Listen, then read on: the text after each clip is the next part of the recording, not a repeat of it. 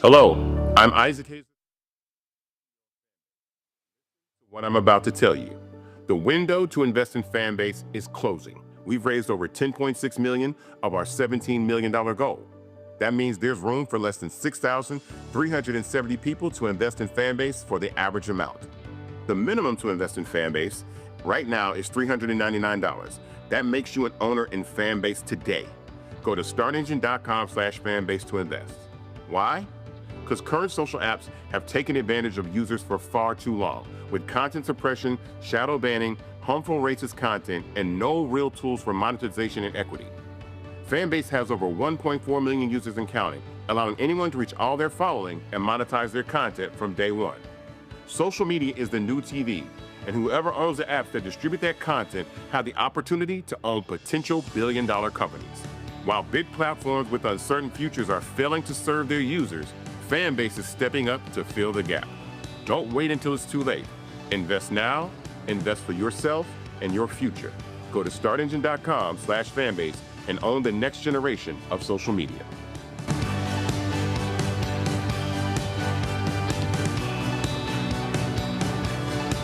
Folks, Black Star Network is here.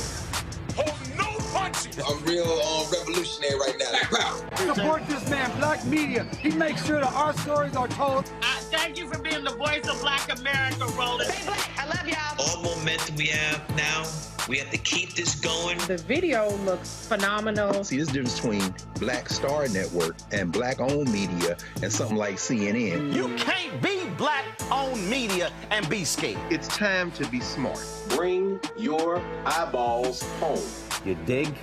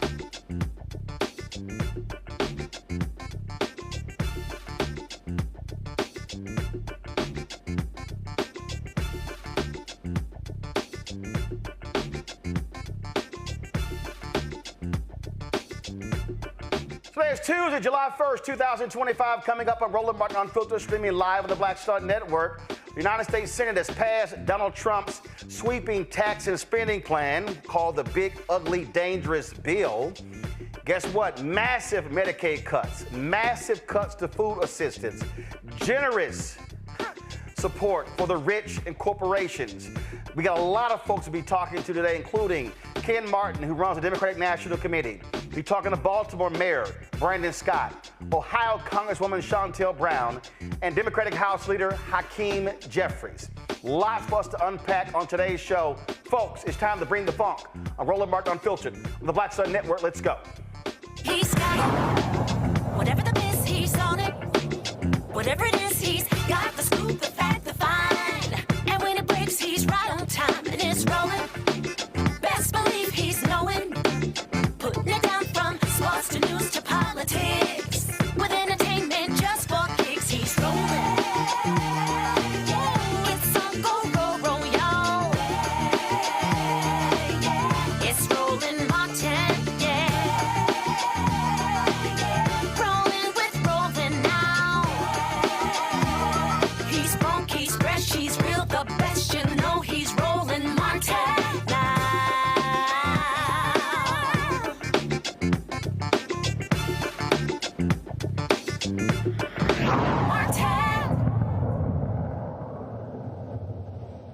On this vote, the yeas are 50, the nays are 50.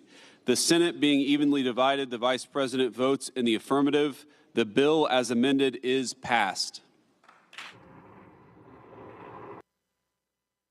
Folks, after a contentious several days, the United States Senate, the Republican majority there passed by a 51-50 vote. Donald Trump's big, ugly, dangerous bill. They call it the big, beautiful bill, but the reality is when you look at what it does, that is simply not the case. Democrats forced an entire reading of this particular bill. 3 Republicans voted against the bill. Senator Rand Paul of Kentucky, Senator Tom Tillis of North Carolina, Senator Susan Collins of Maine, but the critical vote, Senator Lisa Murkowski of Alaska voted for the bill because of things that she got for her state of Alaska. It now goes to the United States House, where they have to reconcile the Senate changes. It previously passed the House. More than likely, it is going to pass. Donald Trump will sign it into law. This is a hugely unpopular bill. Even the Fox News poll shows nearly 60% of Americans against this bill. Republicans don't care because Donald Trump wants it. Joining us right now is Ken Martin. He is the chair of the Democratic National Committee. Glad to have you back on the show, Chairman Martin. First and foremost, it was a battle there in the Senate, and now it goes to the House. But I got to ask you this here, because I had a problem with this the other day. Senator John Fetterman of Pennsylvania, Democrat, was complaining that he was missing his beach time with his family, and this is just a waste that Democrats are doing. He's going to vote no. That makes no sense to me. My deal is, hey, man, you're getting paid to be there. Stay there. Meet with those Republicans. Try to convince them to vote against it. This is all hands on deck. This ain't time to be going to the beach. This is about cuts that are going to impact low-income people, working-class people, food, Medicaid. You need everybody in your party fighting against this.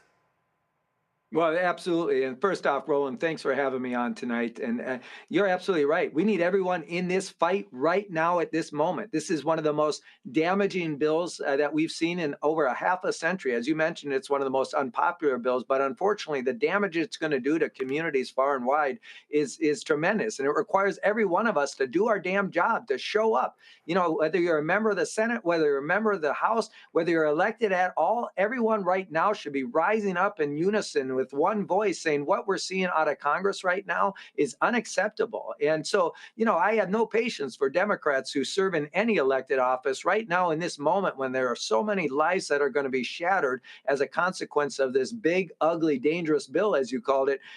It requires all of us to do everything we can right now to stop it dead in its tracks. When you start breaking this thing down, Republicans keep saying, oh, no, we're not cutting Medicaid. Their own Senator Tom Tillis broke it down on the floor saying that's a lie. They are indeed cutting Medicaid. And what I don't understand, look, I'm purposely wearing this shirt right here. This is the Yellow Jackets, West Virginia State University. It's an HBCU. I was there in Charleston, West Virginia. West Virginia is one of those states where you have a lot of, I just cut to the chase, broke, illiterate, bad health, largely white conservatives. They keep voting for Republicans, voting against their interests. Places like West Virginia are going to be hurt by this bill. Alabama, where you got 2 Republican senators, they're going to be hurt by this bill. Mississippi, hurt by this bill. South Carolina, hurt by this bill. But those Republican senators don't care. They're voting for the massive tax cuts for the rich and corporations. Well, that's exactly right, Roland. And look, this is, I call it the big ugly betrayal. The reality is the Republicans have betrayed the American people. I want you to think about this as it relates to working people in this country. And we know this from the national building trades who came out opposed to this. This bill is going to cost 1.75 million jobs. This is one of the biggest job killing bills we've seen in recent memory. As it relates to seniors, they betrayed our seniors. Over a quarter of nursing homes are actually going to close because of this bill. They betrayed our children. We know that there are many children out there who rely on nutrition programs, who are starving already, who are going to starve even more because Republicans have betrayed them. They betrayed our seniors. Think about this. Over a quarter of nursing homes in this country right now, as I mentioned, are going to close down. They have betrayed the disabled in this country. 17 million people are going to be kicked off of their health insurance, off of health care. Many of those folks are disabled. They betrayed rural communities. 300 hospitals, many of them in rural communities, are going to close down, and they betrayed the Black community. 40% of the Black community receives Medicaid in some form, and they're going to be kicked off of their health care. 2/3 of births in the Black community are provided with some form of Medicaid, and of course that's going to be impacted now. So I say all of this because it has dramatic impacts all throughout this country, in rural communities and suburban communities and urban communities across the country. This is going to be a devastating bill, and that's why you see widespread opposition. It's not just Democrats who are opposed or independent voters, it's even Republican voters. This is the most unpopular bill in the history of this country, and we still have time to defeat it. If folks want to get involved right now in helping the Democratic Party defeat this bill, you can text SUMMER, SUMMER, to 43367 and join us in our efforts to organize against this destructive bill. One of the things that jumps out, I'm a firm believer in not wasting energy, not wasting time. First, before I get to that, the point that you just made there, the electricians in this country, IBEW, go to my iPad, Elise, they released their statement blasting this bill, talking about how it's going to hurt them. Same thing, you mentioned a national North America Building Trades Union. But let me just go ahead and cut to the chase here, Chairman Martin. A whole bunch of the white men in these unions, they voted for Trump.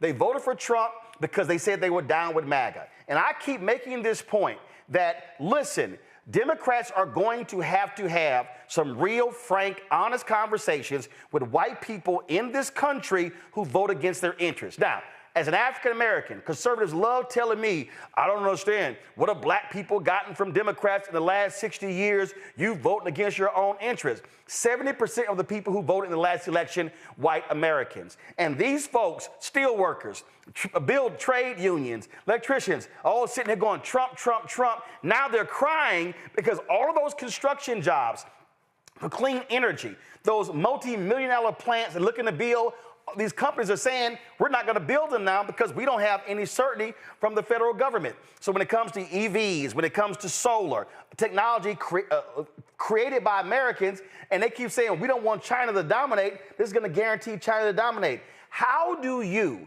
tell your party, your members in the House, in the Senate, on the state level, on the county, on the city level, that they're going to have to look some folk in the eye that look like you and not me and say, why do you keep voting against your interests when we're the ones, being Democrats, who are passing the bills that actually affect their lives for the better? Well, I think you said it best. We got to be honest and have those honest conversations, because guess what? Donald Trump promised those very same voters that you're talking about that he was going to improve their lives. He was going to make their lives more affordable. It was actually going to make a difference in their communities, and he's done none of that. Actually, this bill, he is pushing forward to help his already rich friends, the richest people in this country, who are going to benefit from massive tax breaks at the expense of working people, at the expense of people who voted for Donald Trump, who thought that he actually had their best interests in mind, who thought that he would actually deliver for their families and for their communities. He's done none of that.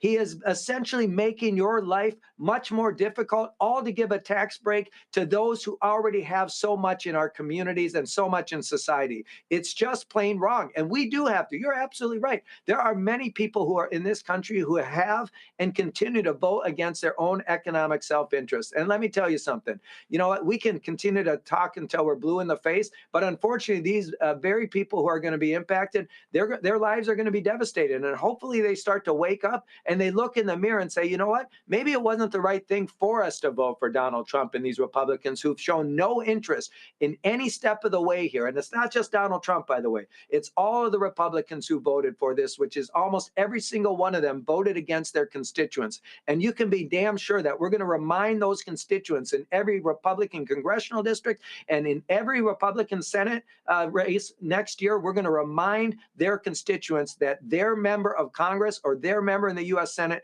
voted against them and their families. So right now, I got a couple more minutes with you. So right now, in terms of the plan, what I say to folks, it's the waste of energy right now if you're trying to call your Democratic officials. Goes to the House.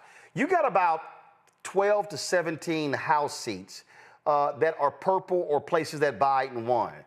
Are y'all targeting those members? Are you saying, because look, it barely passed the House the first time. So what is the strategy here? What are you saying to people how they should be channeling their energy? Who are the 5 or 10 Republican House members that people should be calling and emailing and hitting right now saying, don't you dare vote for this bill? Do y'all have the names?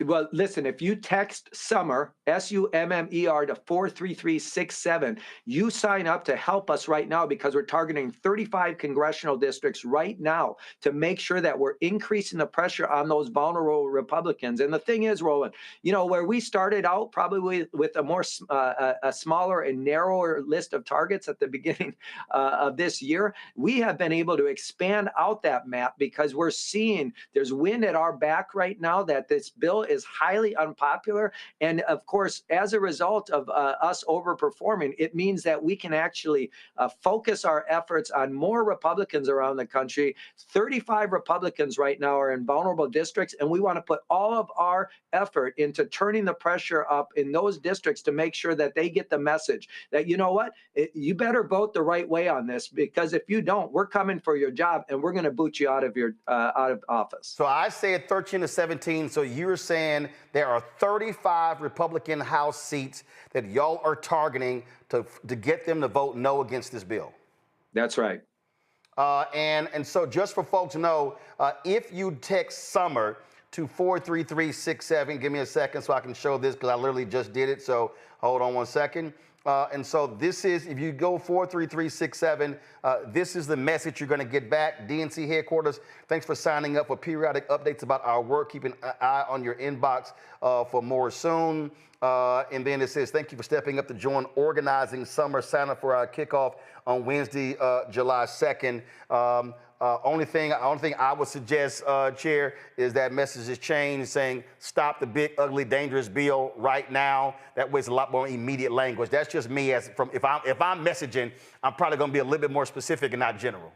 Well, that's what I like about you, Roland. I appreciate the good advice there. But nonetheless, this will get you involved in our efforts to actually fight against this bill and to make sure that we're turning up the pressure on these Republicans. Don't believe all the pundits. This is not a done deal yet. But the Republicans in the Senate certainly fell in line. We have an opportunity to defeat this in the House right now. So get involved. Roll up your sleeves. If you actually want to see this bill defeated, we still have time to do it. Please join us in our efforts. Chairman Ken Martin, DNC, we surely appreciate it. Look forward to having you back. Thanks a lot.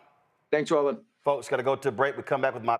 Also, again, this hour, we have Baltimore Mayor Brandon Scott on talking about the impact on cities of this particular bill. We'll also talk to Congresswoman Shontel Brown in the next hour, the impact on Ohio, especially folks when it comes to Medicaid. And Democratic House Leader Hakeem Jeffries will explain to us his strategy on trying to get this bill stopped in the House. Folks, tell your friends and everyone they should be tuning in to Roland Martin Unfiltered. This is the blackest show out here. We're talking about how this is going to impact us. This is no time for games. And so pass the word. We're going to go to a quick break. We'll be right back right here, Roland Martin Unfiltered on the Black Star Network. Hi, I'm Dr. Jackie of A Balanced Life. Think about the men in your life and ask yourself these questions. Who are their male role models? Who can they turn to for advice to learn about what manhood is all about? On our next show, we talk about why male mentoring is so important to men of all ages. Actor Dondre Whitfield leads an all-star cast and panel to answer these and many other probing questions. A woman can't teach you how to be something that she's not. That's on the next A Balanced Life with Dr. Jackie on Black Star Network. Me, Sherry Shepard, and you know what you're watching, Roland Martin Unfiltered.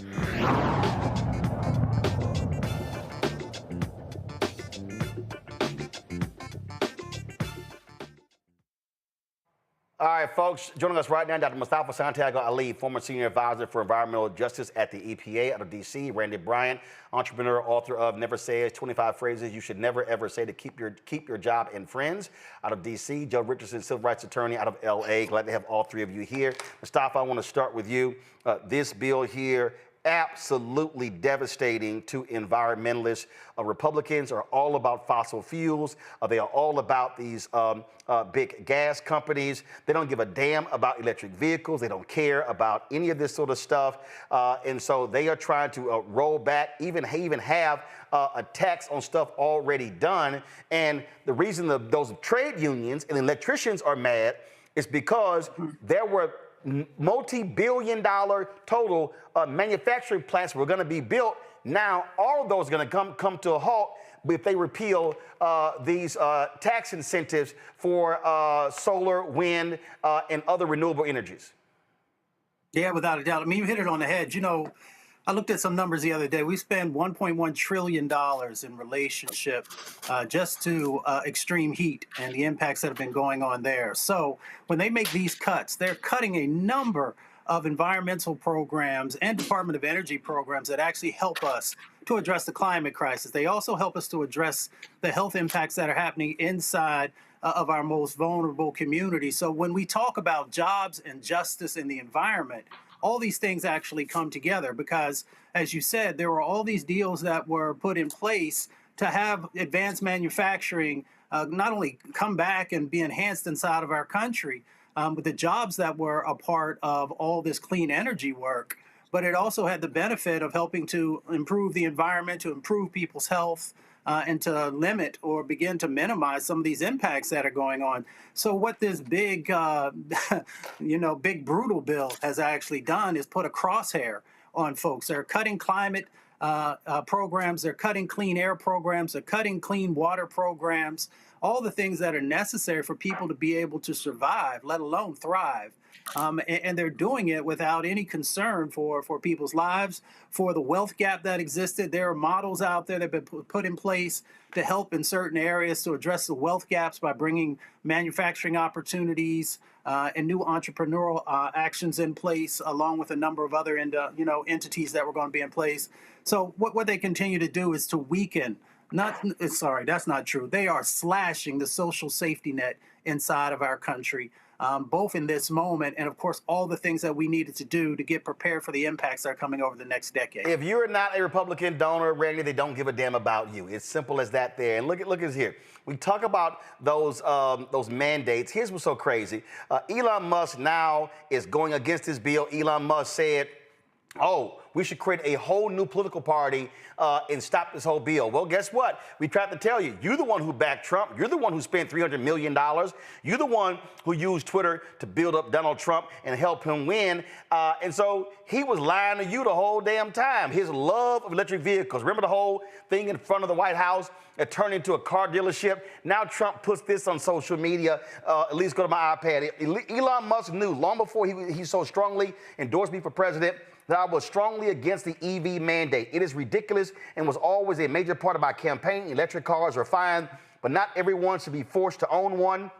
Elon may get more subsidy than any human being in history by far, and without subsidies, Elon would probably have to close up shop and head back home to South Africa. No more rocket launches, satellites, or electric car production, and our country would save a fortune. Perhaps we should have Doge take a good hard look at this.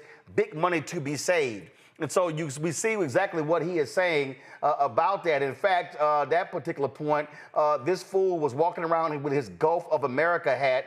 And this is what he said outside of the White House before flying to Florida for that stupid news conference with the Ice Barbie Kristi Noem and the alligator Alcatraz that Ron DeSantis is building in Florida. Listen to this. Rest. We got a lot of hostages back, but we're going to talk about the hostages. I don't know. I think we'll have to take a look. We might have to put Doge on Elon. You know what Doge is? Doge is the monster that might have to go back and eat Elon. Wouldn't that be terrible? He gets a lot of subsidies, Peter. But Elon's very upset that the EV mandate is going to be terminated. And you know what? When you look at it, not everybody wants an electric car. I don't want an electric car. I want to have maybe the rest. We got a lot of hostages. He said, I want an electric car, but you claim you bought one in front of the White House. He's full of crap, Randy. He's absolutely full of crap. We saw the commercial. We talked about it on the show where he was literally pushing the Tesla. And when he talks about that Musk has these subsidies and programs, who gave those to him? I mean, it's really interesting to see how they've turned on each other. I mean, the girls are fighting. It is a cat fight. And, he's even saying he's going to turn Doge against him, which Doge was from Musk. So it is so interesting. And they're really trying to figure out who has what power. But it also shows that Trump is loyal to no one. And so how Republicans who have no money, because you said something powerful when you said they only care about Republican donors. And that's absolutely right. Not Republicans generally, but Republican donors, people who have money, people who can help him and his cause and his billionaire brat pack. And so they don't care about anybody else. And so if he is going to turn his back on Musk, then everyone should pick up that he will absolutely turn his back on them. And they're in trouble. Just like we're feeling it and seeing it, everybody is in big trouble. I was, thinking about today how so many Republicans and Trumplicans backed this bill and are trumpeting it. But there are more people affected by the cuts to Medicaid, more Republicans than are Democrats as a whole. But they still don't even seem to get that. They still are backing him and touting, the benefits of Trump. It's so confusing to me, the level of the lack of knowledge that these people seem to have. And it seems as if Trump is truly their daddy. If Trump says it's good, they believe it's good, and they don't need to research it whatsoever.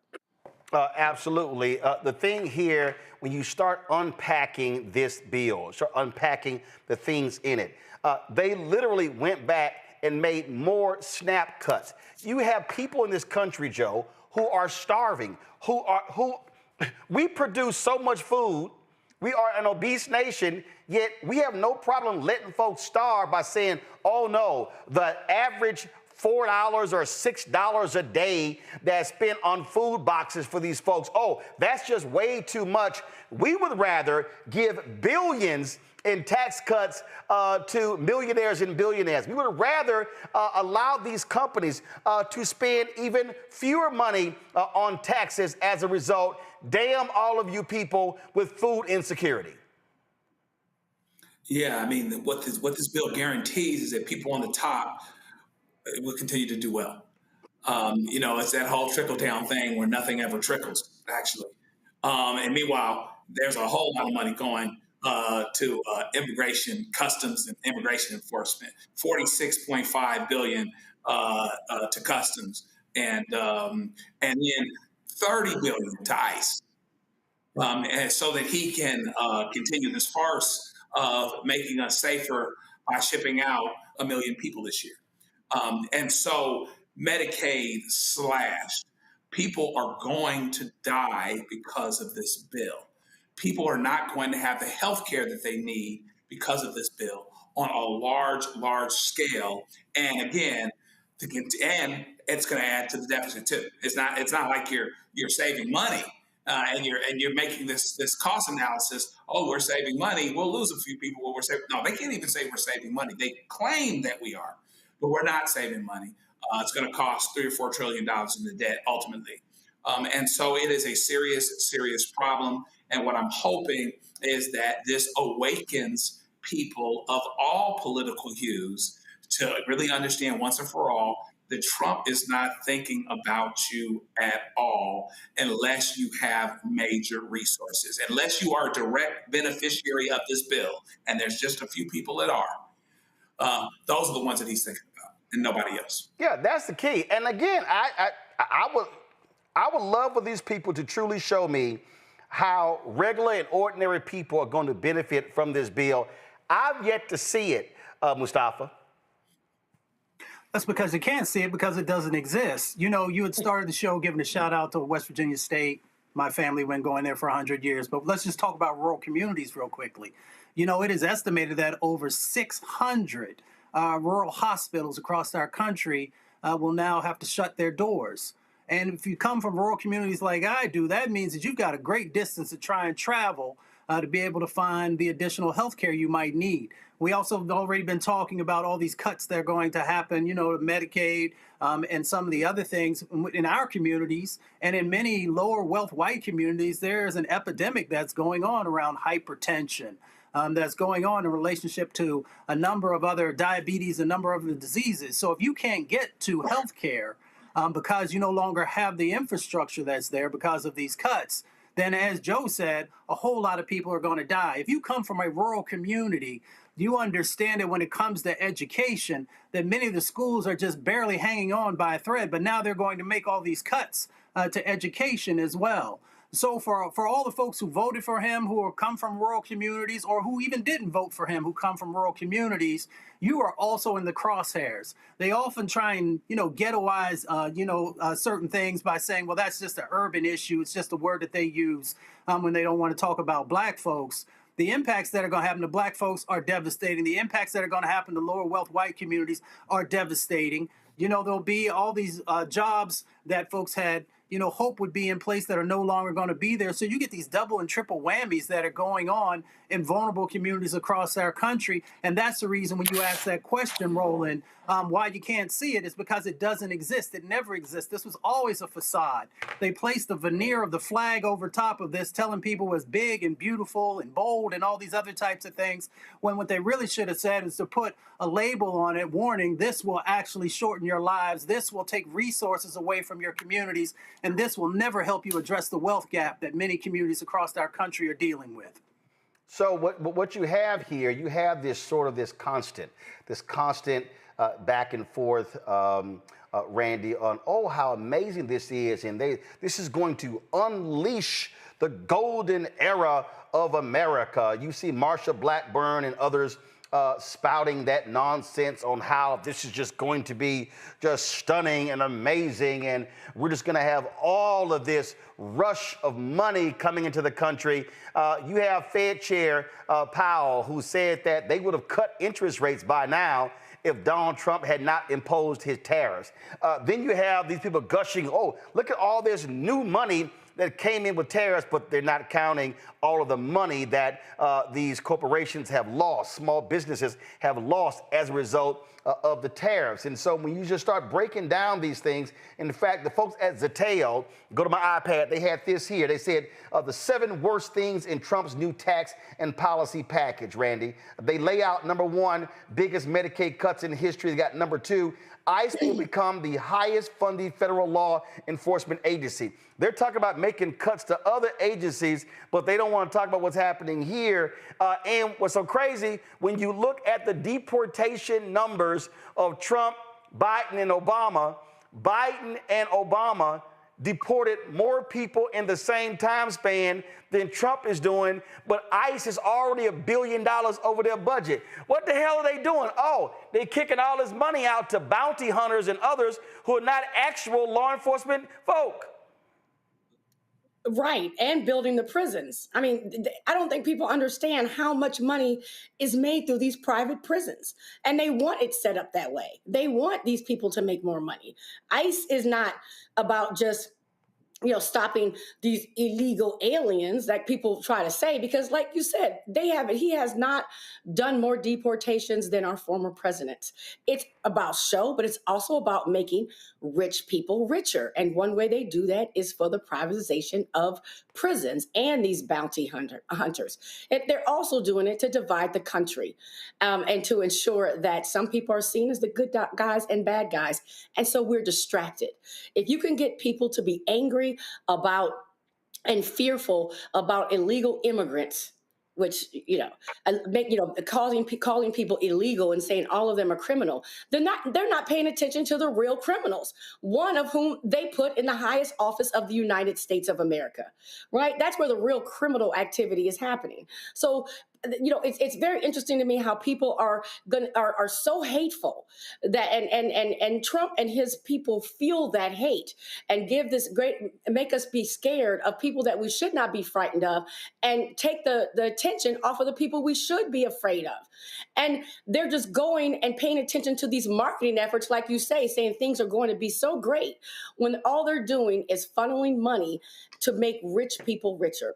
And at the end of the day, as everyone has said on this panel, people are going to die and suffer. The healthcare system already was suffering in this country, but now it is really going to hit home in a significant way. This is crazy, Joe. We've seen this before when these rural states would not expand Medicaid coverage. So check this out. This is a story from the Fox affiliate in Indiana. These 12 rural Indiana hospitals could be at risk under Trump's big, beautiful bill. This was posted just yesterday, June 30th. Now, keep in mind, the two United States senators from Indiana, Jim Banks, Todd Young, both Republicans, they voted for the bill. And look at this here. State lawmakers there are saying that rural hospitals in Indiana could be at risk due to Medicaid cuts. Now, Josh Hawley of Missouri, who was yelling and screaming about, oh my goodness, how it's going to be impacted. What did he say? Rural hospitals are going to be in bad shape. That was last week, yet he still voted for the bill. Others sent letters to Trump saying 338 U.S. hospitals will be impacted by the Medicaid reductions. And so lack of healthcare access in rural America is contributing to worse health outcomes. Now, these four senators, Ed Markey, Ron Wyden, Jeff Merkley, Charles Schumer of all Democrats, research done by the University of North Carolina, state Trump won. And so Trump doesn't give a damn, but they lay out these 12 hospitals. So Louisiana, every health system in Louisiana sent a letter to Speaker Mike Johnson saying, hey, our hospitals in Louisiana are going to be impacted, but the Republican senators and the House members don't care. This is where Democrats, you heard me say Ken Martin, they should be going all out saying, guess what? When they do this cut and the hospitals close down, they should be holding news conference in front. And every time somebody has to now travel 50, 60, 70 miles to get to a hospital and unfortunately passes away, they should simply say, Trump, you killed that woman. Speaker Johnson, you killed that man. To the Republican senator in the state, you voted, you led to that person's death. Pure and simple. We've seen it before. It's going to happen again. People need help. And so while we can say that, we don't like what's going on right now, of course, I mean, that goes without saying. And all of the things that the Republicans seem to be doing, voting against the interests of their constituents. But this is not the first time. We've been here before. Republicans tend to be the ones that cut medical, for people that actually need it. Many Republican governors didn't want to take that Medicaid expansion. Several of them did, but more of them didn't. Several of them didn't that should have. So we kind of been here before. So it's interesting. Like, what line do you cross where you suddenly become righteously indignant? The Republicans have been doing things like this for some time. And we know that typically speaking, generally speaking, policies that affect the least of us tend to be ones that are advanced by Republicans, despite themselves. And this is what's happening again. And so now what the Democrats really have to do is they've got to get the word out so people truly understand where this comes from. Because as ridiculous as it is to you or me, they're going to blame Democrats for this. They're going to blame Democrats for this. He's still talking about Biden. Biden is in Trump's head like he's doing something to him, and he's not. And he continues talking about him. Oh, this is irresponsible, this, and the other. No. We have to make sure that they own this because they did it. Republican president, Republican Senate, Republican House, they made a decision despite many of their own constituencies saying that they shouldn't. And so we have to make sure that they never forget that, and particularly that the people don't forget that, and that they are motivated enough to make sure that they vote because we are in a time of emergency. See, let me tell you, some of y'all are sitting here saying right now, oh, here you go, oh my goodness, you're trying to scare us, you're talking about what the Democrats are doing. Let me help y'all out. NAACP had the convention in Las Vegas, and I was sitting here interviewing Bishop William Barber. When I was interviewing Bishop William Barber, he talked about North Carolina. He said that they had a parade in North Carolina, and he said an old redneck came up to him with a Confederate flag draped around his neck. And he walked up to him and he said, Bishop Barber, it's a whole lot you and I don't agree on. He said, and all of a sudden tears are forming in this guy's eyes. He said, but I want to thank you for fighting for our rural hospitals. He was an old redneck in North Carolina. Bishop Barber said, now, he had that Confederate flag draped around his neck. He said, now, I'm going to eventually get him to take that flag down. He said, but the fact that he was recognizing that Moral Mondays in North Carolina, they were not just fighting for black people. They were fighting for white folks in North Carolina too. And all of a sudden, that message began to spread. And Moral Mondays North Carolina grew into a massive movement because white folks in North Carolina, police officers, firefighters, teachers, public workers, folks on Medicaid, folks on food assistance were realizing that they were fighting against the cuts that were impacting them. So our conversation all today, oh yeah, we're talking to 4 Democrats because the Republicans are the ones supporting this bill. They're the ones voting for this bill. They control the House, they control the Senate, they control the White House. And the folk who are fighting it are Democrats. But I'm telling y'all right now, y'all need to understand, people are going to die. More people are going to die due to starvation if this bill becomes law. More people are going to die because hospitals, they might close, they are going to close. It is going to happen. And when all these things happen, you know what's going to happen? All the folk with money, they're going to be in St. Bart's. They're going to be at the French Riviera. They're going to be kicking it, chilling. They're going to be taking private jets. They're going to be having fun on their yachts, while other folk are literally going to be dying. If you want to accuse us of being Democrat shields and trying to scare people, go right ahead.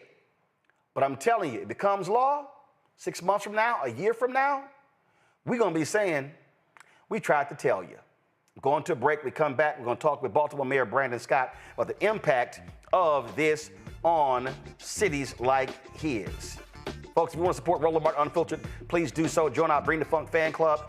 Your dollars make it possible for us to do the kind of coverage that we do every single day with this show, other shows on the Black Star Network. To contribute via Cash App, use the Stripe QR code. You see it right here. So please click the Cash App button. Also, you can send your check and money order. P.O. Box, first of all, make it payable to Roland Martin Unfiltered. P.O. Box 57196, Washington, D.C. 20037 7-0196. PayPal is R Martin Unfiltered, Venmo RM Unfiltered, Zelle, Roland at RolandSMartin.com, Roland at RolandMartinUnfiltered.com. We'll be right back.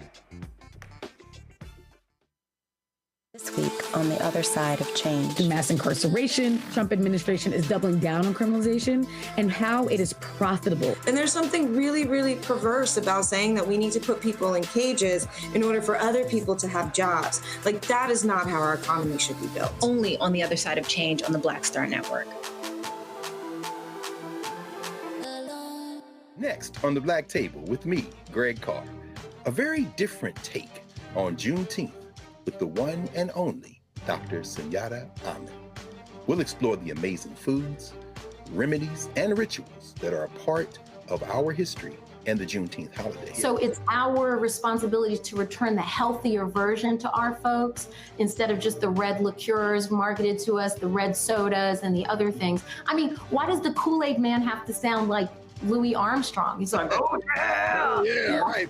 An enlightening and tasty hour of the Black Table, only on the Black Star Network. I am Tommy Davidson. I play Oscar on Proud Family, Louder and Prouder. Right now, I'm rolling with Roland Martin, unfiltered, uncut, unplugged, and undamn believable. You hear me?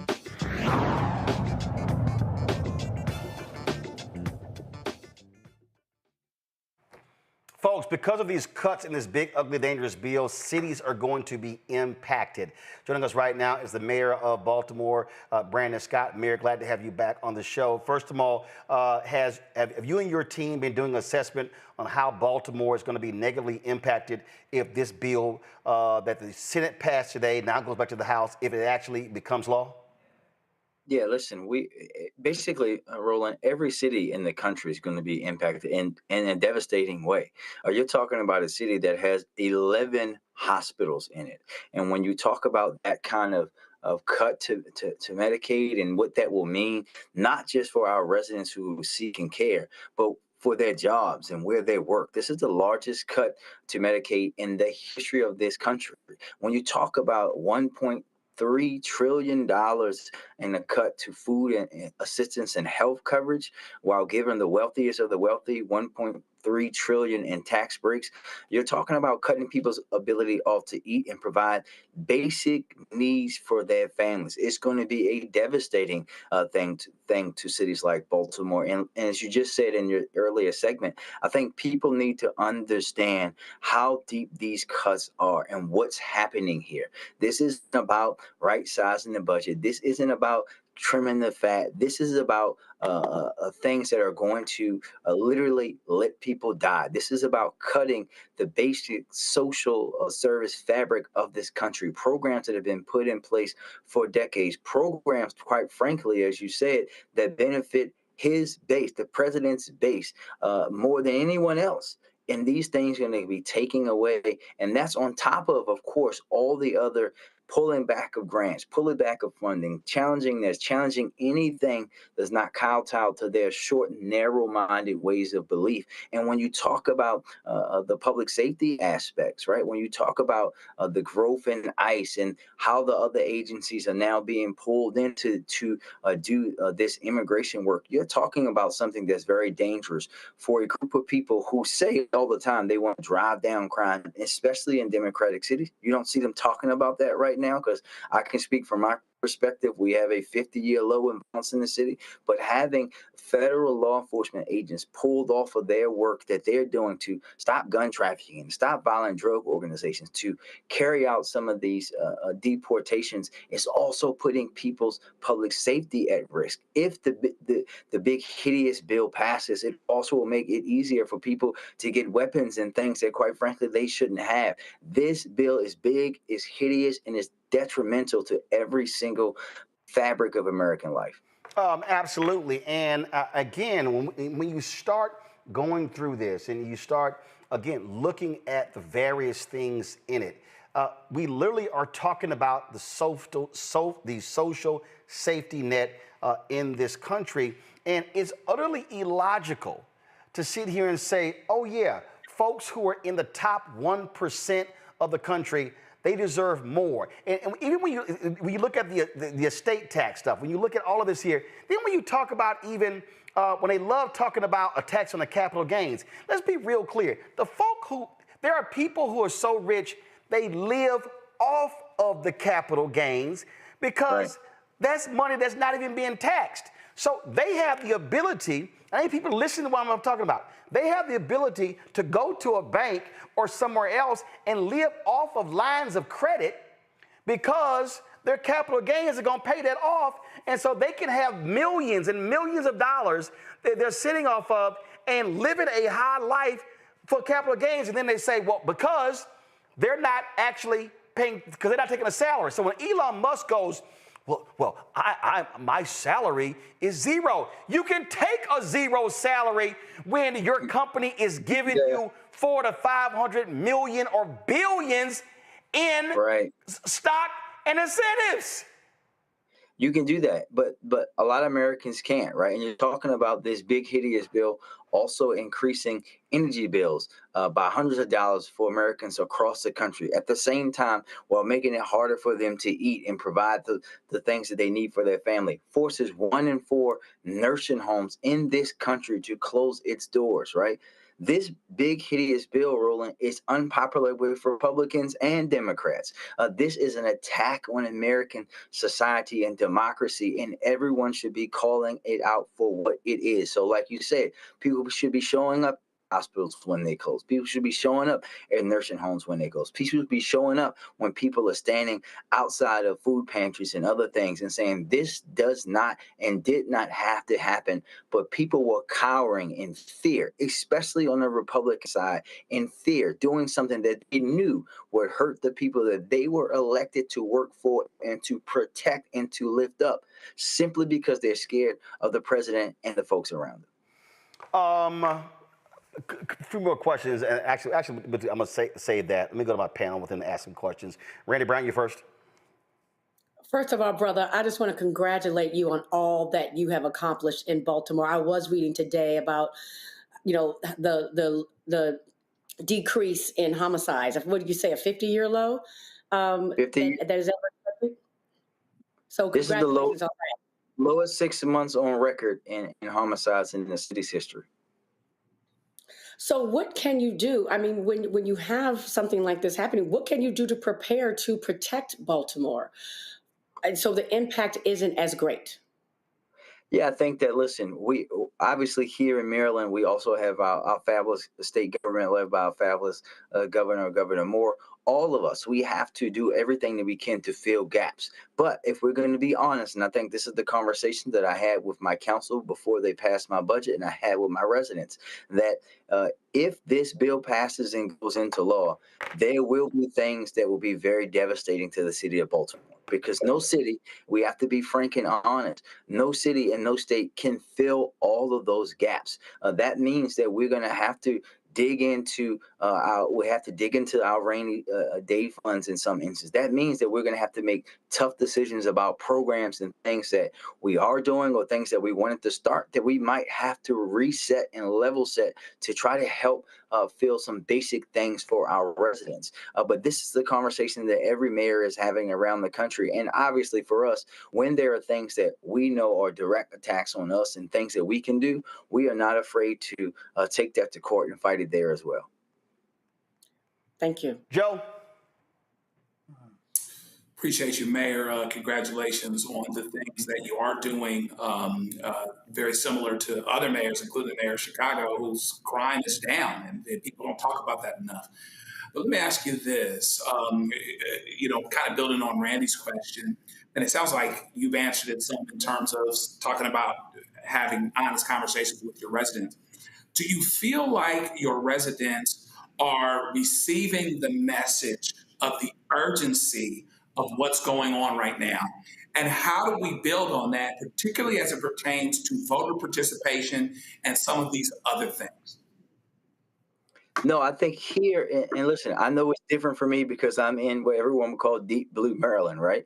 Our residents hear and understand, but also here they feel that because obviously we have bared the brunt of the cuts to federal jobs and agencies. This is where most of the federal jobs are. Folk workers are here in Maryland. Right? Over 11,000 of them live in the city of Baltimore proper. So our residents have already been so deeply impacted and already are keen in feeling that. So we don't have to sell them on it because it's been impacting them since the first day of the administration. But I think what we have to do a better job of doing is making sure that everybody understands that. And as Roland pointed out earlier, we also need to start challenging folks in those places that did vote for the current president and let them know that, listen, what are they going to do now when the things that they need are cut? Are folks willing to just turn a blind eye to someone who is literally trying to starve them out of their life in order to protect some of the things that they like to protect, including the good old-fashioned American racism that we've seen them protect time and time again? Thank you, sir. Mustafa. Well, Mayor Scott, first of all, like everybody else said, great job so far. I know it's not always easy. I got a two-parter for you. The first part is around education, and we understand that there are some cuts happening. I've actually helped in some of the schools there in Baltimore around environmental and science issues. Can you talk a little bit about, from the beginning, from Head Start all the way up, how you're going to navigate the cuts that are going to be happening in relationship to education? And then I hope you could wrap it up around community, because when we have these tough times, community is so incredibly important. And maybe you could talk a little bit about what your vision is of strengthening community there in Baltimore. Yeah, I think there are a few things. When you talk about the education, I think we know what's happening there can also be devastating, right? We have been blessed to not have some of the deep cuts that we've seen in other places. We're also here in Maryland coming into the period of implementation of a law passed in our state called the Blueprint for Maryland's Future, which pours in billions and billions of dollars into our public education system. My budget that I just passed that went into effect today on the 1st of July actually puts the largest amounts of Baltimore City money into our public school system ever, and we have to continue to do that. But when we see the things that they are attacking at the federal level, we have to, as much as possible at the state level, and of course with education, and at the local level, figure out how we can deal our own policies, how we can change our own things, how we can build those things ourselves and try to replace as much as possible. We saw that this summer with some of the cuts that they made to some of the funding, and we had to pivot here in the city and be able to have our own programming. Also, still being able to provide 8,500 young people with summer jobs, still having over 1,700 young people credit recovery, and have 3,000 other young people still working in programs in our school system, not to mention our summer camps. This is a time where local and state governments are going to have to lead the way in every way possible, but they cannot do that without community. And I think when we're at a time like this, and we're seeing it around some of these issues, this is a time where people have to come together. And this is the time, as I've been telling everyone, as someone who's not up on the ballot in the upcoming year, this is the time where everybody has to put aside, in Maryland and Baltimore and beyond, put aside all the petty, stupid personal beefs, the political beefs, all of that.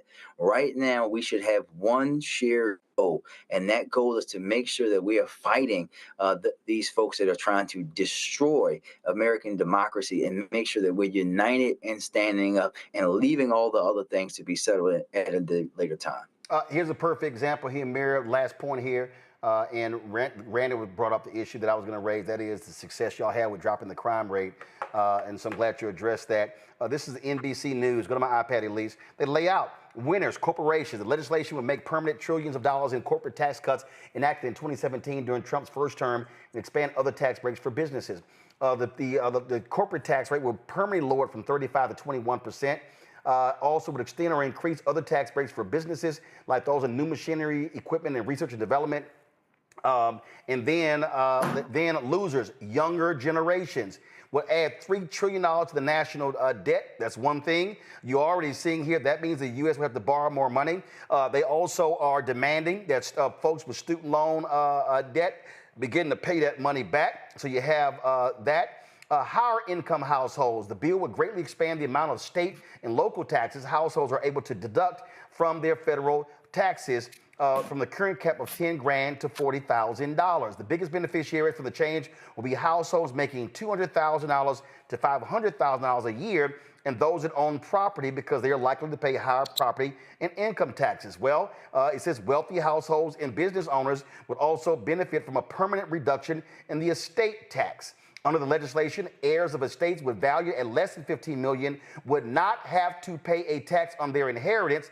That cap is set to drop to $7 million in 2026. Ain't that many black folks who can qualify for that. Lower income households. What's going to happen? 12 million low income people will lose their health insurance over the next decade by cutting $1 trillion from Medicaid. Steep cuts will hurt the poor and the disabled. It goes on and on. This is real. It says researchers at Georgetown University found that 40% of children in small and rural towns receive their health insurance from Medicaid. You heard Ken Martin say 40% of African Americans get their health care from Medicaid. That means this hurts black people. Mayor? Yeah, listen, we all know this, right, Roland? I think that we know, and this is what I was just saying. This is why it's important that we scream to high holy hell every time and call the these things out for what they are, right? You and I talked about it when they called me the DEI mayor. You and I both know they wanted to call me the nigger mayor, but they didn't have the guts to say so. And now what they're doing is taking this racism, this sexism into policy, right? They want to make it harder for folks like us. But at the same time, this is also about class and wealth. And for those, especially those poor white folks who voted for this, they are the ones should they be screaming the loudest, because you and I both know this is going to impact them just as much as, if not even more, in numbers on certain of these things. And I think that we have to continue to call that out as well and put pressure on those folks, to put pressure on their representatives who are spitting in their face every single day that they support this nonsense, that they support this big hideous bill that they're trying to pass. We are talking about allowing them to allow the most wealthy folks in the country who do not need all this extra money to have even more, while taking and cutting people who are literally struggling to eat, cutting their ability to do so. That is the most reprehensible thing that you should ever have seen from a government. Absolutely. Baltimore Mayor Brandon Scott, we surely appreciate it. Congrats on lowering crime there. And folks were trashing your city for a long time. You had folks, the Sinclair chairman who was attacking you constantly on television and newspaper. It's amazing. That has to stop. Well, has to stop, but it's amazing how quiet they are about the one thing they claimed was bad, and now all of a sudden they quiet about that, so they're trying to find something else. Listen, we're going to keep working, right? This is, and I didn't say thank you, because for us, it isn't anything to be congratulated on yet. We have a lot more work to go, and myself, everybody that has worked, from my violence intervention workers, from our police department, from everyone, our attorney general in Maryland, our state attorney, everyone, our communities play a part in this, and we're going to continue to work and ignore the noise, because we have shown that we can do it a different way. Real quick, I just remembered, tell me real quickly your plan for housing, because you're trying to take dilapidated housing and now convert that, because that is a fundamental problem in this country, affordable housing.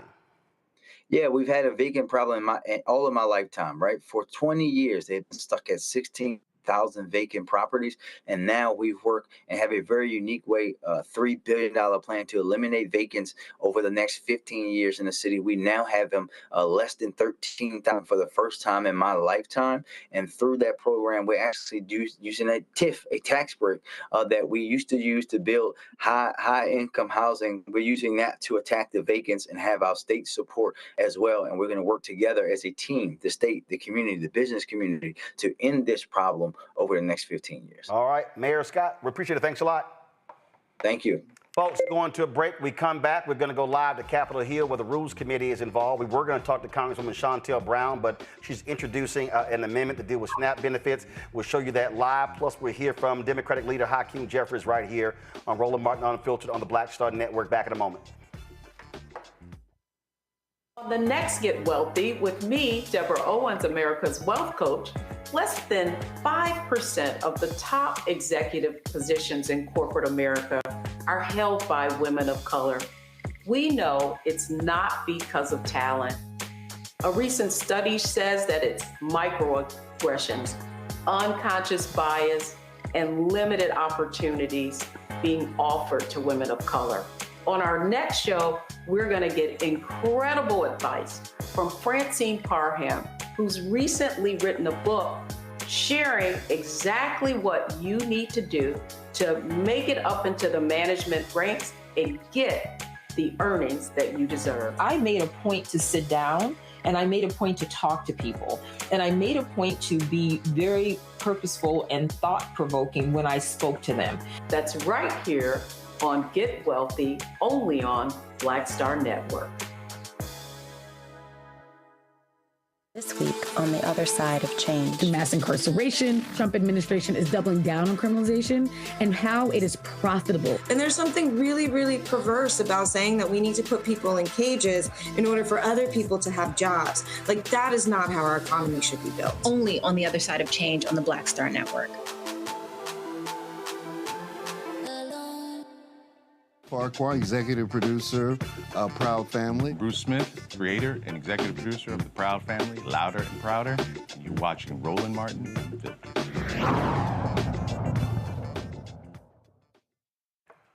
Folks, United States Senate voted today, 50-50 tie. J.D. Vance broke the tie, so therefore the Senate bill on this big, ugly, dangerous bill now passes them. It goes to the House for them to work out in conference what the Senate bill was different from the House bill. We were going to talk to Congresswoman Shontel Brown of Ohio, but the Rules Committee is meeting right now talking about the various changes, and she is going to be introducing an amendment that deals with the issue of SNAP benefits. So let's go live to that hearing right now on the Capitol Hill. Allow the department to access the first $100 billion of this bill's funding, but before the department can use the last $50 billion, it would require DOD to answer some basic oversight questions about how DOGE and the Department of Defense are working together. Up to this point, our questions to the department have yielded unsubstantial or non-existent answers, and the administration seems unable to explain the role of DOGE in the Department of Defense. At the very least, we should understand what this unauthorized department is doing to the Department of Defense, which has the largest portion of federal budget in the U.S. government. Finally, my last amendment points out what we all know, that nobody wants this bill. My amendment would revise the short title of the bill to the Nobody Wants This Act. On June 30th, ABC News reported on a poll of the big ugly bill that found the majority of voters opposing this legislation. Fox News conducted a poll of registered voters in mid-June, where a majority of voters, 59% to be exact, said they oppose this bill. Specifically, Fox News reported by a 21-point margin, voters oppose the federal budget legislation passed by the House of Representatives that the president calls the One Big Beautiful Bill. About half think this bill would hurt their families. Multiple other polls from a range of outlets, Pew, The Washington Post, and many more, show the majority of Americans don't want this bill. Republicans in Congress don't want this bill. Nobody wants this bill. I would hope that my amendment would help my Republican colleagues see that fact. With that, thank you, and I yield back. Thank you, Mr. Cisneros. Ms. Randall, you're recognized.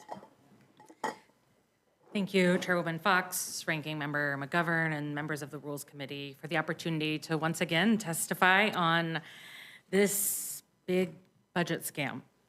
I'm here today on behalf of the hardworking constituents of Washington's 6th Congressional District, including more than 27,000 federal employees. I'm here on behalf of the 1.8 million low-income children and adults who rely on Medicaid in my home state. But I'm also here today on behalf of the 72 million Americans across the country who rely on Medicaid. Because what has been made abundantly clear in the last few months is that those Americans who live in states with Republican leadership are not being listened to by their members of Congress when they are sentenced to losing their health care. A senator from Iowa, in response to concerns from her constituents at a town hall over Medicaid cuts, said, well, we're all gonna die. Apparently, she doesn't care that 700,000 Iowans rely on Medicaid or that 36% of Iowa's children rely on Medicaid. The senator from Kentucky said, they'll get over it. But does he know that 1.4 million Kentuckians rely on Medicaid and that 44% of the births in Kentucky are covered by Medicaid?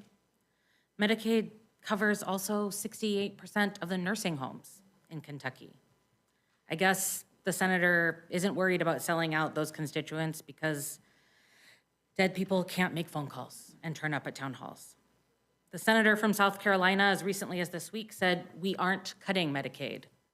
All right, folks, and we told you earlier that Josh Hawley of Missouri was one of the people talking about these particular cuts. This was what took place before today. It's amazing when you say one thing and do another. Listen to this. I walked through him and he said, oh, wow, that's very surprising. He said, I'm surprised that they made all these changes and to the degree they did. And I said, I am too. He was real clear to Senate Republicans just 2 weeks ago. Don't touch anything else on Medicaid. Take the House framework, tweak it if you need to, but do not do anything else. And this Senate framework is really, it departs from his framework big time. So he said that it was just so many cuts that he just couldn't vote for the bill, but he actually did. Okay, that's called lying. I saw this today, and I don't really know what this really does or means, but okay. So Senator Chuck Schumer, the Democratic minority leader, went to the floor and actually said this about the bill. Listen. Page 1, lines. I raise a point of order against page 1, lines 3 to 5 of the pending amendment, which violates Section 313B1A of the Congressional Budget Act of 1974. The point of order is sustained. The text will be stricken. What that was is the bill was called the Big Beautiful Bill, and then Chuck Schumer said he just got that changed. Okay. I don't really know what that does, but Mustafa, maybe that's significant. I don't know. I mean, maybe it's significant inside the Beltway. It's not significant for Mrs. Ramirez or Mr. Johnson or, a laundry list of other folks who have to deal with the impacts that are coming from here. Folks keep doing all this performative stuff, which, is so disingenuous to the people who have to carry the burdens continually, and now you're just placing more on their back. When we look at SNAP, we got about 41 million people right now. I think it's about 14% of the country who rely on that to be able to get as close as they possibly can to having a balanced meal, to being able to have enough nutrition in their bodies to be able to survive, right? So when I see that particular action with that clip, for me, that talks about a survival mentality. And we've got too many politicians who are willing to go to the lowest possible denominator, and that's where they operate from. Where people who are in community are tired of just surviving. A great person once said, "I'm sick and tired of being sick and tired." And we have to change the paradigm. The paradigm for politicians, for everyone who votes, has to be on thriving. We should demand from our politicians the types of things that we need to be able to not just deal with the basic amenities, right? Basic amenities, air, clean water, access to food, access to housing. But you can't even get these politicians to do those types of things. And it doesn't matter if they're Democrats or Republicans or independents. I throw everybody in there until you show me something different. Until you show me that you're actually willing to stand up and fight. And that's what people are looking for. And that's why they're so disconnected from the political systems, because very few people are willing to fight. And when the folks do fight, often they are attacked by so many different individuals and corporations and big PACs and all this other type of stuff that they eventually get wore down, or they find a way to vote those folks out because they were actually the ones that are willing to stand up.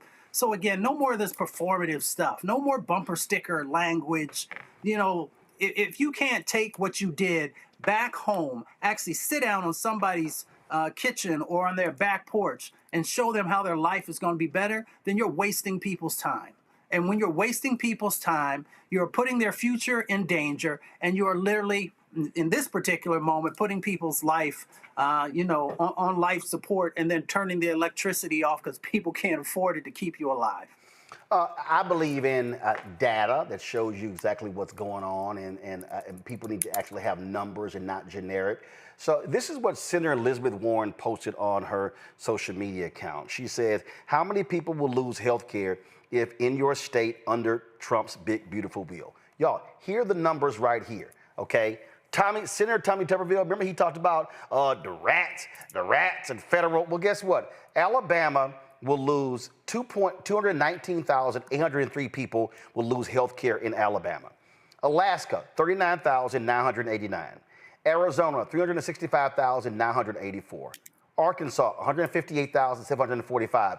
Hello, Sarah Huckabee, Trump's lying White House press secretary. That's your state. California, 2,368,466 people. Colorado, 240,953. Connecticut, 86,580. Delaware, 54,957. Florida, 1,936,421. How about that, Governor Ron DeSantis? Georgia, 651,540. How about that, Governor Brian Kemp? Hawaii, 62,483. Idaho, 72,815. Illinois, 535,849. Indiana, red state, 267,996. Iowa, red state, 113,979. Kansas, red state, 92,937. Kentucky, Democratic governor, red state, 184,526. Louisiana, MAGA Governor Jeff Landry, red state, 267,550. Maine, 61,488. Maryland, 245,929.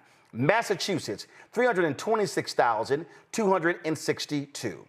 Michigan, 453,101. Minnesota, 173,268.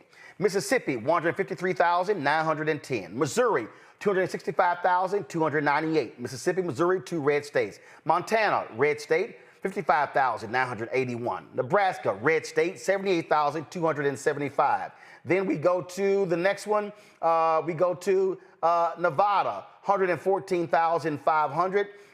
New Hampshire, 46,388. New Jersey, 363,330. New Mexico, 111,997. New York, 1,019,121. North Carolina, y'all voted for Trump, 651,982. North Dakota, red state, 24,488. Ohio, red state, 489,815. Oklahoma, red state, 211,794. Oregon, 198,089. Pennsylvania, y'all voted for Trump, 483,868. Rhode Island, 47,359. South Carolina, red state, 285,857. South Dakota, red state, 33,838. Tennessee, red state, 310,056. Texas, red state, 1,671,965 people. Utah, red state, 188,494. Vermont, 35,242. Virginia, Republican governor, 322,984. Washington State, 328,695. West Virginia, red state, 82,225. Wisconsin, y'all voted for Trump, 276,175. Wyoming, red state, 20,407. That's 17 million lives Republicans are putting at risk. How in the world can we talk about this country having the greatest healthcare system in the world, and we literally are taking healthcare from people because we want to give corporations more tax breaks? How can we say how great we are, how wonderful we are, when we literally are saying to people who make $200,000 to $500,000, oh, we're going to hook you up with more tax breaks? I need people to understand when we talk about how much people truly make in this country. Because I think a lot of people are absolutely confused when we talk about how much people make. And people walk around in this sort of Instagram world where they think, oh my God, I mean, I think just the average person walking around is making $100,000. Y'all see all them videos, folks talking about who they should date. Like, I ain't dating no man unless he making $100,000, $200,000, $300,000. Well, let me help y'all out. This is according to the United States Census. In 2023, this says income in the United States, all right? This is the United States Census. This is the highlights right here. The real median household income in the United States is $80,610. That's the median household income, means mother, father, and likely 2 kids. That's the median household income. It increased by 5.4% for white households. It increased 5.7% for non-Hispanic white households. There was no significant change in the median incomes for Black, Asian, and Hispanic households. Y'all, $80,610. That means if you ain't making $200,000 to $500,000, that tax break don't impact you. Oh, by the way, the SALT deduction, that's for homeowners. Black home ownership has never been 50%. So if you renting, you don't get that. You don't get that. See, these are the real numbers I'm talking about, Randy, when we start talking about these bills and how and who they impact and regular, ordinary people. So I'm not interested in having a whole bunch of talking heads just sitting here chattering. No, this is real life. We already see people having to spend so much money on food and gas. I'm going to play a clip in a second. Trump was lying today about how all these things have dropped, still lying. And they want to sit here and say, yo, if you are making 200, and 400 and 500,000, ooh, America's great for you. And while they wearing red hats, everybody else should be wearing black hats because it's going to be thunderstorm, cloudy days in their houses. Right. You know, we seem to like reality TV so much. We need to get real about our own lives. I agree with you that social media has warped our perception of how most people are living and made us feel as if we are, should be living a certain way. The reality of it is that most of us are living paycheck to paycheck. The reality of it is when we say, oh, we'd only date somebody that's making $100,000, most people are not making $100,000. The reality of the whole thing is that we are struggling, and something like this bill that affects every aspect of our lives. You talk about healthcare. That is the biggest way. That's the number one way that people end up filing bankruptcy. I always point out to people, you never hear about a important, like a senator, you never hear anybody in the government or a president that dies young. And why is it? It's because they have top of the line healthcare. They are looked at and checked out all of the time. When we talk about our history and how we die young, it's because we're not receiving the same level of care. And now it's going to get worse. We just went through a pandemic where people couldn't get the services that they needed. Can you imagine now if you can't even get to a hospital in time to help your loved one? Right? We need to get very real about what's happening. And what has been someone needs to do a psychological study on white people thinking that privilege equals money. You can have white privilege, and you do, right? If you live in America, that your race does not cause you certain issues, but it does not mean that you have more money.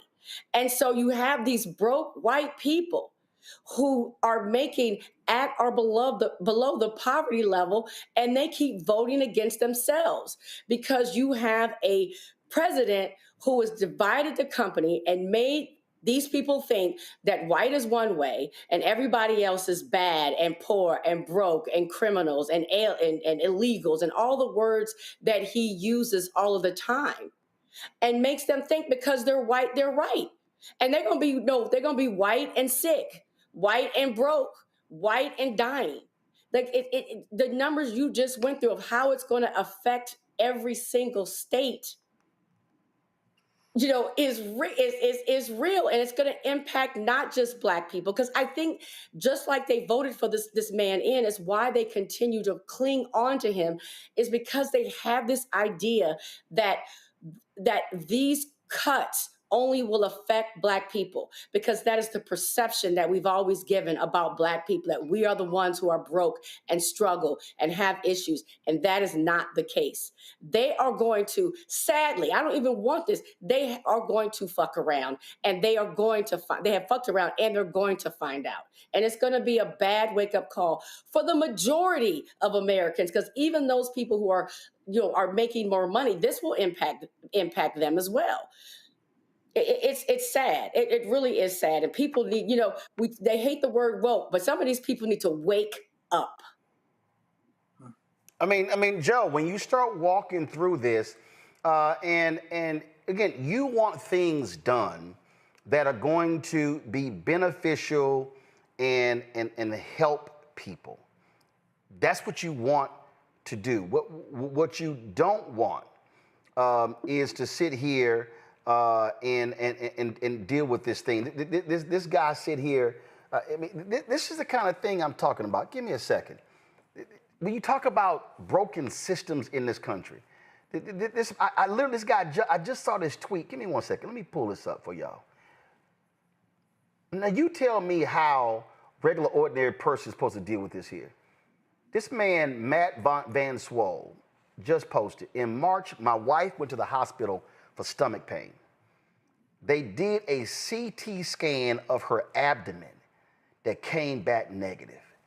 The bill was $9,117.42. Now, first of all, he goes, but apparently if you're an illegal alien, this is free. The system is broken. Well, Matt, you don't know what the hell you're talking about. Because see, what Matt doesn't see, that's one of these MAGA folk. That's one of these MAGA folk. Right. See, but I want people to understand why I'm exposing this. See, Matt, first of all, this was also hilarious. I'm sitting here looking at his timeline. Y'all can go ahead and pull it. He's a former nuclear scientist for the U.S. Department of Energy, ex-photographer for Apple, United Airlines, and Hyatt. Okay, so all Matt is doing is tweeting about free health care for illegal aliens, all this sort of stuff, and look at this here. Look at this. Then he's criticizing a pride parade. He's sitting called Tom Tillis is the word. Now here's what's hilarious. He's ripping. Look at this here. Tom Tillis is the worst senator. Dude barely visited us in Western North Carolina after Hurricane Helene. You do know Trump refused y'all more resources for the hurricane. He hasn't done jack shit for recovery of the area. Tom Tillis has to go. But you MAGA and you supported Trump, who ain't sending y'all no money. He goes, I'm new to the conservative movement, but have the GOP always been this lazy and ineffective? So y'all, he's laying all this thing out. He's posting about how great ICE is. Let me explain something to y'all right now. To all the people out there who don't understand how things work in this country, I'm just going to give you an example that you may not be familiar with, and that is this here. In the United States of America, public hospitals are required to treat people. I need everybody listening to me right now. I need you to hear what I'm saying. When you go to a public hospital, y'all, there are two hospitals in America. There are public hospitals and there are private hospitals. A lot of the public hospitals are actually nonprofits. I grew up in Houston, Herman. You have two, Herman Hospital, public. You got Methodist Hospital, okay? All right, so if you're in Houston and you are having an emergency situation and you roll up to Herman Hospital, they are required by law to treat you. Whether you are undocumented, whether you are an American citizen, and here's the deal, they're gonna send you a bill. Now guess what? Matt don't understand that CT scan for his wife, it's gonna be the same for an undocumented worker or for an American citizen. You're gonna get the same $9,000 bill, Matt. That's what you're gonna get, Matt. And the private hospital, Matt, can refuse to treat somebody. They literally, sir, do you have health care? No, I don't. I'm sorry, you don't have health insurance? Yeah, we can't see you. They don't have to treat you. So when Matt's bemoaning the same healthcare system, see, that's why I love showing these MAGA people, Mustafa, because Matt is talking about how he's now a conservative, yet the people who want to get rid of $35 for insulin are the Republicans. The folk who want to stop them, they're Republicans. I'm gonna finish this point here. I see Congressman Joe Nagase is speaking in the Rules Committee. Let's go live to Capitol Hill. And I think expose the cruelty of this bill that I think will have disastrous consequences, certainly for all of our constituents and ultimately, I believe, all Americans. I had, I guess, just one question that, or perhaps maybe it might be a few questions, for the gentleman from Maryland. Because while you are new to Congress, you may be surprised to learn that you and the chairwoman here have something in common, which is that both of you come from states, you have the privilege of representing states, that have very similar error rates with respect to SNAP. And I don't know if you were here previously, and you hopefully heard some of the discussion that we had about this absurd provision that Americans are now learning about, that apparently Senate Republicans put into this bill regarding SNAP, ostensibly to get the bill across the finish line, to get Senator Murkowski's vote. And I just kind of want to walk through this because my sense is that your amendment attempts to equalize everything. It would essentially remove this deal that was made in the Senate from the bill. And if your amendment were not ruled in order, I want to kind of get a sense as to how this bill will work in practice. So in Maryland, the SNAP error rate right now is 8.85%. In North Carolina, it's 8.11%. So under this bill, right, assuming it's enacted into law, the state of Maryland and the state of North Carolina have really only three choices. One, raise taxes to essentially pay for what is a cost share that's never been imposed on states before. Two, cut SNAP funding and force countless vulnerable citizens to no longer have access to food assistance. Or three, this new option, which is increase your error rate above 13%. So basically overpay SNAP or underpay, you choose. But make sure that your program is not working appropriately. And if you can get to 13%, you can join the 10 states that have such poor error rates that they're exempted from any kind of cost share for 4 years, including the state of Georgia, Mr. Scott. Actually, only a Democrat state would actually intentionally increase their error rates. A Republican state would work to reduce them. Well, that's fascinating. If that's the case. That's not an option you mentioned. Well, if that's the case, and I didn't yield to the gentleman, but in any event. But you did forget that one. I hear you. I will simply say this. If that's the case, then you could just remove them entirely.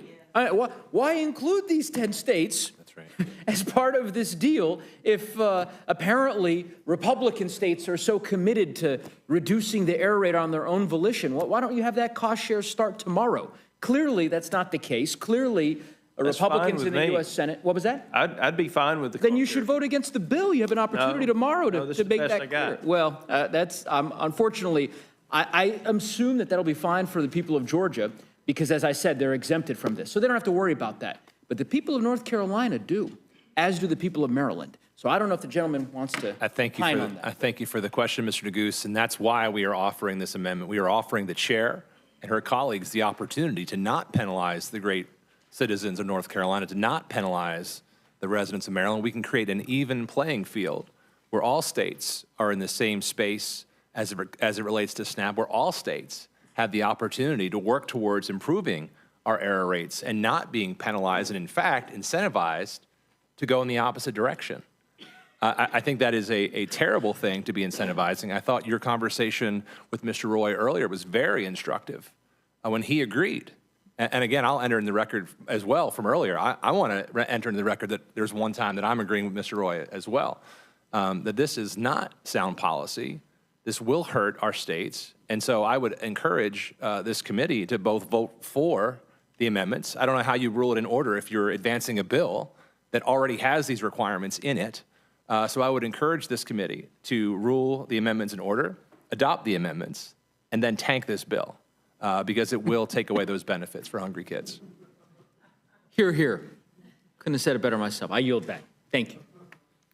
Thank you, Mr. Neguse. Ms. Leisure-Fernandez, you're recognized. I, too, want to thank each of you because what we are engaged in right now is an effort to make sure that the American public knows that this time around, House Republicans are stealing Americans. All right, folks, so this is what I was, so we're going to, in a moment, speaking with Democrat leader Hakeem Jeffries. But here's what I was trying to make earlier.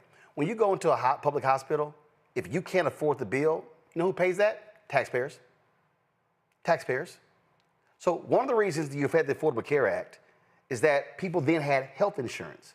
It dramatically decreased the number of people who didn't have health insurance. So if I want all y'all conservatives and liberals and progressives and fiscal hawks to all understand that right now, American taxpayers, based upon our county health systems, They foot the bill when people don't have health care and they show up at public hospitals. It is stunning to me, Mustafa, how many people don't understand that basic fact that's costing the same taxpayers billions of dollars. So if people actually had health care, it wouldn't be costing the taxpayers.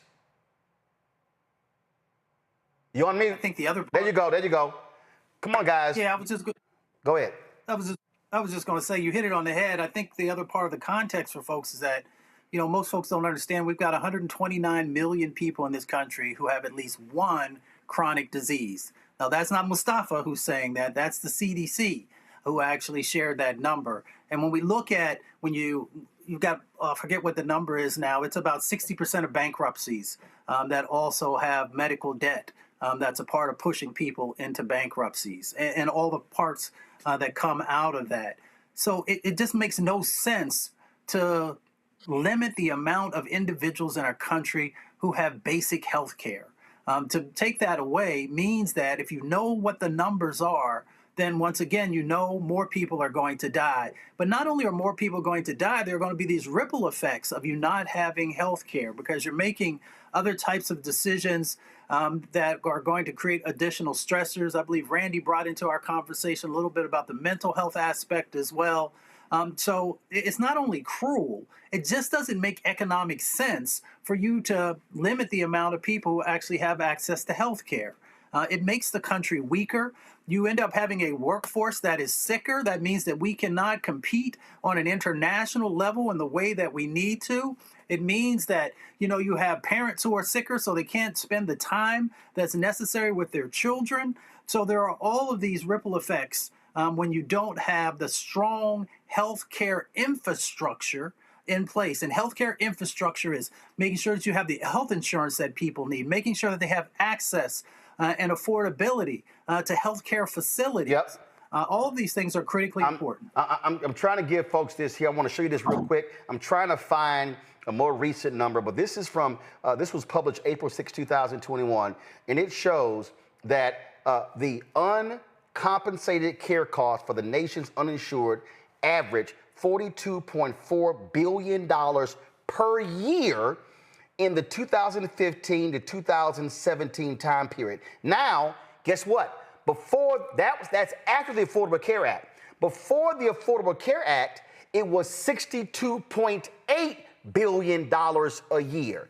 So the Affordable Care Act cut by $20 billion American taxpayers were spending for uncompensated care costs. Y'all, that means county people, taxpayers are paying that amount of money. So if more people have health care in America, it's going to cost taxpayers less dollars because they don't have to be paying the uncompensated care. And the law says, and Democratic House Leader Hakeem Jeffries is joining us right now, and he can confirm this, the law requires public hospitals, they have to care for a person when they show up, whether they have insurance or not. Correct, Democratic Leader Jeffries? That's absolutely correct, and it's more expensive if you have to treat people in the emergency department as opposed to them being able to receive primary care, where you can avert a whole bunch of situations. So if you have the flu and you have insurance, you can go see a doctor. It's cheaper than if you have the flu and you got to get rushed to the emergency room. That's absolutely correct. I mean, by every measure, what the Republicans are trying to do with this one big ugly bill is reckless, it's dangerous, it's going to cost lives in every single state in this country. I'm just, so right now, earlier I had DNC Chair Ken Martin, and one of the things that he talked about were the folks, the 35 Republicans being targeted. I saw the DCCC put this out, 2026 districts in play. And what I've been saying to people, Leader Jeffries, is very simple, and that is, listen, Democrats in the House are going to vote against this particular bill. Is your strategy to target, folks, come on, go to my iPad. Is your strategy to target, tell people to call these individuals and say, you need to vote against this bill or you're going to pay the price at the ballot box in 2026 because this bill can die in the House if you get, how many people, what, 5 Republicans to vote against it or 6? What's the number?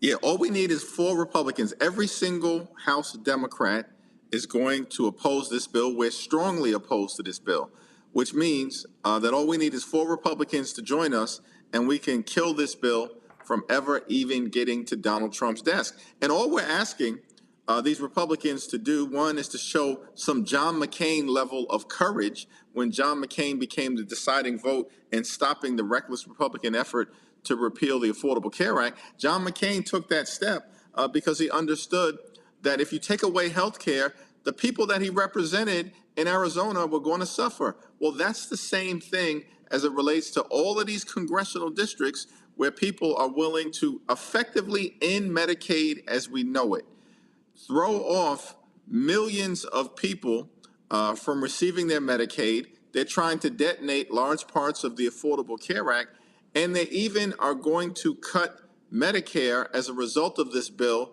by more than $500 billion. This is extraordinary, Roland. It is the largest assault on health care in American history. What jumps out at me as well, you talk about the people, SNAP benefits. We were just showing the House Rules Committee. We were going to have Congresswoman Shontel Brown on, but she's introducing an amendment to deal with that. I mean, how in the world can you sit here and offer billions of breaks to people making $200,000, $300,000, $400,000, $500,000, massive corporations, lower the corporate tax rate from 35 to 21%, and you have no problem with people starving, dying from food insecurity, and what, this average SNAP benefit is what, $3 or $4, maybe $5 a day? Yeah, no, that's absolutely right. About $6 per meal per day. That's it. And you're talking about massive tax breaks to wealthy corporations and to the billionaire donors of the Republicans. And then they want to stick everyday Americans with the bill, rip away health care, rip away nutritional assistance, as you've indicated. The largest assault on nutritional assistance in American history. Literally, Roland, these people are ripping food from the mouths of children, veterans, and seniors. This is extraordinary stuff. And so we're going to continue to keep the pressure on these extreme MAGA Republicans in the House. The problem is that what we've seen all year is that when Donald Trump says jump, they just ask the question, how high? These people aren't functioning as they should, consistent with the Constitution, a separate and co-equal branch of government, looking out for the people that they're supposed to represent. They basically have been rubber stamps for Donald Trump's extreme agenda. So what are you saying to your caucus? What are you asking people to do? Because the reality is, yes, it passed the House, it went to the Senate, and they have to now reconcile. This bill is not guaranteed it will get passed. Will it likely get passed? I personally think Republicans are going to bend their knee, but the reality is the bill can be stopped. You don't have to have these massive cuts to hurt people. What do you want the people? We've got nearly 6,000 people watching live right now, just on YouTube, more on Facebook and our app. People are listening. What do you want people to do right now? They cannot wait. There's still time. Yeah, absolutely. You just got to make sure that you reach out to your member of the House of Representatives to share your perspectives as to whether you want health care to be cut for millions of Americans. Do you want food assistance to be cut? Or would you rather see massive tax breaks go to their billionaire donors and their wealthy and well-off corporations while everyday Americans are actually going to get hurt? The voice of the people needs to be heard.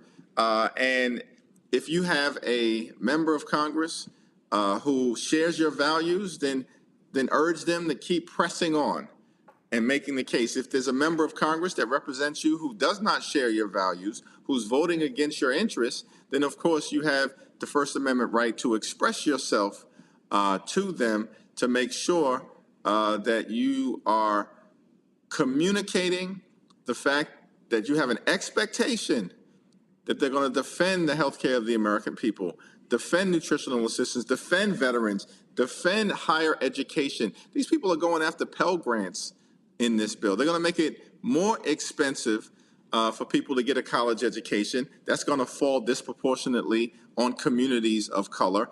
And they are going after utility costs in a way because they are attacking the clean energy economy.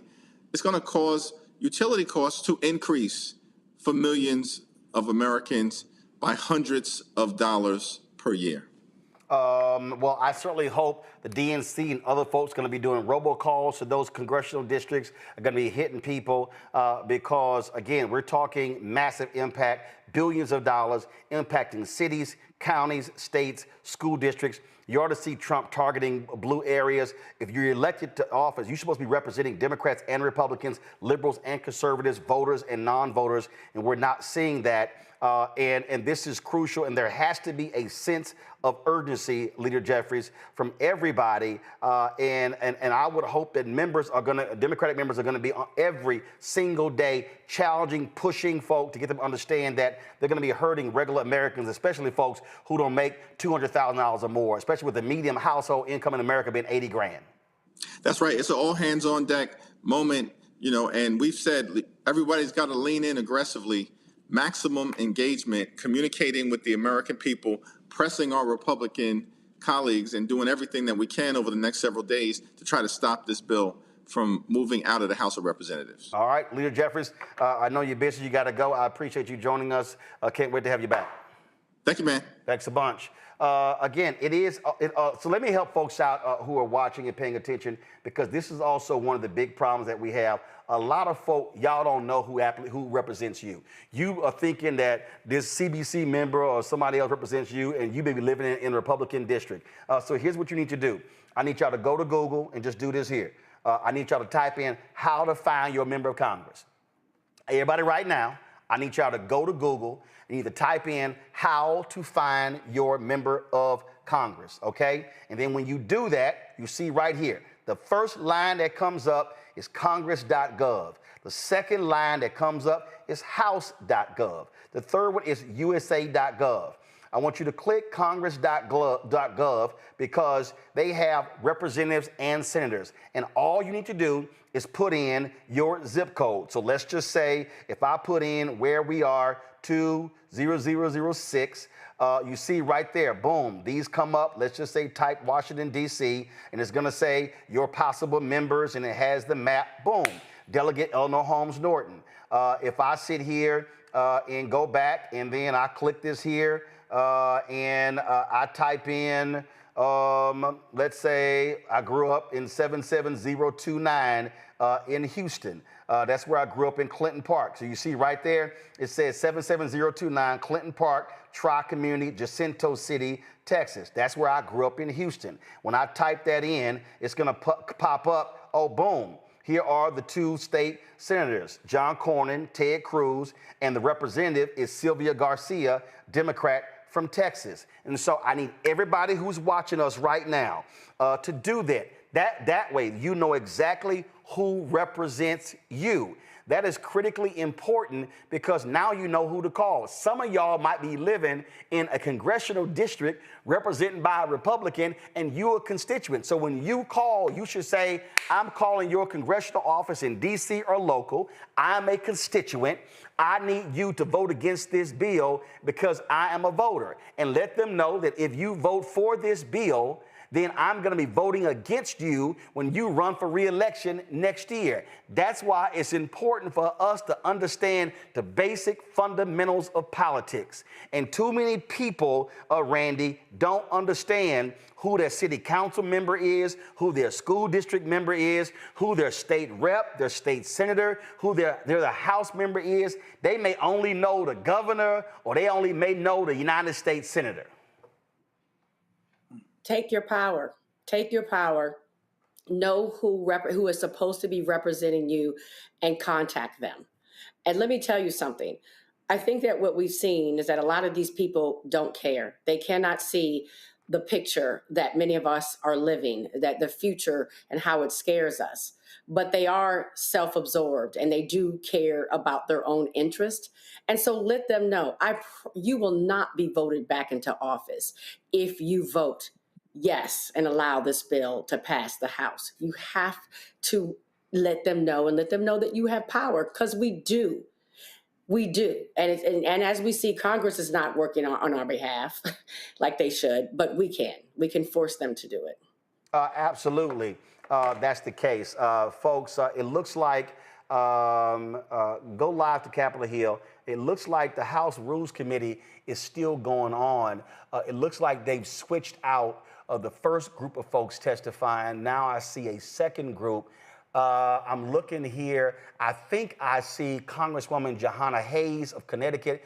I think I see Congresswoman Jasmine Crockett of Texas.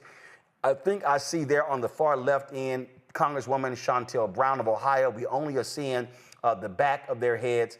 And so once they start up, then we're going to actually go live there. And I want to carry their testimony.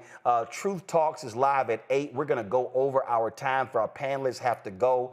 I understand that. But we just missed their Congressman Trey Carter of New Orleans. So while we were interviewing Speaker Jeffries, he was talking. We're going to try to get his comments and play that later, but we want y'all to hear from these Black Caucus members who are testifying live right now. We want to show that for you because we want to hear what you have to say. I just need folk to understand that you heard the speaker say, y'all, this is absolutely all hands on deck. This is not an opportunity for us to be sitting back. Again, it's almost 6,000 of y'all watching on YouTube. If every single person watching us right now, Joe, calls 5 friends and say, I need you to call these folk I need y'all to call these 35 members. Or here's the whole deal, okay? Y'all see right here, okay? The DCCC sent this out. These are 35, you heard Ken Martin say that there are 35 Republicans districts in play. This is who they are. You see Alaska, you see Arizona, you see 3 in Arizona, California, Colorado, Florida, Iowa, Kentucky, Michigan, the open seat in Michigan. You got Ann Wagner in Missouri, Don Bacon. This seat right here, Don Bacon has announced he's retiring. That is Omaha, Nebraska. That's where a black man just was elected, the mayor of Omaha, Nebraska, beating out a white incumbent female Republican. That could potentially be a Democrat pickup seat right here. You've got Tom Keene Jr. in New Jersey, Mike Lawler, Max Miller, Mike Turner, Mike Carey, Brian Fitzpatrick, Pennsylvania, Tennessee, Texas, Rod Whitman of Virginia, Gene Keegans, Brian Style, Wisconsin, Derek Van Orden of Wisconsin. Let me also say this here, because most people I don't even comment on. But you got somebody sitting here, sports actuary filter. Roland, why didn't you confront Jeffries about accepting corporate donations? Is it because you also are on that titty? That's not your journalism. First of all, you can kiss my ass. See, this is the stupid stuff that we also have to deal with some people who are just dumb. First of all, you got to be an idiot to say that, show me the corporate donations that we are accepting. And guess what? Corporations spend $350 billion in advertising a year. So you saying black-owned media shouldn't get corporate advertising? That's stupid. $10+ billion was spent on campaigns 2024. Actually, I think the number was closer to $11 billion. The Kamala Harris campaign spent $600 million on advertising. We got $350,000. Very few other black-owned media got money. So are you trying to say black-owned media should not accept political advertising? But Sinclair took political advertising. Comcast did. Disney did. Discovery Warner did. Every major media company, iHeartRadio did. Every white media company, CNN did. Fox News did. All these white media companies took advertising. But black people can't? You can kiss my ass, sports actuary. It's as simple as that. Now, back to the task at hand. Go right here. You see this graphic here. It says, call these, this is the folk you need to call. Drop the lower third, please. Folk, you see the number. Call 202-225-3121, 202-225-3121. If you live in any of these districts, I showed you how you need to check to see if you are represented by any of these 35 people. You heard Leader Jeffries say they just need 4 Republicans to vote against this bill and it will not pass. You should be checking to see if any of these people actually represent you. That's what the goal is. We can speak up. We have every right as constituents to tell folk how we want them to vote. And Mustafa, People need to understand you got to be in the game. You got to check in. This is not about tweeting or posting on Instagram or TikTok. It's not about being cute. All the folk out there who are doing boots on the ground, I need you to get your boots on the ground and pick up that damn phone and send some emails and send some text messages and make some phone calls and doing this sort of stuff, because that's what needs to happen in order for us to not have people lose health care, lose food benefits who need it. Yeah, you know, folks have heard me talk about my grandmother and one of her quotes when she says you have power unless you give it away. The other part of that power is that you got to get active. You know, as you said, I get so frustrated when people just want to do stuff online and don't want to actually roll up their sleeves and get in the game and actually, you know, do the things that are necessary. And you do have power. I mean, pick up the phone, make the phone calls. You know, send the messages as well to let people know exactly what your expectations are. But I worked on Capitol Hill. Some other folks, of course, who are on the show have as well. And it's incredibly important when they hear from you, they actually pay attention to that because, and you know, what I learned up there is that a lot of politicians only care about a couple of things. One, they care about their campaign contributions. I'm just going to have real talk with folks. And the other part of it is their constituencies and what their constituencies think. And if you are one of those individuals, you have power in this moment. And for our community, you know, I hope people send more messages to you, Roland, actually talking about health inequity that's going on across the country. And this will just contribute to that. So if you love Black people, and so many people want to talk about how they love Black folks in our community. If you truly love, then that means that you're going to get engaged in this moment because you want to help to protect Black lives. You want to make sure that we are addressing the maternal issues that are going on inside of our communities. You want to make sure that our elders are protected and that the resources that they work for decades upon decades upon decades are actually coming back to our communities. If you love Black people, then we're going to make sure that we address the wealth gap that's going on. If you love Black people, then you're going to make sure, since our communities are ones that are disproportionately impacted from air pollution and water, you know, we saw what happened in Flint and in Jackson and all these other communities, then you're going to get up and you're going to make that phone call because you say you love Black people. If you love Black people, you're going to also make sure that all these jobs that we had finally had an opportunity to come back to our communities with, the advanced manufacturing, all these other types of things, where we finally were going to get an opportunity, that we're making sure that people understand how we feel about this. We want to make sure that if you love Black people and if you love Black children and if you love Black babies, then you're going to make sure those SNAP benefits are there. Because we know that there's a percentage of our community that actually utilizes those, and rightly so, because each and every one of us get up every day and pay our taxes, and those tax dollars should come back to our communities. So if you love Black people, understand that you have power and utilize it. Absolutely. I had somebody in the chat say, Roland, why didn't you let the panel ask any questions of Speaker Democrat Leader Jeffries? Well, it's real simple. Initially, we had 20 minutes. He came on about 6 minutes late. As other business, our time got cut to 8 minutes. And so, hello, that's why. Y'all, this is what I do, okay? This is what I do. This ain't what you do. Randy.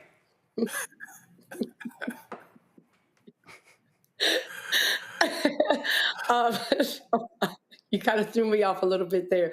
I mean, sometimes you got to let folk know that, that again, some of y'all at home watch the NBA and you think you can play in the NBA, but you ain't a pro basketball player.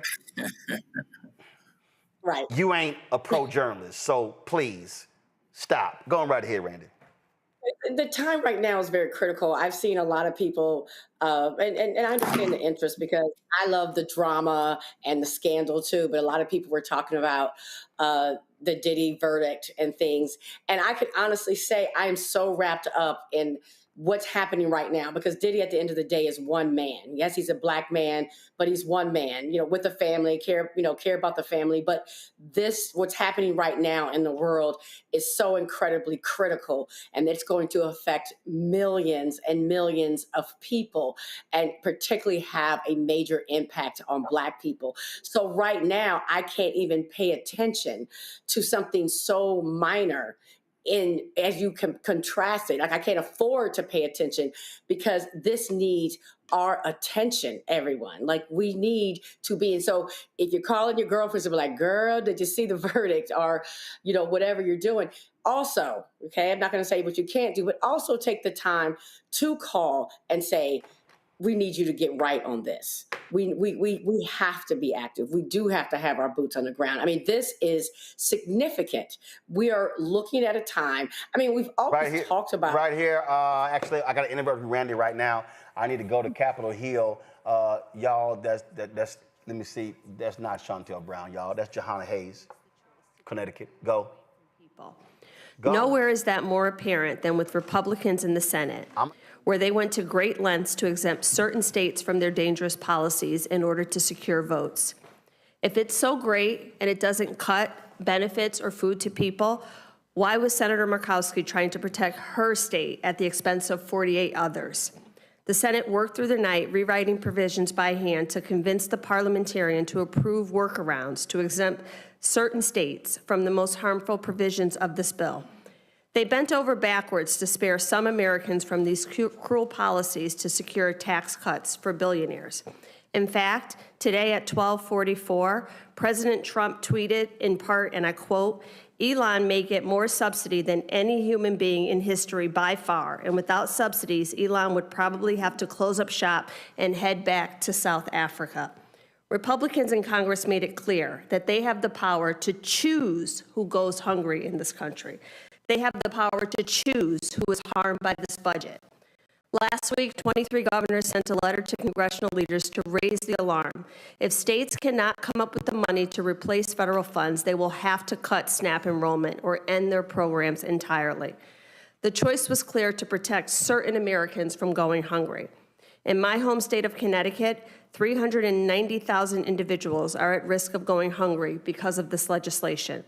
Under this legislation, Connecticut could be required to pay up to an additional $221 million annually for SNAP benefits and an additional $39 million in administrative costs. These funds must come from somewhere. Connecticut, like many other states, will be forced to choose between feeding hungry people and using those funds for other critical services like housing, public health, education, or even public safety. The governor of Pennsylvania expressed concern that if this bill passes, this program may end permanently in his state. We do not have to make this choice. States should not have to make this choice. My amendment would strike the nutrition subtitle from this bill, eliminating these dangerous cuts and untested policies. It would protect 42 million Americans who rely on SNAP to help put food on the table. It would ensure hungry children, seniors, and people with disabilities are not losing benefits to pay for tax cuts for the billionaires. The wealthiest nation as the wealthiest nation, we can afford to feed our children. We've heard a lot from my colleagues about how this bill does not cut food to hungry children and working families, and it only applies to able-bodied adults. That is absolutely not true. If it were true, Senator Murkowski would not have been working so hard to carve Alaska out of this provision. My amendment is an opportunity to demonstrate our values and protect these programs if that is what we truly want to do. Much of what we're talking about with work requirements and some of the other provisions, we tried to offer workarounds for that when this bill was first considered before the House. We offered amendment after amendment to try to make this bill better, and every single one of them was rejected. We should not be forcing Americans to go hungry so that billionaires could get another tax break. As Mr. McGovern said earlier, the Defense Department has never passed an audit. Elon Musk has more subsidies than any human being, according to Donald Trump, in the history of humanity. So why aren't we starting there? Why are we looking to take $2 per person per day from the most vulnerable individuals and not having any conversation about the wealthiest, the most well-connected, and some of these defense programs that are bloated and have never passed an audit? I urge this committee to support my amendment. I urge the American public to read this bill and look at these provisions and understand what it says and who will be affected. Because at the end of the day, it is our neighbors, it is our friends, it is our children, it is our church communities, it is all of the people that we represent. And with that, I yield back. Thank you, Representative Hayes. Representative Brown, you're recognized. Thank you, Madam Chair, for the opportunity to speak on this amendment. My amendment would strike one of the cruelest provisions in this bill, a provision that was already bad when the House first passed it, and then the Senate Republicans somehow made it even worse. The part of the big ugly bill rips food away from seniors, families with teenagers, veterans, homeless individuals, and those aging out of our foster care system, just to hand tax cuts to the wealthiest Americans who do not need them. I would like to ask my Republican colleagues on this panel the same question I did the last time I was here. How? How exactly does taking food away from struggling families, seniors, and veterans make this country safer, stronger, more secure, healthier, or dare I even say great? And once again, you all can't answer that question because there is no answer. No reason will justify kicking vulnerable people off a program that gives them $6 a day to spend on food. $6 a day. Let's talk about what this provision in the bill really means. It means telling seniors who spent decades working that now they're on their own. It means telling veterans who put on the uniform that their service doesn't matter. It means telling teenagers aging out of foster care, good luck, but figure it out yourself. It means punishing homeless Americans who are already fighting to survive. It means forcing parents with teenage kids to choose between caregiving and feeding their families. These are not faceless or nameless numbers. These are real people in your districts and in mine. Here are a few stories from Ohio and the people that I represent. Anthony visited the Greater Cleveland Food Bank just a few weeks ago. He is homeless, and he is doing everything he can to get back on his own 2 feet. SNAP isn't some line item on a budget to him. It is a lifeline that provides just enough to prevent him from going hungry as he searches for stability and work. And under this bill, Anthony would have 90 days, or he loses everything. Then there's Mary in her early 60s. She's battling serious health issues. She's worked her entire life. She's not on Medicare yet, not on full Social Security. She's caught in a dangerous gap, a gap that this bill targets. That's not reform. That's punishment. And then there's Mallory, who is caring full-time for her 99-year-old grandmother while raising a teenage daughter. Because her daughter is 14, not 13, not 12, Mallory would be forced to get a job or lose basic benefits for her entire household. We are literally telling caregivers like Mallory that if you are not punching a clock, then you don't matter. What kind of government does that? What does this say about who we are as Americans?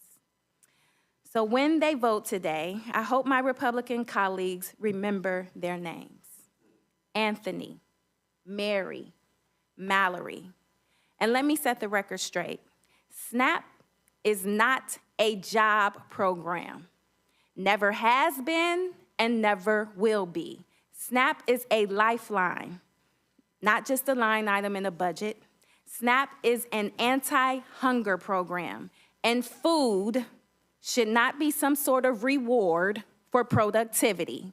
It is a basic human right, and no amount of spin, talking points, or tax cuts for the rich will change that. And with that, Madam Chair, I yield back.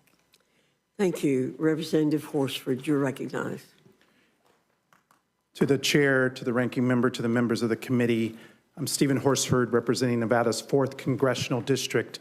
I want to thank all of my colleagues here today and those who have submitted 400 or more amendments to this one big ugly bill, and I'd ask the chair to make those amendments in order so that we can debate these issues on the floor in front of the American people, because they deserve to know who.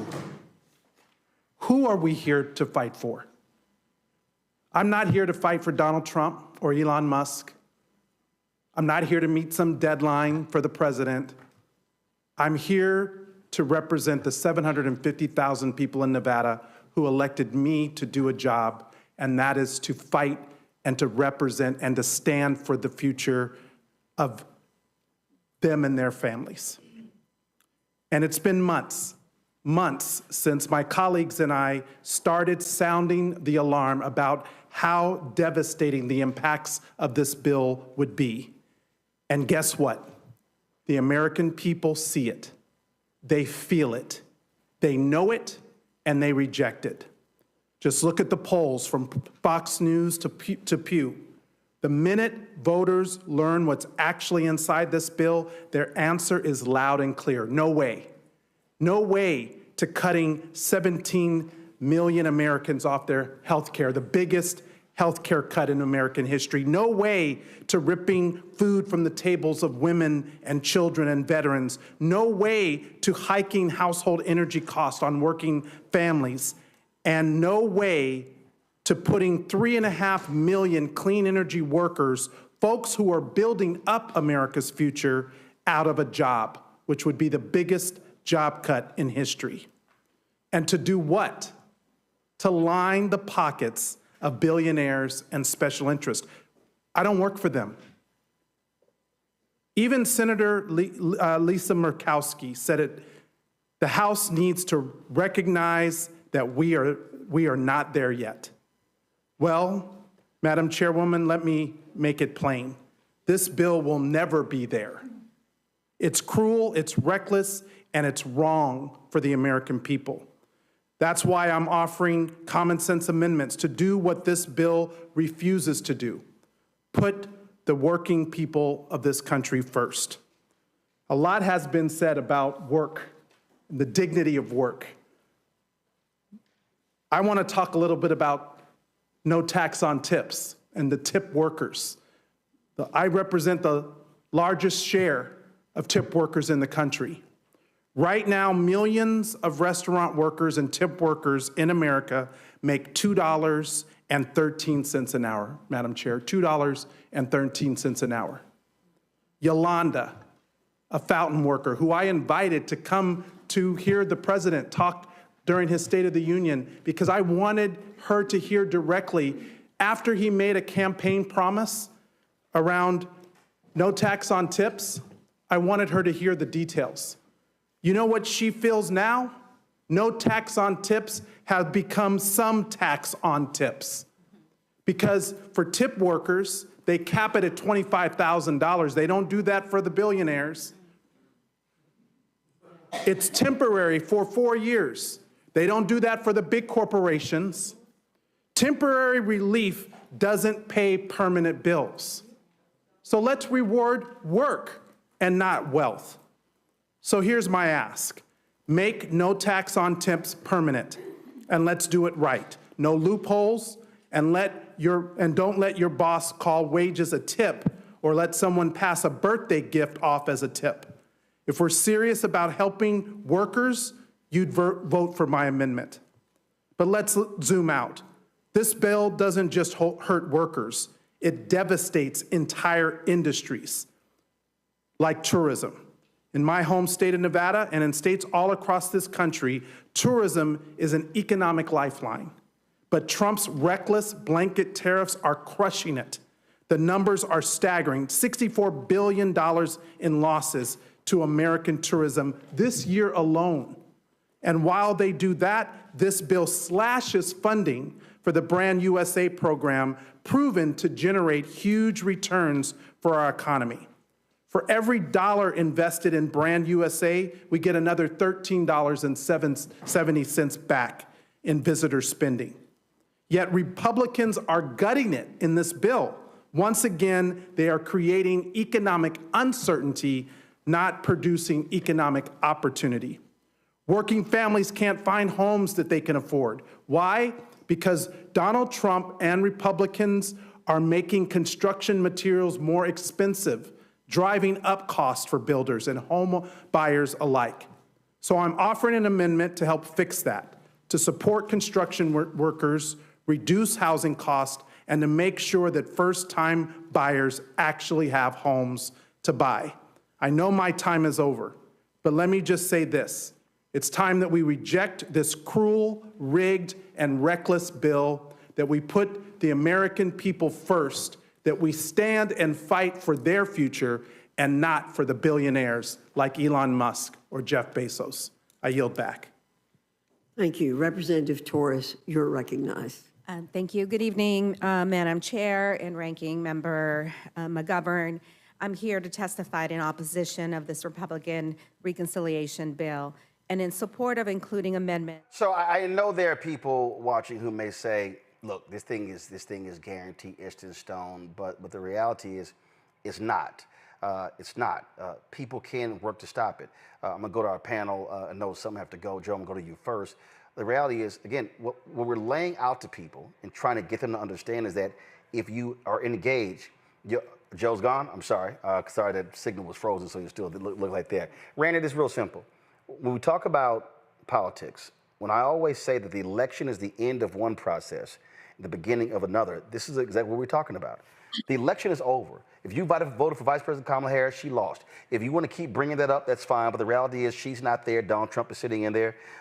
And guess what? Republicans control the House and the Senate.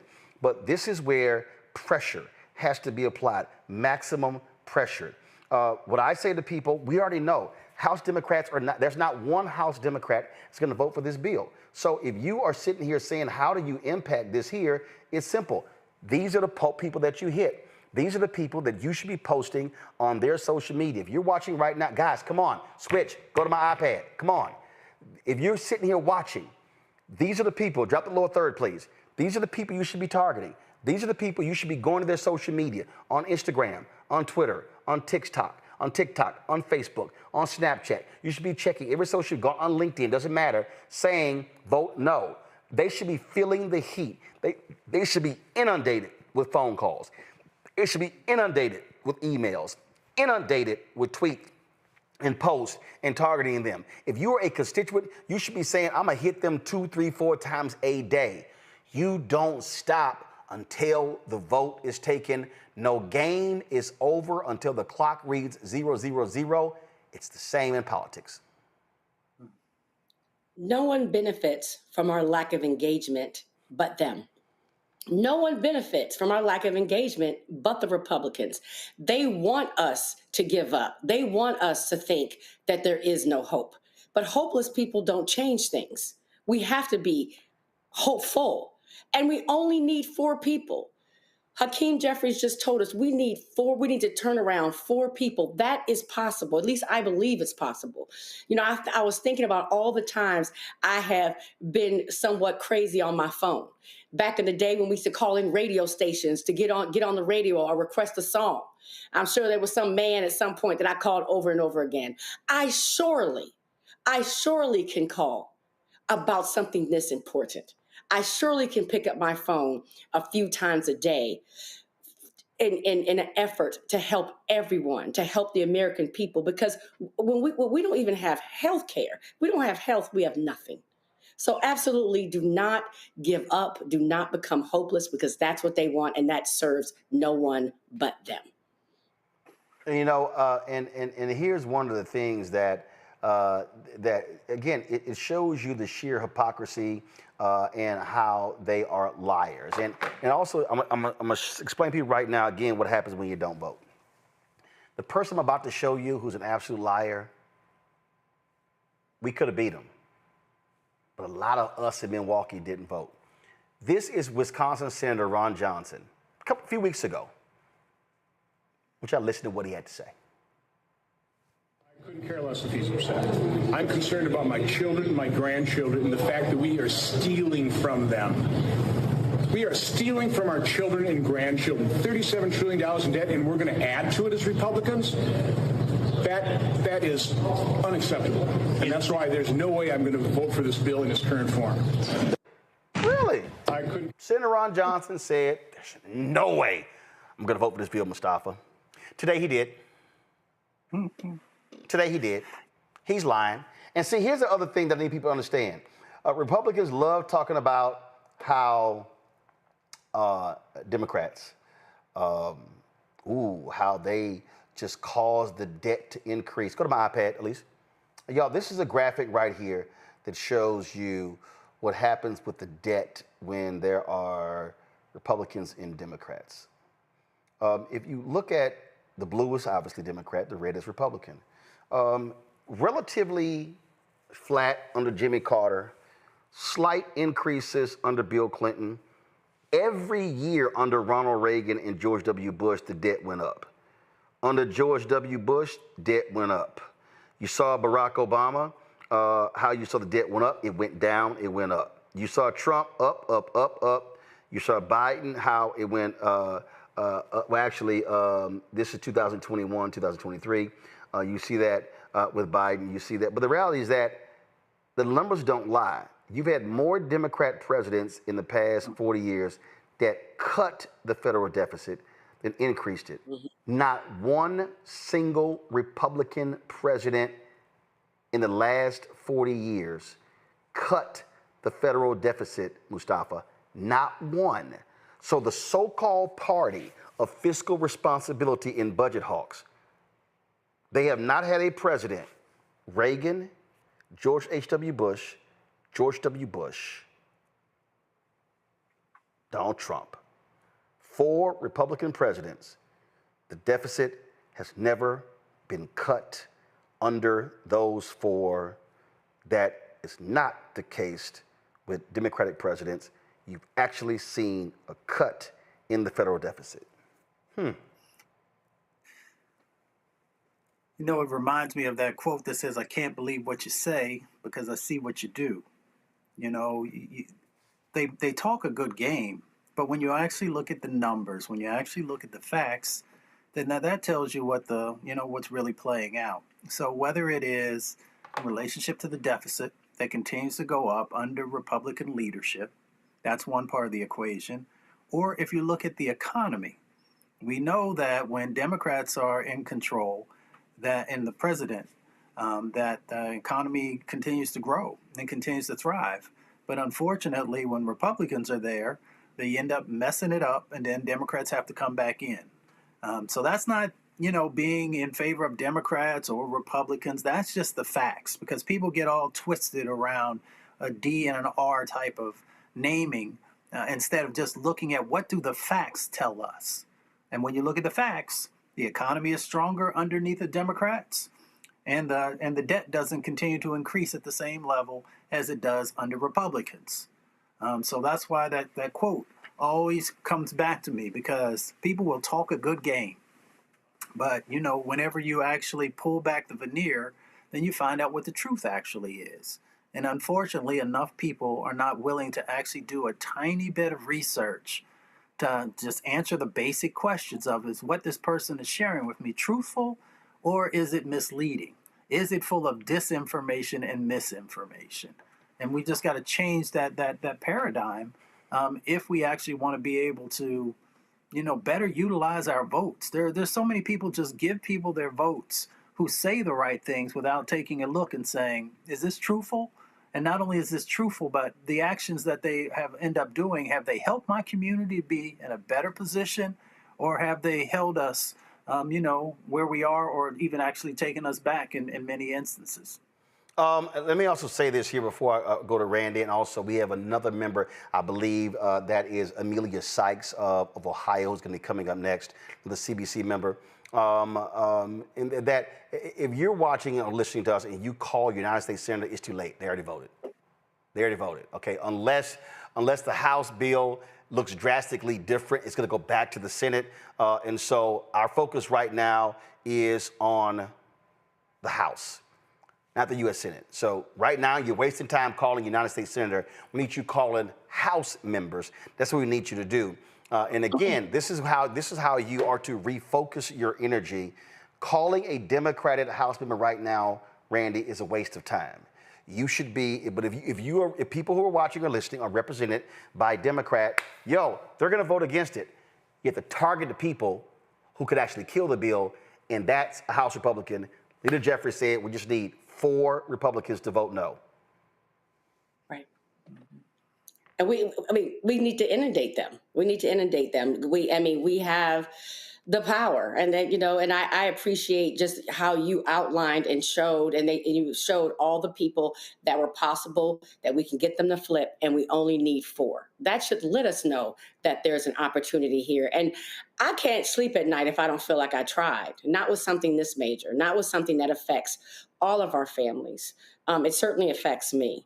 And so, let's again be filled with hope and not give up, because what they want, part of the reason that they move so quickly and do so much every single day, it almost seems like chaos, is to keep us numb and to make us feel as if we don't have any control.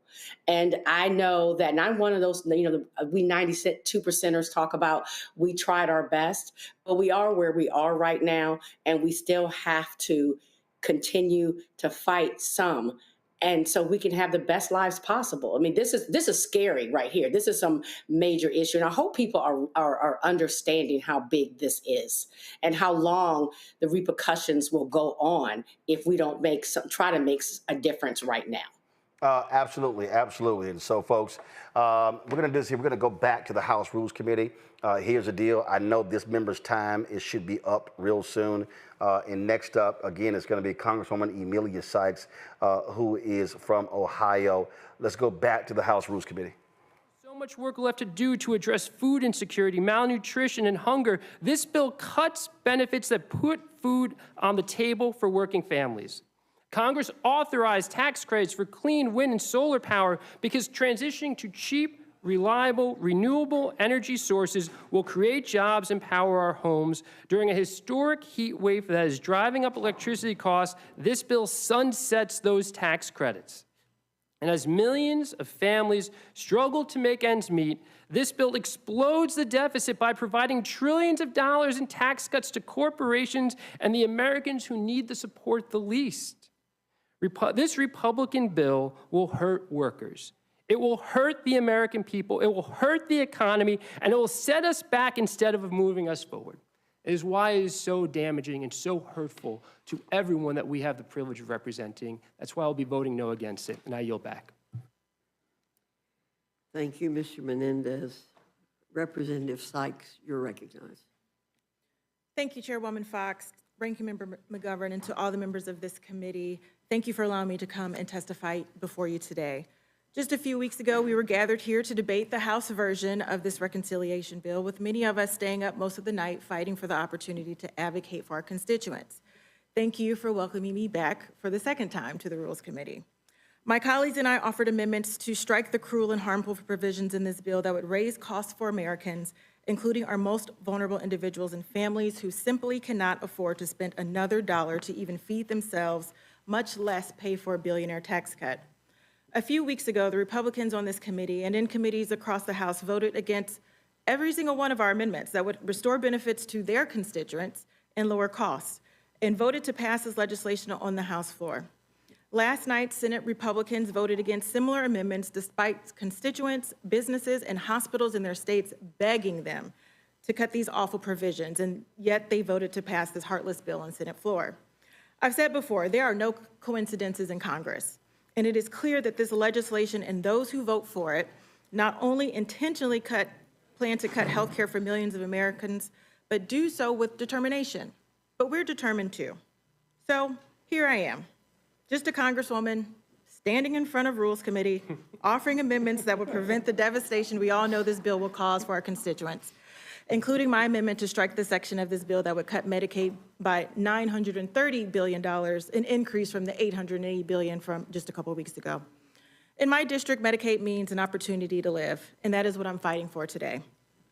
Nationwide and in Ohio, about 40% of births are covered under Medicaid. And for Black women in Ohio, Medicaid covers 71.5% of births. In Ohio, we have some of the highest infant mortality rates in the entire country, And for Black women and for Black babies, deaths are even higher than their white counterparts, upwards of 3 to 4 times higher. It is no surprise then that Medicaid expansion reduced maternal mortality in the states that expanded it, like Ohio. This is literally life-saving coverage, and yet this bill threatens to take health care away from an estimated 17 million people, including nearly 500,000 Ohioans. Worse still, this bill doesn't just take away health care from vulnerable families, especially in rural areas, it also defunds trusted providers in our communities, including in districts represented by Republicans. I'm talking about Planned Parenthood. Last week, we saw the Supreme Court rule that states could eliminate Medicaid reimbursement for the providers they disagreed with. This is clearly a political decision aimed at creating a nationwide abortion ban, but will have far-reaching consequences beyond access to abortion care. You should be able to see the qualified doctor that you trust and go to Planned Parenthood and get screened for cancer, receive birth control, and get a checkup. And this bill would prohibit Medicaid reimbursements at Planned Parenthood for all states. This will absolutely cause clinics to close, clinics like the one in Akron, which is one of the most active in the state, where people will go to get the low-cost care that they need. Well, you may be thinking, in my district, we are blessed to have several outstanding hospital systems. Other parts of the country are not as fortunate, particularly many of the rural areas, as my Republican colleagues represent. But this bill makes cuts to Medicaid at the provider level, cutting provider taxes and state-directed payments that allow states to fund their Medicaid program. In Ohio, this will be upwards of $16 billion. This means reduced services and hospital closures, which leads me to another group of people who will be impacted by this bill: the 22 million healthcare workers whose jobs are on the line. This includes more than 30,000 people in my district whose livelihoods are connected to the healthcare industry. Our hospital systems are our largest employers. Our local economy would be decimated if significant population of healthcare providers are suddenly unemployed. And for what? A $930 billion cut to the healthcare system. Also, billionaires can get a $910 billion cut to their taxes. Again, heartless. Now, I'm sure there's someone running the math out there trying to figure out exactly how much this bill is going to cost our rural hospitals, but it doesn't take a genius to know that $50 billion added to the Senate bill is not enough. Madam Chair, our seniors rely on Medicaid, and many of them as their primary way in which they get long-term care. And I don't think that most people went into this election season thinking that the mandate was that their grandmothers would be kicked out of their nursing homes. Yet, it is estimated that this bill could cause 1 out of every 4 nursing homes to close. And so I'm mortified that this bill has passed the Senate and is poised to pass the House again. To stem this devastation, I'm offering an amendment to strike the entire section addressing Medicaid from this bill. Again, it does not have to be this way. We do not have to cut health care for millions. Hospitals do not need to close, and people do not need to lose their jobs. As I close, I want to say that just before midnight in the state of Ohio, Governor Mike DeWine signed the state's biennium budget. Among many of its provisions, there was trigger language to eliminate Medicaid expansion and significant changes to funding for SNAP programs. By 5 o'clock, I received an email from the CEO from the Akron-Canton Regional Food Bank, and this is what the email said. Currently, 1 in 7 people in our community may be struggling with hunger. That's more than 200,000 of our neighbors. As our community continues to navigate economic hardships related to rising costs, we expect more individuals and families to turn for us for support. Amelia, our community deserves access to safe, nourishing food, and our food bank needs additional support to meet this increased need. That's why we are looking to compassionate supporters like you who will refuse to let our neighbors go hungry. Will you make a gift today? On behalf of the food banks and the Ohioans we serve every day, thank you for your generous and unfailing support during this critical time. Well, Dan, this is what I'm doing to stand up for the 200,000 people in our community, refusing to go away silently, allowing Republicans to take away food access to hungry people. Even more disappointing than anything else, the tie-breaking vote to pass the bill out of the Senate came from Ohio's own Vice President, J.D. Vance. He voted against the will, against 3 million people who are on Medicaid in Ohio. That's 25% of the population. 1.4 million who look for food assistance. $9 billion in payments to hospital systems. The potential closure of 11 rural hospitals in our state. That is what our vice president voted for the great state of Ohio. Mind you, a red state. So I'm under no illusion that you will accept any of the 6 amendments that I'm offering to lower our taxes, to promote work, expand earned income tax credit, to continue to support and expand American manufacturing, But nonetheless, I am grateful for the opportunity to sit here to advocate for my community, for the state of Ohio and all Americans. So again, thank you for the opportunity to speak. And Madam Chair, I yield back. All right, folks.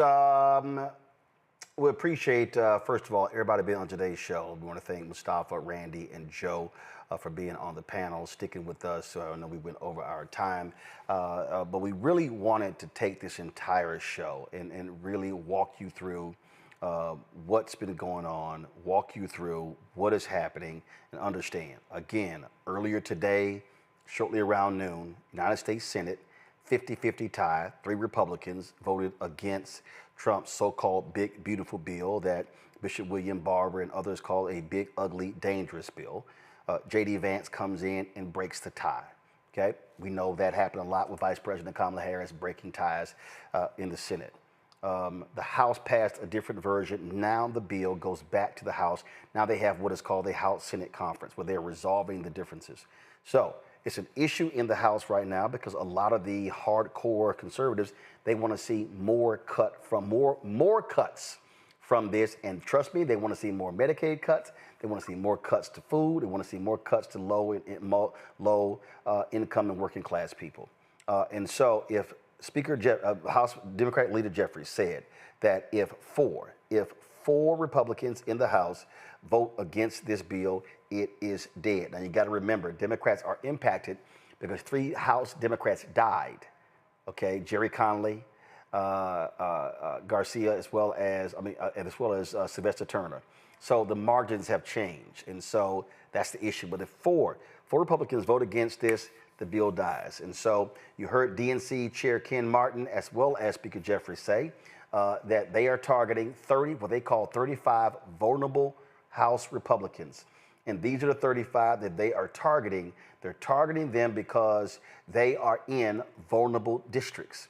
And so they may want to appease Donald Trump, but they also don't want to lose their position. And so these are the 36, drop the lower third. You see the number right there. They say this is to save Medicaid, but it really is also don't hurt poor people with food insecurity. The number is 202-225-3121, 202-225-3121. You heard me say that you need to, how do you check to see who's your member of Congress? I need you to go to Google, type in how to find your member of Congress. What you then do is, what you'll see is, you see congress.gov, you click that right there, find your member right there, you type in your zip code, and then it will show you who your member of Congress is. I want to do this here. I want to quickly go back to the committee. Here's Congresswoman Jahana Hayes answering questions from Senator Jim McGovern, Congressman Jim McGovern. That could absorb the amount of cost sharing that will be put back on them.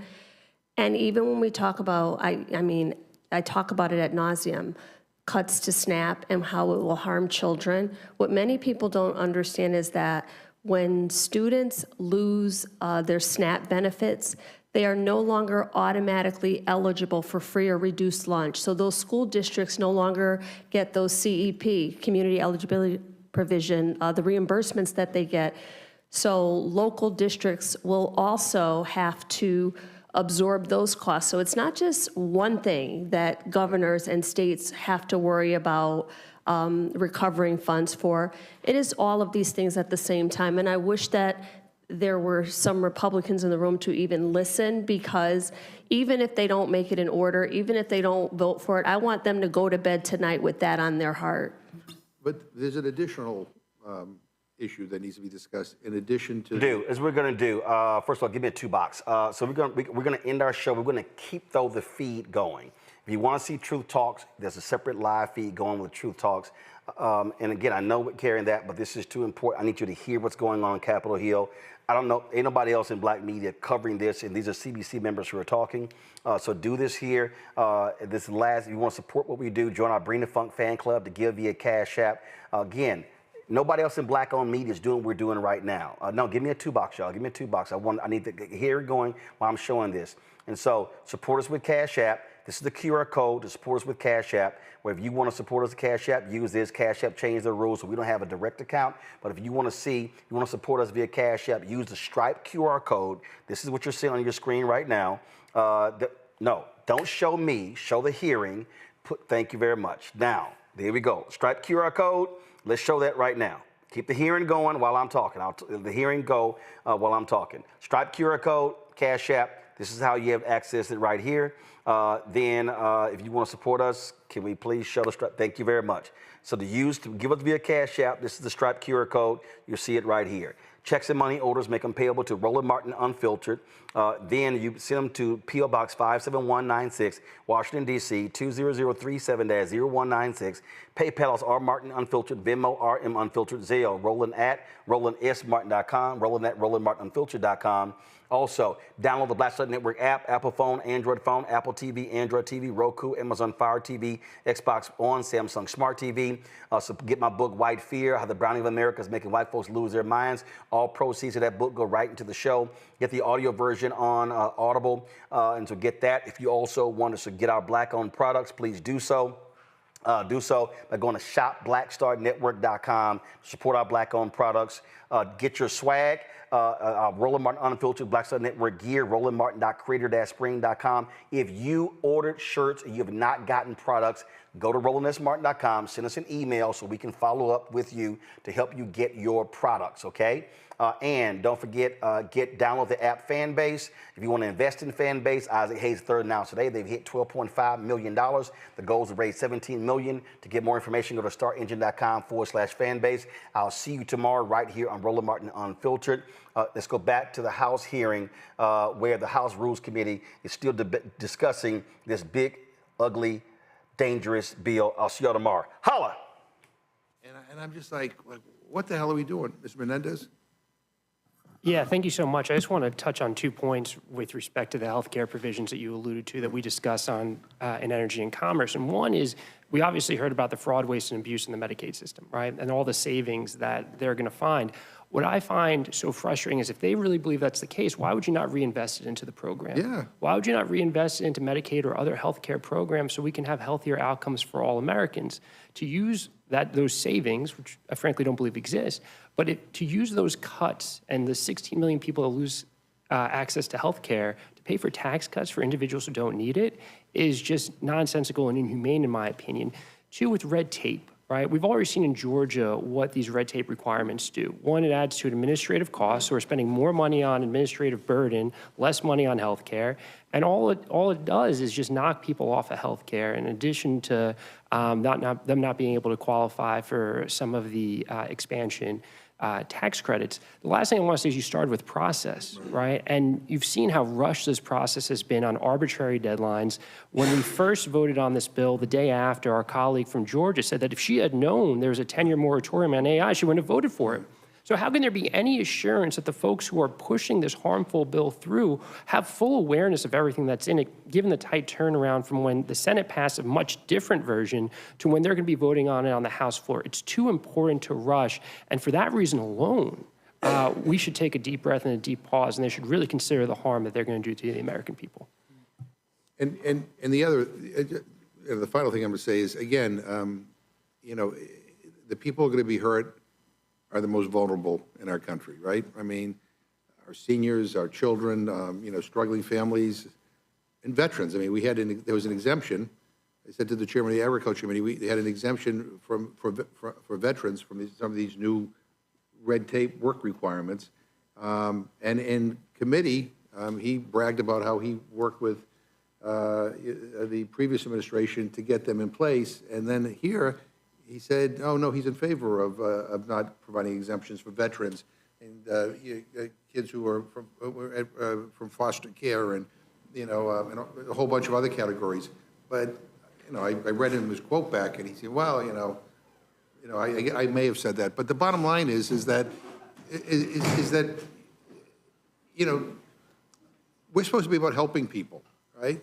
And so we're hurting people who, quite frankly, are looking for our help. And we're helping people who don't need our help. I mean, when you look at the tax benefits in this bill, I mean, it is, the top 1%. The top 1% get 22% of the benefit. The top 5% get 43% of the benefit. The top 10% get 52% of the benefit. the top 20% get 66% of the benefit. I mean, and that's fair? I mean, and people are saying that with a straight face, you know, and again, you know, the Lisa Murkowski, I mean, voted for this bill because she got some stuff that, quite frankly, most people don't know she got, but then said, I'm counting on the House to fix it. And I was like, have you been paying attention? I mean, the House of Representatives is like dysfunction on steroids. I mean, we don't fix things here, unfortunately. We don't solve problems. The idea that somehow this leadership here is going to come to the rescue, I mean, what should happen is that they should go back to the drawing board. There should be a conference. There's too much in this bill to just, you know, take everybody, you know, even I said earlier, Donald Trump doesn't even know what's in this bill. I mean, this morning he said he doesn't like cuts. Well, that's what this bill is, right? It's cuts and at the same time, and here's where kind of the people on the progressive side and the conservative side come together, and that is, after all of this, you know, you are increasing the deficit and the debt by over $3 trillion. Like, I don't get it, but yeah.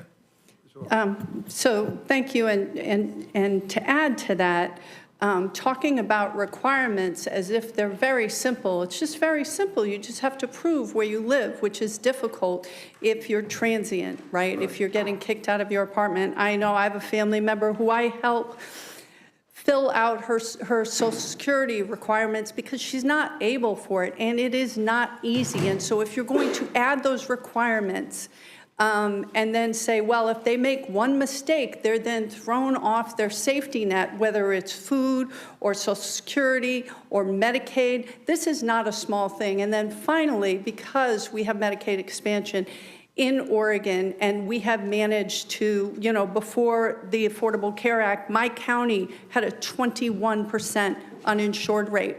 And a lot of those people that were uninsured were farmers and small business people. You know, these were people that couldn't access health care or they had previous conditions. And you know who ends up paying for that? We end up paying for that. Because then they end up in the hospital, they end up in the ER, and the fact of the matter is this is going to break our system. But when we say these are very, very simple things that somebody could just fill out and just show us that they qualify, it's a trap. I'm not saying that we shouldn't have, we should absolutely have requirements for who qualifies for these benefits. But to say that we're just simply going to make sure that only deserving people, when you're throwing up barriers, that people who are struggling or people who are cognitively impaired or people who are under stress or people like in my district who had their post office keys, they got stolen, and it's going to be a year before they can have a postal box near their house, so they can only go on Saturdays because they work full-time to get their mail. I am sorry. That is not easy. That is not simple. And I think we have to stop kidding ourselves. If you really want to make sure only people who qualify for these things get services or get benefits, then let's make it simple. And that is not part of this plan for a reason. And the final thing I'm going to say, and I think my colleagues on the Agriculture Committee know this only too well, if you don't comply with the red tape that's and the new burdens when it comes to SNAP, you have like 3 months to be able to fulfill the new requirements and comply with the red tape. If you don't, you're off the benefit for 3 years. For 3 years. I mean, again, I don't know who thought this was a good idea, but it's not only a bad idea, it's a rotten idea. And again, I thank you all for being here. I yield back. Thank you. Ms. Scanlon. Thank you, Madam Chair. I really thank all of you for coming and for offering your amendments. I know that the House Democrats have offered over 400 amendments to this big bad bill, despite the fact that you only had about an hour in which to draft them. and dozens of you have come to testify about those amendments in the hope of limiting some of the harms of this bill, which has been produced without our input. But it's also really interesting that people are coming to the Rules Committee from all different committees because you start seeing the aggregate impact, and there's been a little bit of discussion about that. We talked about the fact that multiple groups, the Yale Budget Lab, the CBO have talked about the fact that the aggregate impact of this sweeping bill is to take money away from the 20% of the lowest earners in our economy and give it to those who earn more, with the combination of tax cuts, benefit cuts, increased energy costs. That's something that's coming out of this. We're all going to see increased energy costs, the paperwork costs, and that's before we even get to the costs of the Trump tariff wars. So this has a huge impact, particularly on the most vulnerable people in our economy. And I was really grateful, speaking of aggregate impact, when Rep. Hayes started talking about what happens with SNAP and how the decoupling of SNAP and the student lunch program is going to impact our student lunches. But let's think about the other part. If people are losing their Medicaid coverage, and we're talking about kids with disabilities, can you talk a little bit about what it's going to mean when schools are not getting reimbursement for the health care that kids with disabilities need in order to access special education? Well, I think it's all of these things. I mean, all of these programs are intertwined. When you talk about families who receive Medicare or even SNAP benefits would qualify for LIHEAP heating services. In Connecticut, that's a big deal. But to your question, students with disabilities receive many services at school. Their occupational therapists, their speech pathologists, mental health services. Many of those funds are cut in this bill. So the idea that students don't receive any preventative care or any sustaining care, that they don't have the certified professional staff on site in schools to help not only identify these issues, but get them early supports and intervention so that they can stay in a classroom alongside their non-disabled peers where they can thrive. This bill cuts in so many different ways, so it's not just one thing. I think we operate on all of these different committees and everybody is focusing on the thing that applies to them, but there's an intersectionality between everything in this bill, and the common thread is that the most vulnerable people are affected. I just saw that the president has withheld billions of dollars in grants that were already awarded to local school districts for after-school program, for summer programs, for all of these things, money that has been allocated, appropriated by Congress, and they're stopping them with no explanation. So most school districts, by April, you're already planning your budgets for the next year. They don't have a July 1st deadline. You already have to plan ahead for the next year. Make sure you have enough teachers, make sure you have enough staff, make sure you have enough faculty. It's already too late for school districts. And I fear, and I think it is the intention, that many students with disabilities, with special needs, with exceptionalities who receive services at school to help them, just give them the accommodations to meet them where they are because they're still capable of learning. All of those things are going to be stripped in this budget. And it's such a dangerous proposition, and it's personal for me because every time a Republican Congress and this president are at the bat, they target public schools, teachers. In the last Tax Cuts and Jobs Act, there was a $250 deduction that teachers used to be able to claim on their taxes for supplies that they paid for out of pocket. That was what they decided to strip. So as a classroom teacher, I was spending thousands of dollars in my classroom and used to be able to claim $250 on my taxes. They stripped that to give tax cuts to the wealthiest, and we're doing it the same thing, just throwing crumbs at the most vulnerable communities to give the most, as your chart said, to the top 10%. Thank you for that perspective, and I think it is important. I mean, I spent a decade on our local school board. I mean, local public school education is really kind of the heartbeat of our country. And I'm just adding these things up as we're talking about it. So you've got the loss of school lunch reimbursement for a lot of kids. You've got the fact that the schools are going to have to pay people to do the new paperwork. So that's more personnel costs. We've got the loss of Medicaid funding for some of those special needs students, the after-school The programs. physical upgrades that Rep. Menendez spoke about, many of those things we added in during COVID, because when we were talking about social distancing and putting kids back in school, most schools didn't even have functioning HVAC systems. Right. So we tried to address that with infrastructure, and much of what we did, all of those things rescinded once again. And just on the infrastructure point, Pennsylvania just passed a law to help schools invest in solar energy.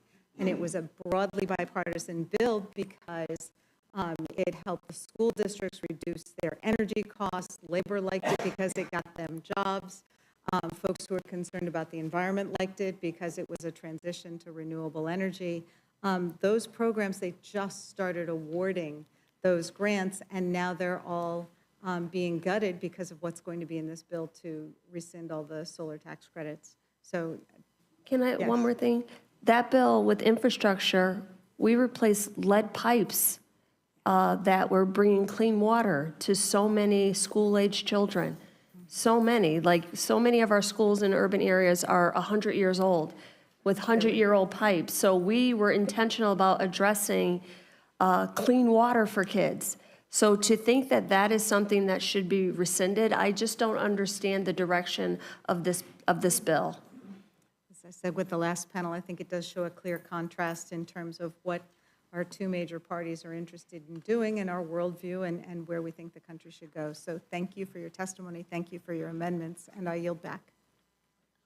Thank you, Ms. Scanlon. Ms. Leisure-Fernandez, you're recognized. Thank you so very much for coming and testifying, because as we pointed out, every amendment is not likely to be adopted by the rules. But what every amendment does is tell the American public what Democrats are willing to stand for, what they're willing to fight for, and what they're willing to make sure that we come and do this for as long as it takes. So thank you for doing that. Representative McBride, I saw a post of yours where you said the Republicans are not, what was it? They're not pro-life, pro-family, or pro-freedom. They're just pro-billionaire. And I know that you do a lot in fighting to make sure that families can get the care they need. And that seniors, as your amendments indicated. And I think this affects everybody. I'm trying to ask some of the people who have not yet responded on the panel. It's all a web. I mean, in New Mexico, one of our legislators said, when you touch one part of this intricate network that is holding up America and American working families and Americans with disabilities, the veterans, and the middle class, it affects the rest of it, right? And the Medicare cuts are particularly harmful for seniors, $530 billion of Medicare cuts. Medicaid cuts are also pretty darn difficult. Can you just talk a little bit more about why your amendments are so key when you think about everything being connected? Well, thank you so much, Representative, for that question. What is clear is that this legislation is a fundamental remake of the American healthcare system. This is Trump care. And Trump care means 17 million Americans losing coverage. It means rural hospitals closing.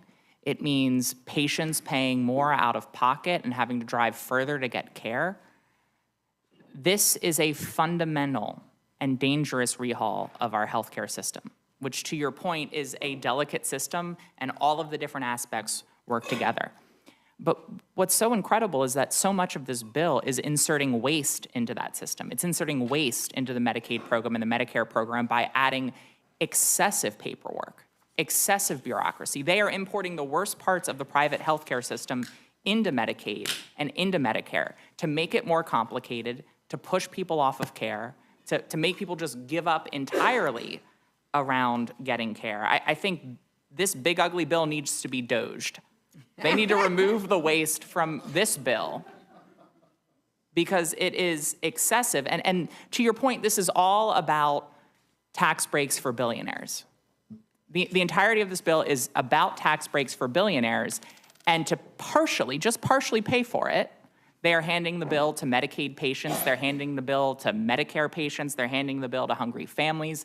They're handing the bill to state governments. They're handing the bill to healthcare providers. They're handing the bill to future generations. I understand why this majority doesn't want to have their fingerprints on these cuts. They're trying to push off the difficult choices to state governments. They're trying to make it the fault of patients who can't keep up with the paperwork. This is trickle-down cruelty. And I know this president loves gold things. This is a golden shower of benefit cuts toward the American people. So we'll continue to fight for it. And I would rather us be here fighting to expand coverage, fighting to pass paid family and medical leave, fighting to pass affordable child care so it's actually affordable to start a family and raise a family. But this bill makes it harder to raise a family. It makes it harder to get care. And people will not only lose coverage, people will die. People will die. 52,300 is what the estimated is. It's a policy choice. And then to your point, earlier this evening, we presented the fact that they have repealed the rule which was intended to simplify the application process because they don't want it to be easier. The purpose of the paperwork burdens is to kick people off, especially when we know that more than 92% of those who can work are already working on Medicaid, and that's why it is so unpopular. And the fact that in Ohio, people don't want to see this bill happen, right? You pointed that out very clearly about what people are worried about in Ohio, and what do you do when you have leaders like you do in Ohio? Well, thank you, Madam Congresswoman, for the question. You know, Ohio was one of the states that expanded Medicaid under a Republican governor, under a Republican state legislature, and yet here we are, our Republican vice president voting to put the nail in the coffin to get rid of health care for over 400,000 people in the state of Ohio. It is exceptionally devastating that the leader, the second person in command in this country, would do that to his home state. But the reason why I brought up in particular, as the Congresswoman from Pennsylvania mentioned, the compounding impacts of this was states have government budgets, state budgets to pass. We have a 2-year budget in Ohio. And there is so much burden shifting from the federal to the state government, which really is just going to the lowest earners in all of our communities. For example, you know, we're talking about the changes to SNAP, where one of the 10 states, including Ohio, is one where the counties who deliver SNAP benefits are going to be impacted.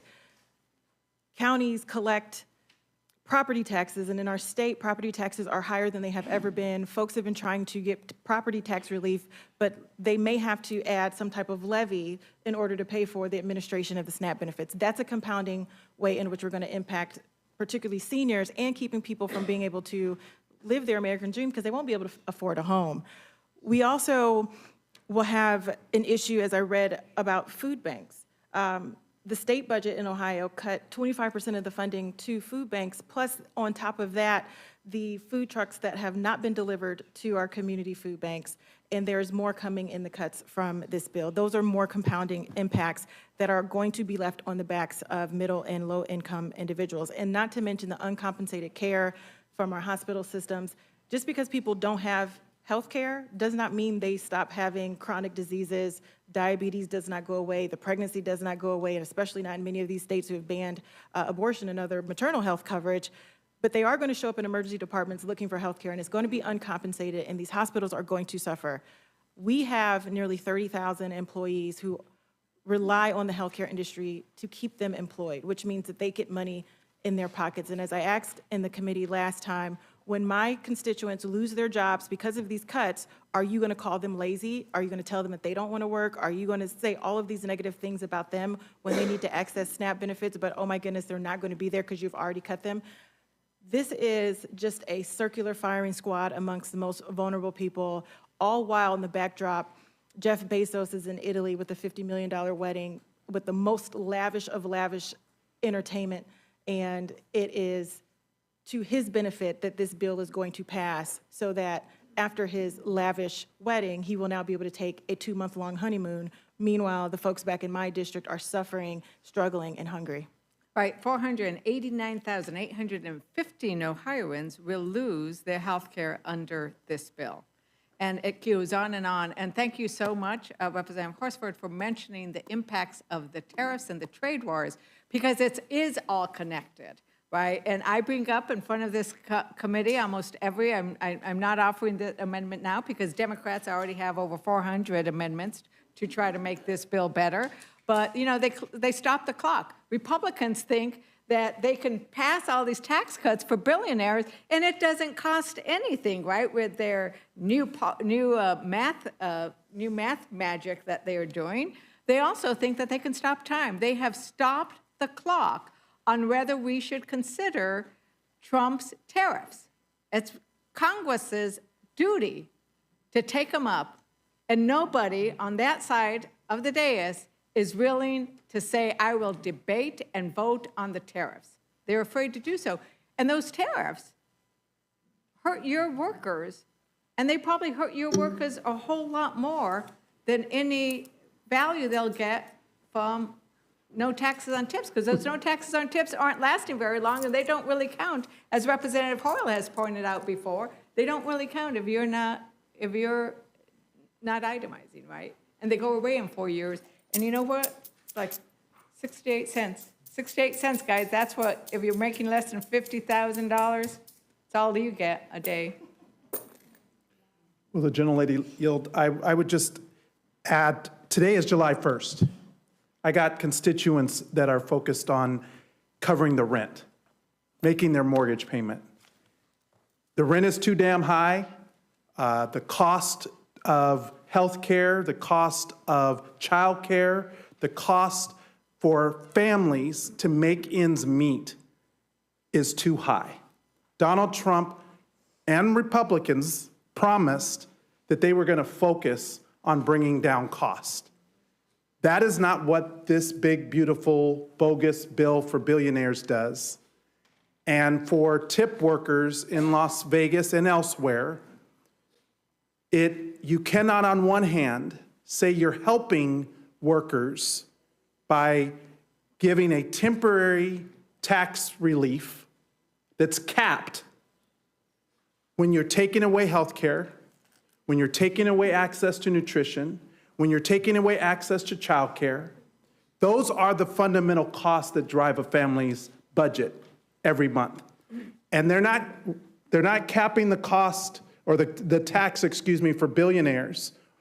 Why not apply the same tax cap that you're proposing on tip workers to the billionaires?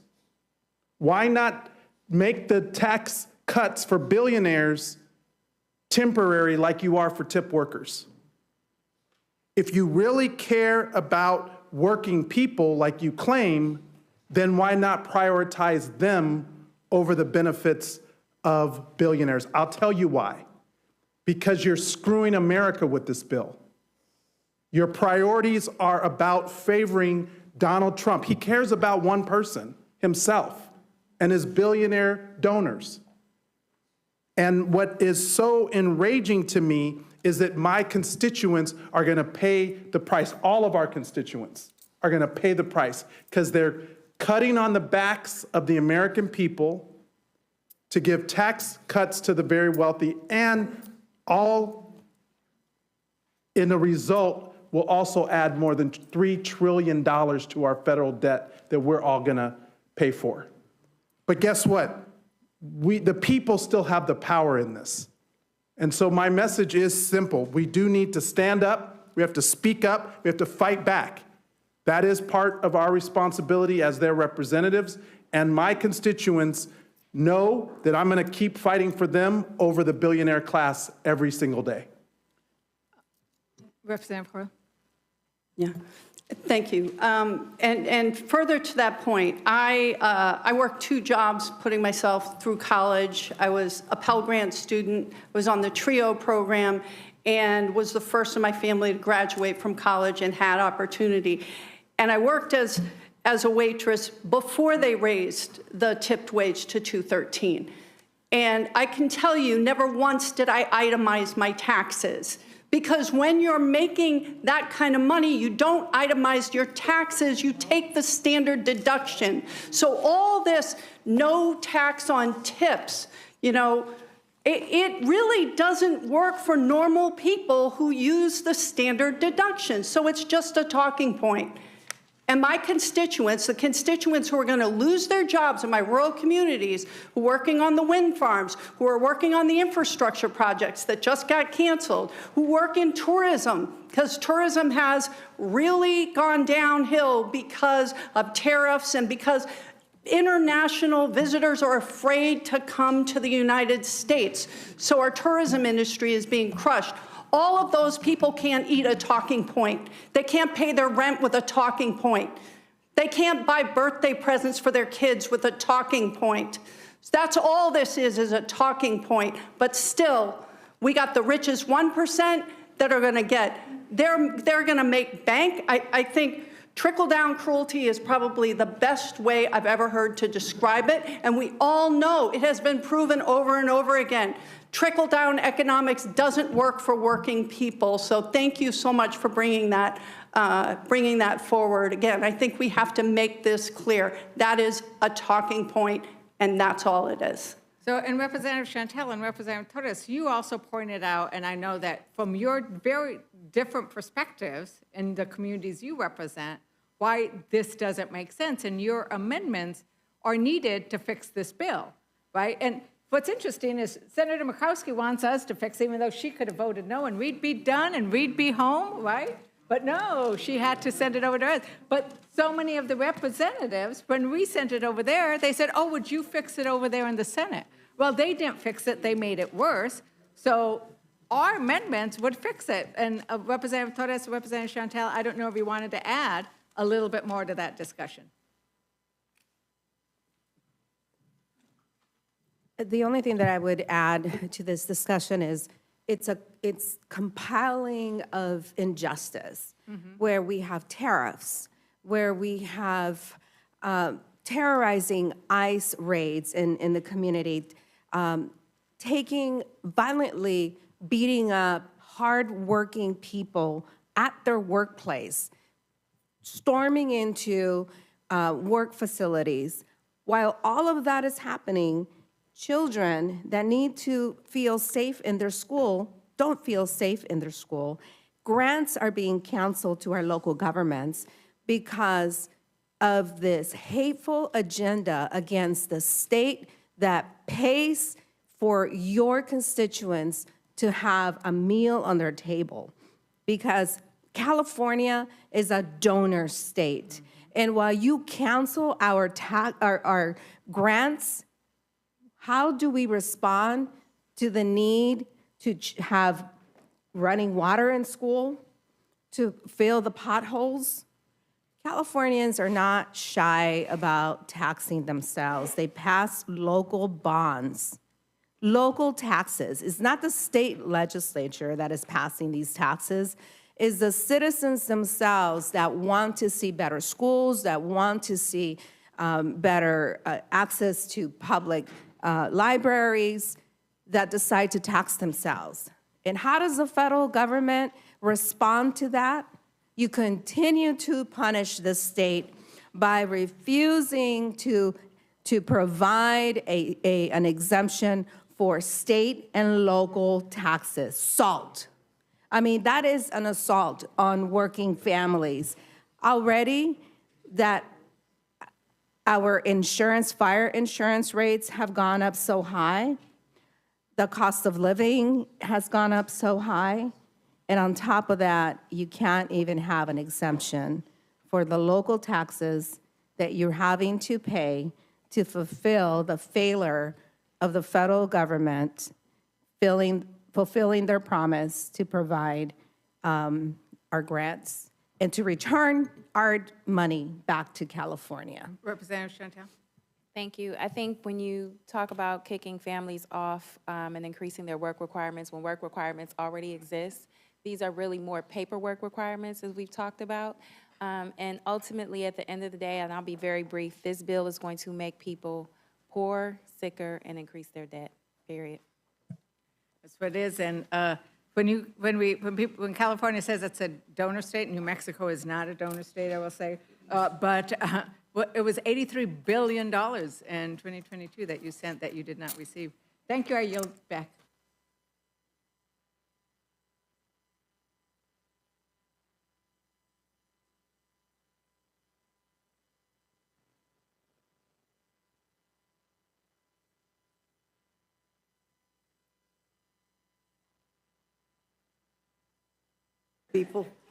Tell people, if you'll let me tell you, we have Representative McGarvey, Representative Scott from Virginia, Representative Min, Representative Delaney, Representative Crockett, Representative Supermoya, Representative Sewell, and Representative Liccardo. And if you'll come in the line, it would be helpful. First seat over here.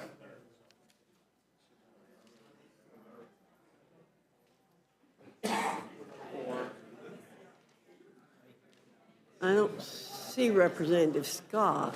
Is he here?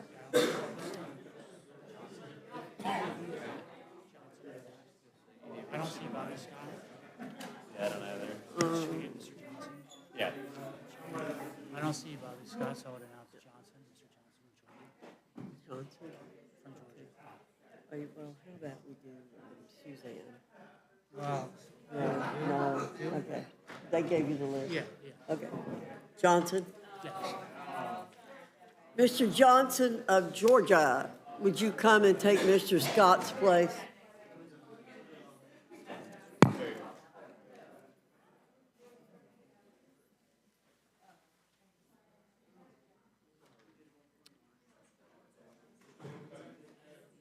Well, that's all right. If you guys just scoot down, if you don't mind, scoot down. You got it? Well, never mind.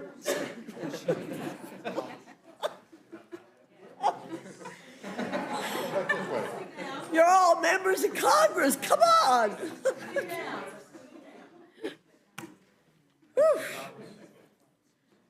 Okay. Most of you have been here. You know the drill. We ask that you submit your written comments for the record, and I ask that you keep your comments to 5 minutes. And if you get asked questions by the panel members, answer them in a short way. Thank you very much. We'll start with you, Mr. McGarvey. Thank you, Madam Chair. This budget hurts people. Kids, families, seniors, veterans, young and old, and for what? So that the richest 0.1% of Americans can pay less in taxes, and while they're driving our nation's debt up by $3.3 trillion to do so. It's wrong, it's cruel, and it's a choice. Republicans wrote it this way. That's why I'm offering 3 amendments. 1, to protect rural hospitals. 2, to keep our veterans from going hungry. And 3, to ensure our healthcare costs don't go up. This budget will hurt rural Americans everywhere, but it punishes the people in my state of Kentucky the most. If this bill passes, over 133,000 rural Kentuckians will lose their health care, more than any state in the country. 35 rural hospitals will close, more than any state in the country. Kentucky will lose $10 billion in rural Medicaid reimbursements, more than any state in the country, all while losing over 20,000 healthcare jobs. And it's easy to picture what happens next. All of a sudden, when something goes wrong, you know this is going to happen. When your parent has a heart attack, when your kid is in an accident, when your wife goes into premature labor, when minutes matter, when driving an extra 30 minutes is literally the difference between life and death. It isn't just people on Medicaid. These cuts hurt all of us. They mean worse care, longer waits, and higher prices for everyone. They are cruel and they are wrong. My second amendment is simple.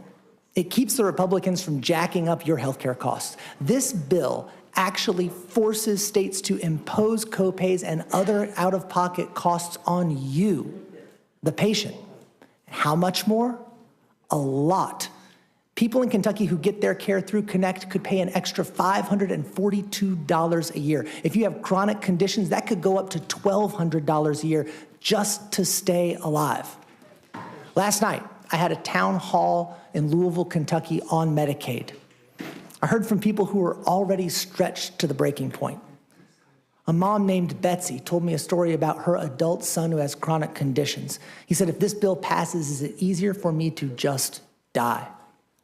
I heard from other people who are skipping their meds, who are delaying care, who are scared to check the mail just for another medical bill. Now Republicans want to raise our health care costs even more, not for better care or more coverage, but to bankroll another tax break for the ultra-rich. It's disgusting. I offer my final amendment with this simple principle in mind, that our veterans should not have to fight one more battle, especially for food. Veterans don't just serve, they sacrifice. Time with their families, their health, potentially their lives. And when they come home, our obligations to them are not optional. This amendment ensures that no veteran will endure the Republicans' burdensome new red tape when they're hungry. Because for someone who's already served our country to have to prove themselves again in order to eat, that's not accountability. It's absurd. A budget is a moral document. It's not just a statement of what we value, it's a reflection of who we value. I value the people who are counting on hospitals in their rural community for care. I value people who can't afford higher copays. I value the people who put on a uniform to keep us safe and keeping them from going hungry. That's who I'm fighting for. Not the billionaires, not the ultra-rich who already have enough and are about to get an additional tax break, but for the Americans who truly make this country great. I urge my colleagues to vote yes on these common sense amendments, and I yield back. Representative Mann, you're recognized. Thank you, Madam Chair. Thank you, Ranking Member McGovern. I've sat and listened to a lot of this debate and heard a lot of the back and forth around the Medicaid cuts, the cuts to food banks. But, you know, as I step back and recall the origins of how this bill came to be, I remember back to January 20th, and it started with a discussion of waste, fraud, and abuse. It started with DOGE. And the reality is, if Elon Musk had found $2 trillion in cuts in waste, fraud, and abuse, we wouldn't be talking about cuts to Medicaid. We wouldn't be talking about cuts to food stamps or SNAP. The reality is we're talking about these massive cuts because the goal of this bill was never about waste, fraud, and abuse. It was never about putting able-bodied people on Medicaid. It has always been about an immoral tax giveaway to the richest people in the world. And I just want to note that the last TCJA in 2017 was estimated to give $350 billion to foreign investors. Not even American investors, foreign investors, because the way it was structured, giving benefits to pass-through entities like corporations and private equity funds. That is what we're talking about right now. We're talking about massive cuts. So when Republicans claim, oh, this is not going to kick anybody off Medicaid, I don't believe them because that was never their goal. They don't really care about what this does to Medicaid. They care about what this does as far as finding a pay-for their giant tax cuts. And so when I talk to my hospitals, when I talk to my healthcare providers in my district, I have the same stories we've heard throughout. Our hospitals will close. Our pediatrics departments will close. Quality of care will go down. People that are struggling right now to find care are worried that they will die. And that is the reality in districts across America right now. And that is what is happening with this horrendous abomination of a bill that is the most immoral bill I've ever seen in my lifetime. And I will just note that while our families are struggling across this country, what this effectively means is that if Jeff Bezos decides to get a divorce, marriage doesn't work out, he can get married like 10 more times and have 10 more weddings like the one he just had, all on the dime of American taxpayers. That's what this is about. Immoral. Now, I've got 7 amendments. I will try to briefly go through them. They're more targeted. I've got 3 relating to the environment. The first is number 76, oil and gas financial assurances. And this bill amendment would prevent the ugly bill from reducing oil and gas royalty rates until there's a full accounting of the industry's untold environmental liabilities. We know that big oil has gotten away with a ton of liabilities that they're leaving on the backs of taxpayers, including off the coast of California, which I represent. And what this bill would do is ensure accountability for the oil industry. My second amendment, number 114, wind and solar in national energy policy, would prohibit the Secretary of the Interior from conducting any fossil fuel lease sales under this bill until the Trump administration's national energy policy no longer discriminates against wind and solar energy.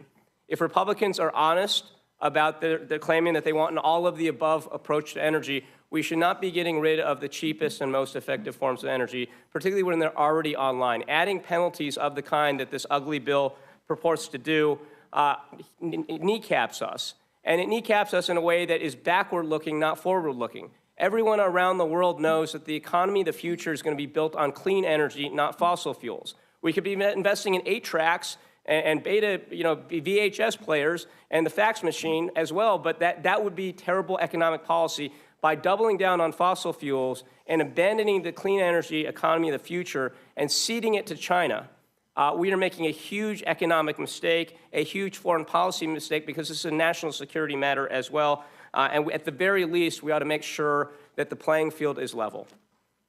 My third amendment is number 160, fitness to operate for offshore drilling. And this amendment would establish a fitness to operate standard and prohibit offshore oil and gas leases from being awarded to companies with outstanding environmental liabilities, previous noncompliance with federal laws and regulations, or those that lack the means to mitigate environmental risks. Too often, offshore leases are resold to wildcat companies that are not able to pay for the liabilities that are incurred. We've seen this happen time after time off the coast of California. They leave taxpayers holding the bill. They declare bankruptcy, give dividends right before then. We need to put a stop to that. This amendment would effectively hold those oil companies accountable. Number 197, this amendment would block federal funding for special government employees in DOGE, including former employees like Elon Musk, until the Departments of the Interior, Agriculture, and Commerce determine that these individuals have not violated financial conflicts of interest law. We have seen too many people playing too fast and loose with the rules. We don't have any full accounting or transparency, whether Elon Musk or Big Balls or any of the other people associated with DOGE have actually complied with the rules that they're supposed to comply with. Do they have conflicts of interest? Have they cut spending in ways that, or reallocated spending in ways that have benefited their own pecuniary interests? We don't know the answers to that. It's about damn time we figure this out. This is a question of good government. And at the end of the day, the rule of law still needs to hold in the United States of America. My next amendment is number 231. And this is based on a bill that Representative Liccardo and Representative Vindman and I have put forward, the POCA bill, which would create a private right of action for violations of the Impoundment Control Act, potentially with the ability to sue perpetrators personally if they act in bad faith. And this is important because what we've seen right now is a blatant disregard for the rule of law by members of this administration, including Elon Musk, Big Balls, and the people involved with DOGE. For too long, they have just sat there and decided that willy-nilly they're going to ignore the law, cut funding in ways that harms real people, including people I represent, people that you represent, and it's about time that we had accountability here. Okay, sure, I'm trying to. Okay, I'll two more amendments here. My next amendment is very simple. This is number 232, no new tax cuts for Americans earning $100 million. And this would basically just say that there would be no new tax cuts for anyone making $100 million or more. My last amendment is number 285, and this would prohibit ICE agents from wearing masks and require them to identify themselves. We have seen in my district and across Southern California, ICE agents wearing jeans and sneakers and masks. They look more like gang members than they do like law enforcement agents, and they're jumping out of unmarked vans. It's hard to tell if they're actually law enforcement agents. It's about time that they adhere to the same standards that other law enforcement agents do. We don't see our local police masking up, hiding their identities, refusing to identify who they are. Thank you very much, Madam Chair. I yield back.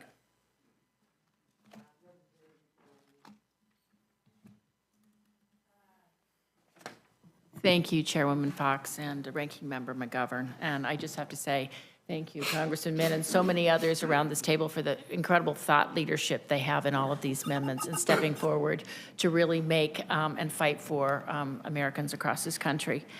Before I speak to the substance of my bills, I do have to again address and reiterate what many of my colleagues have said about the dangerous and immoral impact of the reconciliation package. To me and many of my constituents, it's just an abomination that this bill will make life worse and less affordable for working families, not only in the 6th District of Maryland, where I represent, but across the country. And again, it seems like it falls on deaf ears, but this bill will hurt Americans, and every district in America will feel its impact. Yesterday someone said, make America great. No, I think this is going to make America break. And I really think it is heartbreaking to see what's going to happen. Under this bill, more than 3 million people will lose access to food assistance, including over 2 million children. And again, this has fallen on deaf ears, and more than 17 million will be stripped, of course, of their health coverage for the next decade. And in the 6th District, many rural hospitals are really very fearful of closing. That 17 million people are denied life-saving care because of not what they've done or where they live or how little they earn, but it'll be because of what we do tomorrow in our votes. And to make matters worse, this bill represents a breathtaking act of fiscal hypocrisy. For decades, my Republican colleagues have raised the alarm of an increasing national debt and federal deficit, but they have tucked into this bill a $5 trillion debt ceiling hike with no offset, no pay for, and no common sense. This is not governing. It's a betrayal of public trust and a breach of our fiduciary duties to our constituents and to America. And don't just take my word for it. Let's listen to some of the Republican colleagues. Senator Tillis said that this would force states to consider eliminating Medicare coverage and cutting services for our most vulnerable. Senator Murkowski said we need more process and a better outcome for the American people about what this bill has to offer. And I joined Johnny Okowski on his amendment concerning that all states should be able to have some of these waivers or carve-outs, not the caribou carve-outs, but, let's figure out that there is something across this whole country that will protect us. And then rushing this means stripping health care and slashing services. And not one constituent in my district has wanted this to go forward. So I have several amendments, which I'm going to briefly go through. My first amendment is simple. It is Amendment 78, and it blocks any charges to nutrition policy under this bill unless there is a certification that no household with children under 18 will see their SNAP benefits cut.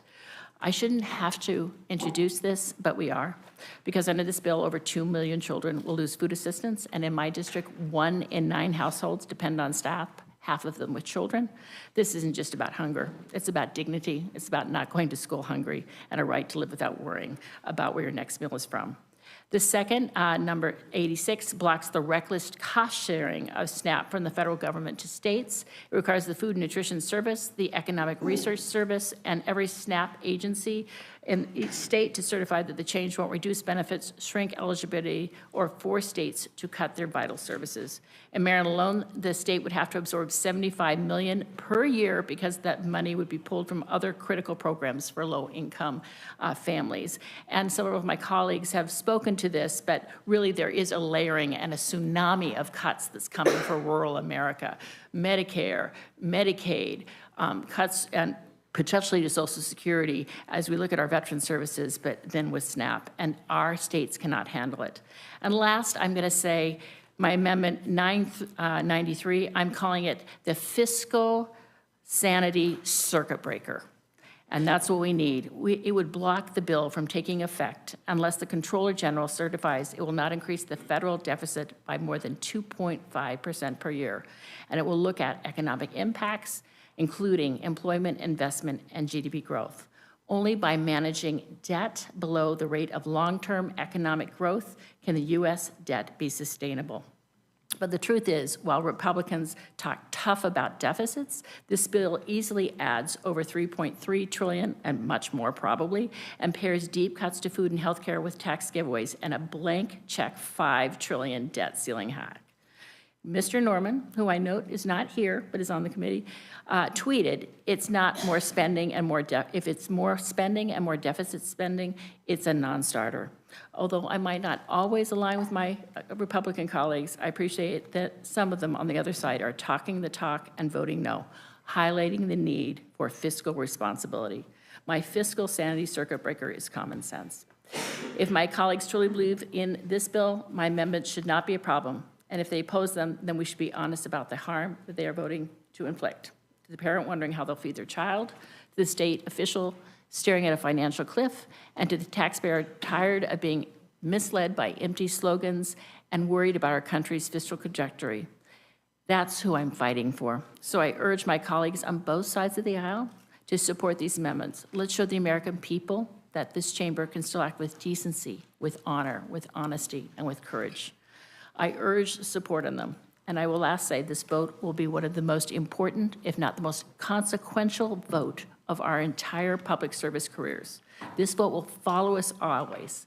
It will define us, our priorities, and our values, and our country will remember it. Thank you, and I yield back. Representative Crockett, you're recognized for 5 minutes. Thank you so much, Madam Chair, and to the ranking member. I appreciate an opportunity, and I don't know that I'll have time to go through all 8 of my amendments, but I did submit 8. Amendments 121, 149, 196, 258, 314, 325, 342, and 355. I would respectfully ask that they all be ruled in order. Now, let me tell you why I'm here. I'm here fighting for people in my district because Republicans are willing to sell out working and struggling folks in my district, and frankly, there's 2. To appease billionaires and big corporations. Now, I know we've had a lot of talk about how much SNAP costs a day, and the fact is that it's only $6 a day that a person gets when they get SNAP benefits, but we've not talked about the cost of Medicaid. It costs approximately $10 a day to ensure a kid gets health care through Medicaid. So we're talking about to take care of kids, let's say they've got SNAP and Medicaid, only $16 a day. But another thing we've not really put into perspective, we've talked about these billionaires, and we've talked about the fact that this is all to benefit them. No one has talked about how many billionaires we actually have in this country. We have more billionaires in the United States than any other country, but the total number is 83. Last time I checked, we have 435 members in the House, and we have 100 members in the Senate, yet somehow 83 people in this country have more representation than the hundreds of thousands that are about to lose their health care as well as their SNAP benefits. If I just started going through the Republicans that sit on this committee briefly, I would tell you that, Chairwoman, you have 112,000 people that are about to lose SNAP benefits just in your district. I would tell you that it is estimated in your state, as your senators stated, that roughly 651,982 would lose their health care, or I would tell Rep. Fishbach that 67,000 people on SNAP, and in the entire state of Minnesota, 173 would lose their health care. I could go on with these numbers, or I could tell you about the fact that even when we look at my state, and I know that Chip Roy sits on this committee, but he's not here right now, but we have 56,000 people that are on SNAP in his district, but in the entire state of Texas, we have 1.6 million people that may lose coverage. And somehow we have 83 billionaires. And somehow they have 535 people that are speaking up for them every single day to make sure that when they get married for a second or third or fourth time, that they can go ahead and have another $50 or $60 million wedding. Instead of protecting access to these programs, you're cutting them to help billionaires who pay less in taxes than some of the teachers in our country. You claim to want a tax system and budget that helps people, but that's impossible when you're subsidizing tax credits off of the folks who can't even afford to treat their kids or family to a nice meal because federal minimum wage hasn't gone up in 15 years.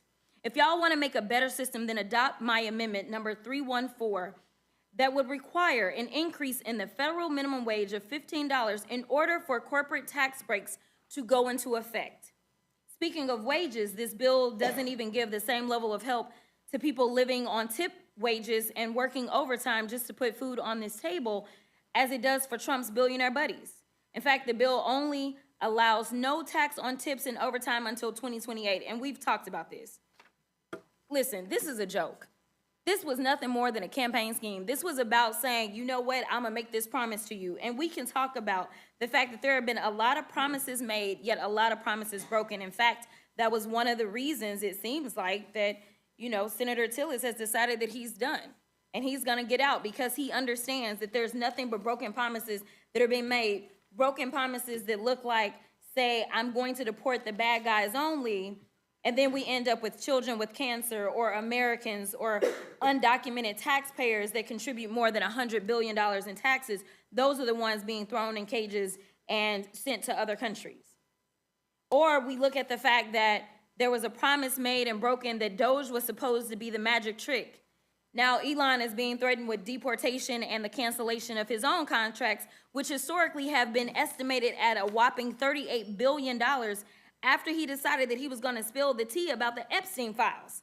And frankly, the truth is that we know that we could cut a lot of those contracts to Elon, but somehow that hasn't been done.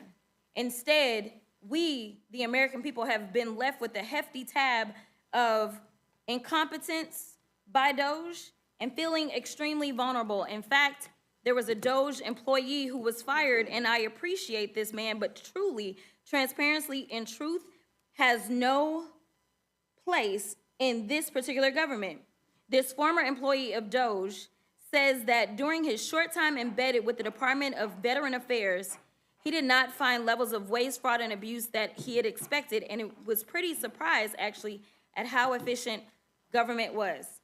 I will wrap up by saying this. I don't really understand what it is that y'all plan to go back and tell your constituents. I'm glad that some of y'all decided to show up, but the reality is that you have sold your constituents out for 83 people in this country. And each of our districts should have approximately 766,000 people. How is it that you can explain that we still are running up the credit card and we have nothing to show for it except for the fact that we won't have food on the tables and we won't have health care? And with that, I will yield. Thank you. Representative Subramanian. Thank you, Madam Chair. For 5 minutes. Thank you, Madam Chair. Thank you for having this hearing and staying late tonight. And thank you to all the members of the committee. I want to just talk about a couple of things. First of all, there's a lot of wasteful stuff in this bill. When you have a bill this big, you're going to end up with a lot of bad provisions that people may not hear about. And so a lot of my amendments are actually aimed at bad provisions or provisions that aren't there that should be there that are hurting Virginians and especially my region. These are amendments 108, 113, 144, 235, and 269. And the first one is a real whopper. I mean, because the Texas delegation in the Senate wanted to have their vote bought and paid for, they decided that they would actually spend hundreds of millions of dollars in taxpayer money to take the space shuttle that's in Northern Virginia at the Air and Space Museum at the Smithsonian and move it all across country to the Space Center in Houston. Now, I actually grew up next to the Space Center in Houston, and they already have a full replica model of that space shuttle. They also have 6 other flight vehicles as well. So this isn't going to increase visits to the Space Center in Houston, where my family is. It's actually going to take away people's opportunity to, for free, see a space shuttle and show off American dominance in space for the past 50 years. And that's going to cost taxpayers hundreds of millions of dollars just to buy a couple of votes in Texas.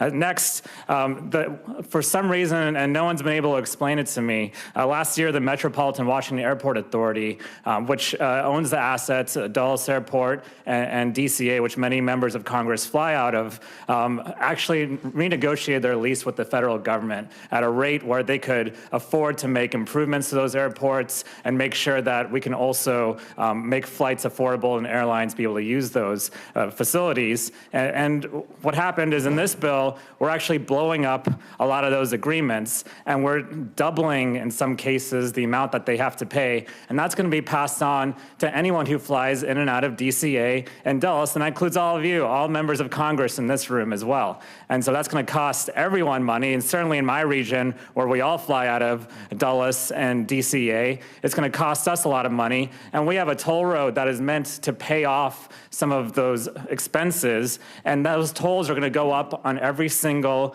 person who uses those tolls. I'm talking about the Dulles Toll Road. And so we have a lot of issues with the fact that we already have very high tolls in our region in Virginia, and they're just going to go up because of this bill, and no one's been able to explain to me why that is. And then finally, one of the president's branded golf courses is in my district, and he likes to come out there and golf, and that's fine, but then he golfs a lot, and I didn't realize this. He golfs almost more than 20% of his free time, his time actually, and not free time, his actual time, he's awake, is spent golfing. And he comes golfing so much that it's costing our region a lot of money, and it's costing our local sheriffs and local police a lot of money to make sure that that area is secure for his golf trips. And so what I'd really like to do is just make sure that we can at least reimburse my region for all the golf trips that the president is costing us. And so finally, there's a 9-figure slush fund for Doge as well, and for Russell Vogt and the OMB. And no one's been able to explain to me why, to capture waste, fraud, and abuse, we need a 9-figure slush fund for them.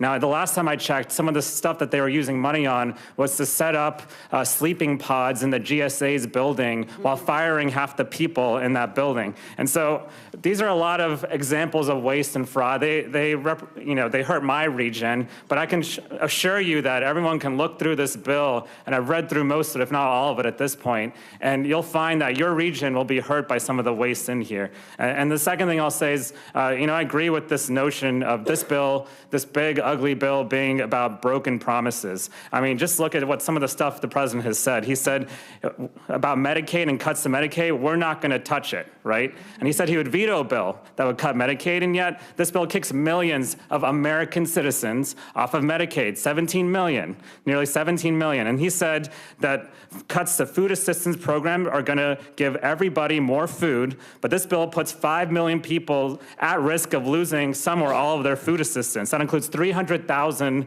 children in Virginia. And let's be clear, this bill is also going to make energy more expensive. He said that, the president said, we're going to get your energy prices down by 50%, but the studies have shown that this bill is going to spike energy costs up to $250 billion nationwide. In Virginia alone, we're going to see an 8% increase in energy costs. And finally, the biggest whopper of all is that this bill is supposedly going to reduce our deficit, and we know that that's not true. In fact, it's going to add $3 to $5 trillion to our national debt. It's going to hurt our deficit, and it's going to mortgage our children's future. This bill is bad. Our Virginians and Americans deserve better than these broken promises. I yield back. Thank you. Representative Sewell, you're recognized. Thank you, Madam Chairwoman and Ranking Member. My amendment would extend the Affordable Care Act's premium tax credit to Americans who are caught in the coverage gap, as well as Americans who will lose their Medicaid coverage as a result of this horrible bill. We must extend the premium tax credits for low-income citizens below 138% of the poverty line. I have heard from countless constituents who fall in the coverage gap, and they are desperate to keep their health care. I recently spoke with one of my constituents. Her name is Kiana, and Kiana was caught in the coverage gap. She lost her Medicaid coverage following the end of the COVID public health emergency. When she tried to qualify for Medicaid again, she was told that she made too much money. She made more than the $295 a month to qualify. In my state of Alabama, we have a bare bone Medicaid program. It's so bad that you have to really be P-O. You can't afford the O or the R. So people like Kiana are really scared about this cost shifting. The cost shifting will mean that Medicaid will not happen in the state of Alabama. The fact of the matter is they're not going to pay for it. They're just simply not going to pay for it. Madam Chair, I firmly oppose this so-called big, beautiful bill that has come to us from the Senate. Let me be clear, there's nothing beautiful about stripping health care from working families. There's nothing beautiful about taking food off the table of our most vulnerable neighbors. And there is certainly nothing beautiful about putting rural hospitals on life support. Madam Chair, this bill will gut Medicaid as we know it. It will slash funding for millions of children, seniors, veterans, and people with disabilities. Medicaid is a lifeline. This bill will cause 17 million Americans, including 170,000 Alabamians, to lose their health care. And it doesn't stop there. This bill will also gut SNAP benefits, a program that puts food on the table for hardworking families, for children who need breakfast before school, for seniors who are choosing between groceries and their medicine. In Alabama, it means 750,000 Alabamians could lose their nutrition benefits or worse, see them reduced. The cuts in this bill are not just numbers on a page. They are empty cupboards and shuttered clinics. There are hospital wings closed in small towns already struggling to keep their doors open. They are parents lying awake at night wondering how they're going to be able to afford medicine for a sick kid. We should be strengthening the safety net, not shredding it.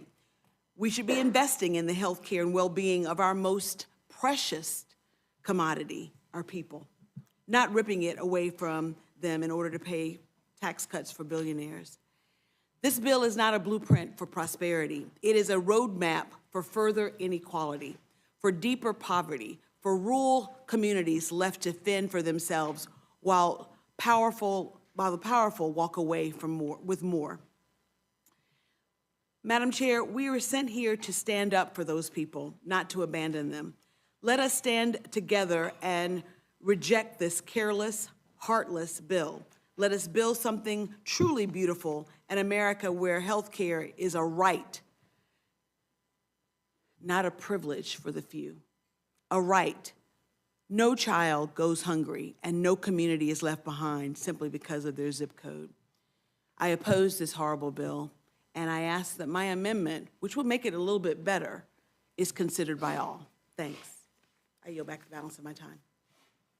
Thank you, Ms. Sewell. Mr. Liccardo, you're recognized. Thank you, Madam Chairwoman. I have 4 amendments to H.R. 1, and I appreciate the committee's consideration. But rather than delving into the complexities of these amendments, I'd like to take a step back. I'd like to step back from whatever we're going to tell the public in press releases tomorrow if this bill passes. I'd like to talk about what we'll tell our children and our grandchildren a decade from now if this bill passes. The children who count on us, not just the ones in our homes, but all of America's children, will suffer immensely under this one big bloated borrowing bill. We are the grown-ups, but under this budget proposal, we're not governing like grown-ups. Grown-ups look out for kids. Grown-up governance recognizes the moral priority of our progeny. It emphasizes the imperative of taking the long view, of saving, of sacrificing, and investing today for our children's tomorrow. We have a fiduciary duty, indeed a sacred duty, to act in their best interest. You've heard from my colleagues how this bill cuts lifeline programs for our youth, from their health care and Medicaid to their school lunches and SNAP to their student aid and Pell Grants. But we're doing much worse than even that to our children. That is, we are spending their money and borrowing from their future to pay for our present. Now, many Americans could be forgiven for believing that with all these cuts, the GOP leadership must be proposing a budget that will actually reduce our monstrous $1.9 trillion deficit. But they would be wrong. The one big bloated borrowing bill will accelerate America's accumulation of debt by $3.9 trillion over the next decade if we include the interest payments according to the Nonpartisan Committee for Responsible Budgeting. Add another $1.4 trillion in new debt when Congress inevitably makes several of the temporary provisions of this bill permanent. Now, while congressional leaders may gaslight the public about the bill's true cost, nearly every independent expert, from the Nonpartisan Congressional Budget Office to the Conservative Tax Foundation, knows better. The bill also hasn't fooled the markets. After we passed the less costly House version of this bill only weeks ago, Moody's downgraded U.S. bonds in view of what they called, quote, current fiscal proposals. Wary bond investors have pushed bonds yields higher, and you can expect more of that in the years ahead, as we all pay a hidden tax from this bloated budget through higher interest rates. Now, I feel bad for my Republican colleagues. I know that President Trump painted each of them and all of Congress into a corner by publicly promising $5 trillion in tax giveaways he had no idea how to pay for. An even bigger problem is that Congress has no idea how to pay for those promises either. That's why this bill leaves, at best, $3.9 trillion of additional debt on the credit card. Now, I know that grown-up budgeting is hard. When I came into office as mayor for the 1 million residents of the city of San Jose, I faced nearly $4 billion in employee retirement debts that were crippling our city's budget, courtesy of politicians who were happy to make promises that they had no idea how to pay for. For more than a year, we spent hundreds of hours in difficult negotiations, but we forged an agreement that helped us save billions, helped us reactivate fire stations and hire police, and I left my successor with a $30 million surplus. We Republicans and Democrats could similarly negotiate a much better budget than this. Let's doge this bill, let's sit down and let's negotiate. I'd like to help my Republican colleagues to do what they know is right. When he realized that the Senate just added another $670 billion to the House's already bloated budget bill, Speaker Mike Johnson today told the media that, quote, I'm not happy with what the Senate did to our product. He shouldn't be happy, nor should any Republican member of this House. Let's fix this bill to make Speaker Johnson happier. Let's fix this bill for Republican Senator Murkowski, who today publicly urged us to do so. Let's fix it for Marjorie Taylor Greene, who today called it a shit show. Above all, let's fix this bill for our children. Thank you. I yield. Thank you very much. Representative Johnson, you're recognized. Thank you, Madam Chair. What has been called a big and beautiful bill is as cruel and ominous a piece of legislation as I have ever seen in my many years on this earth.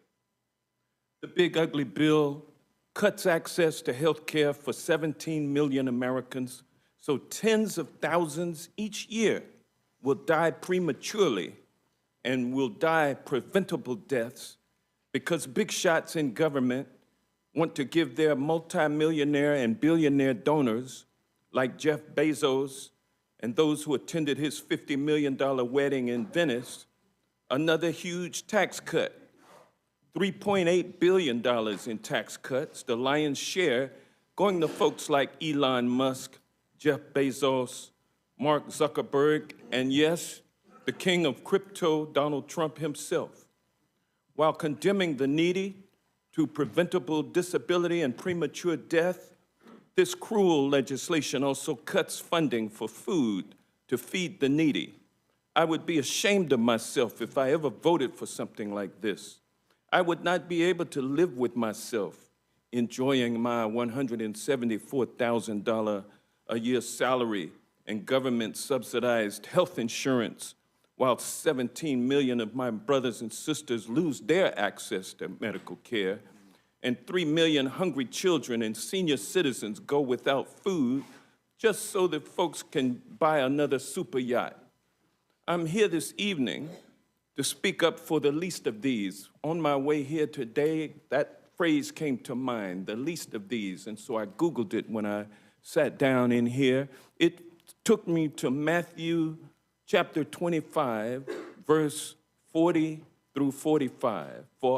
And to paraphrase verse 41, for I was hungry, and you gave me nothing to eat, and I was sick, and you did not come look after me.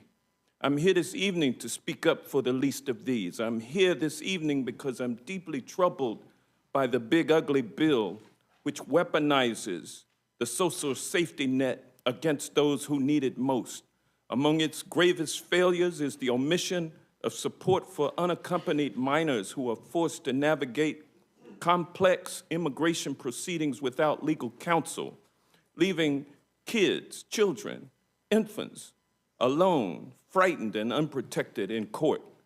My amendment directly addresses this moral injustice by providing critical funding for appointed counsel, ensuring that children's rights are respected, their dignity is preserved, and justice is truly served.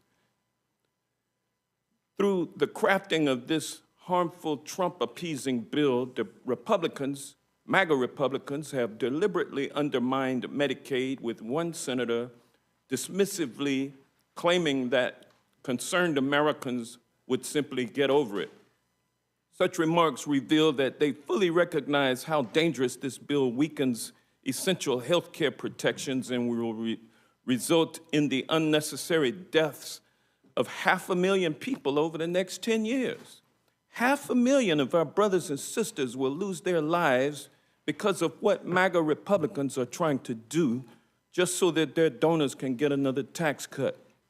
Section 71-102 removes critical safeguards against coverage lockouts and annual and lifetime coverage limits, jeopardizing children's long-term health. Additionally, Section 71-119 imposes an unnecessary 80-hour work requirement that has consistently stripped coverage rather than promoting employment. You want sick, poor people living in rural America? I'll talk about rural America, not about those inner city rats that Senator Tuberville talked about. I'm going to talk about my brothers and sisters in rural America who would be forced to get up from their sick beds and find a way to get to town or out to the field so that they could find a job and work a minimum 20 hours a week, 4 hours a day, 5 days every week before they could become eligible for coverage that would enable them to get well so that they could work again. Healthcare should be a right and not a privilege in the wealthiest nation on earth, and access to a doctor must never be weaponized against the sickest of us. My amendments strike these harmful sections, restoring compassion, equity, and common sense to Medicaid. We watched as this bill rushed through under the cover of darkness, likely because it recklessly cuts critical funding without transparency. My amendment requires transparent public reporting, ensuring communities have visibility into how their resources are managed while protecting vital investments in climate resilience. Lastly, Madam Chair, whatever you did not do for one of the least of these, you did not do for me, is Matthew 25, verse 45. I think we should all keep that in mind as we go about our business today. And with that, I'll yield back. Thank you, Representative Johnson. I think most of us on our side of the aisle think about those verses and others every single day. Mr. Langworthy. Mr. McGovern. First, I request unanimous consent to insert a statement from Representative Houlihan in support of 4 amendments, number 8, 19, 28, and 37. Taken together, these amendments would make significant progress in ensuring that this legislation will not harm Americans across the country. Without objection. And I just want to thank all of the panelists for being here. I mean, I support all of your amendments. I share your concerns. I mean, I really am deeply disturbed by the fact that this is a bill that's going to hurt the most vulnerable in our country, and it could reward those who are well off and well connected. You know, if we are lucky enough to be in the majority again, I hope one of the things that we will look seriously into is honest-to-goodness campaign finance reform, because there's too much damn money in politics. And you look at some of these provisions, you can tie it directly to contributions. And I don't think that's what the American people want, and that's what has corrupted the system. But I have no questions. I just want to thank you all for being here. Thank you, Mr. McGovern. Mr. Scott. Just my colleague from Georgia, those of us in rural Georgia would appreciate if y'all would stop cutting our forest lands down and maybe come get those solar panels off our farmland and take them back up there to Metro Atlanta. We'd be appreciative of that. Thank you. I yield back. Ms. Scanlon. You're recognized. Just want to thank all of the panel members for their thoughtful amendments, for their testimony, for their patience in waiting to testify tonight. I think collectively, you've told quite the story of both the harm to our communities that this ugly bill will inflict, as well as the real hypocrisy and the real underlying purposes for why these cuts are being made to justify giving to those who have the most rather than those who need the most. So thank you. Appreciate all of you. I yield back. Mr. Jack. No questions. Thank you. Thank you. Ms. Leisure Fernandez. Thank you very much to the panel once again. And I'm, ditto on everything that was said, on everything you said. Something that we haven't talked a lot about, and we have a Ways and Means member here.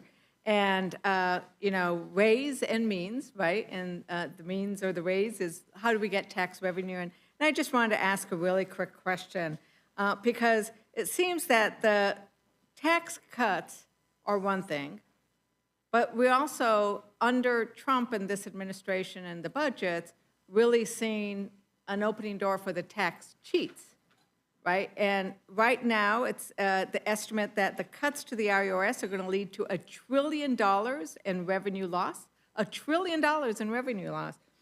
There's already been a $500 billion shortfall in what we got from last year. Like, we don't have to cut Medicaid and SNAP and everything else if we would just, make sure we made people pay their taxes.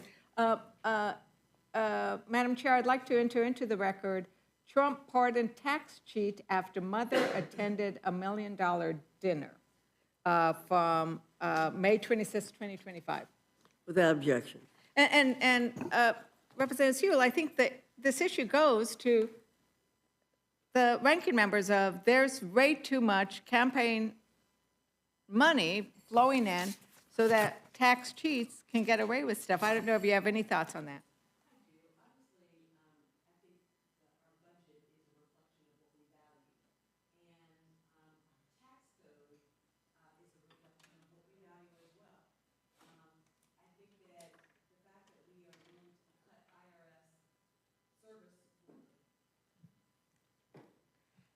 The fact that we would be willing to cut IRS service workers by such a big amount, I think it was $700 million they're going to take away, means that we don't have the agents to go in there to find these tax cheats. Instead, I've seen in my district, the low-hanging fruit is to question someone's child tax credit or earned income tax credit, not to go after all of the complicated tax, things that would really bring us a lot of money and a lot of revenue, to your point. We wouldn't have to cut so much of our Medicaid if we just taxed the very wealthy and then pay their tax, not figure out ways and loopholes not to pay their taxes. And so, in terms of campaign finance, I think that the article that you submitted to the record is really atrocious. It was a person who was convicted as a January 6th rioter and literally was able to get a pardon after his mother paid $1 million to go to Mar-a-Lago and attend a $1 million per person dinner with our president. And miraculously, 3 weeks later, that person was given a pardon. And this person not only was January 6th, but also defrauded the government, is what he did. He defrauded the government millions and millions of dollars. Medicaid, absolutely. So, look, I think that all of us here today have submitted amendments that we think will make this bill better, but the fact of the matter is it's a horrible bill. And the American people know it. Over 60% of them don't agree about the bill. And I think that we as lawmakers should really be putting the people first. And I think that the power of the people should be more important than the people with power. Thank you. I yield back. Thank you, and I yield back. Thank you, Ms. Leisure Fernandez. I thank our witnesses for being here, and I'm going to call up, you all are excused. Let's see if we can work this again. Mr. Takano, you're in the first seat. Mr. Amo, Congresswoman Morrison, Congresswoman Ansari, Congressman Espaillat, Williams, Bonamici, Goodlander. You're close, Suzanne.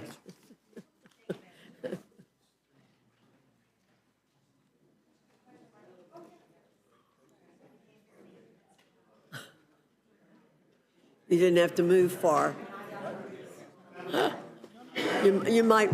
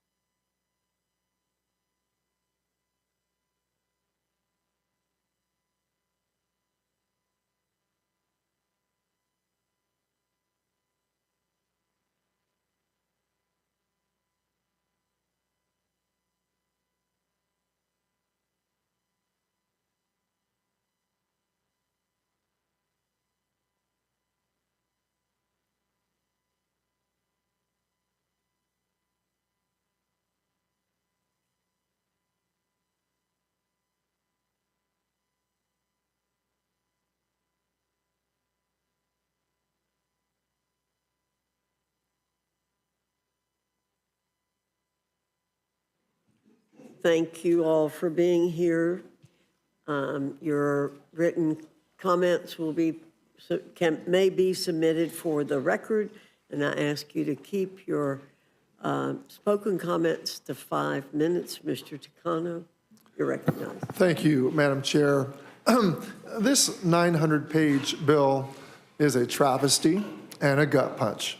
It puts the interests of the richest and most connected billionaires, polluters, and tech companies over every other American who is just trying to get by.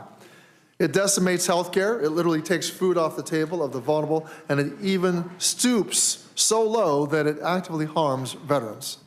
This big, ugly betrayal undermines our shared American values and allows this administration to continue its brazen efforts to strip our great nation for parts to be auctioned to the highest bidders. It boggles the mind that the Republican Party wants to deny 17 million people health care. Republicans have chosen to decimate health care infrastructure in rural and underserved communities. Republicans have chosen to harm seniors by forcing them to choose between basic necessities and health care.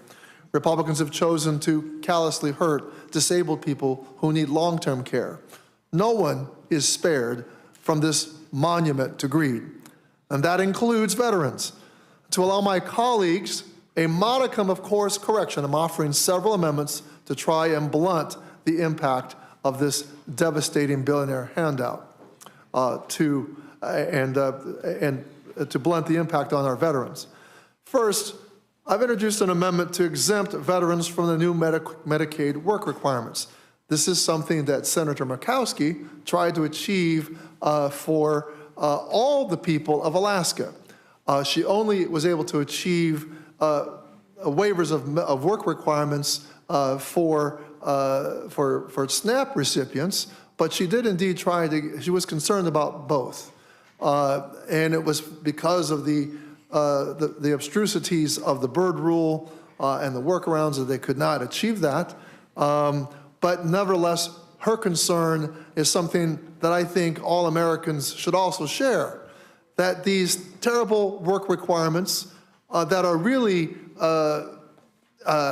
as my colleague Sarah McBride called them, trickle-down cruelty, a golden shower of benefit cuts. You're trying to impose this paperwork, this intended inefficiency, intended government inefficiency in order to cause people to not get their benefits because we'll just lose many, many people through the cracks. Currently, 1.6 million veterans rely on Medicaid. And while the bill may exempt veterans with 100% VA disability ratings, it would still subject as many as 1 million other veterans to bureaucratic red tape just to keep their health care.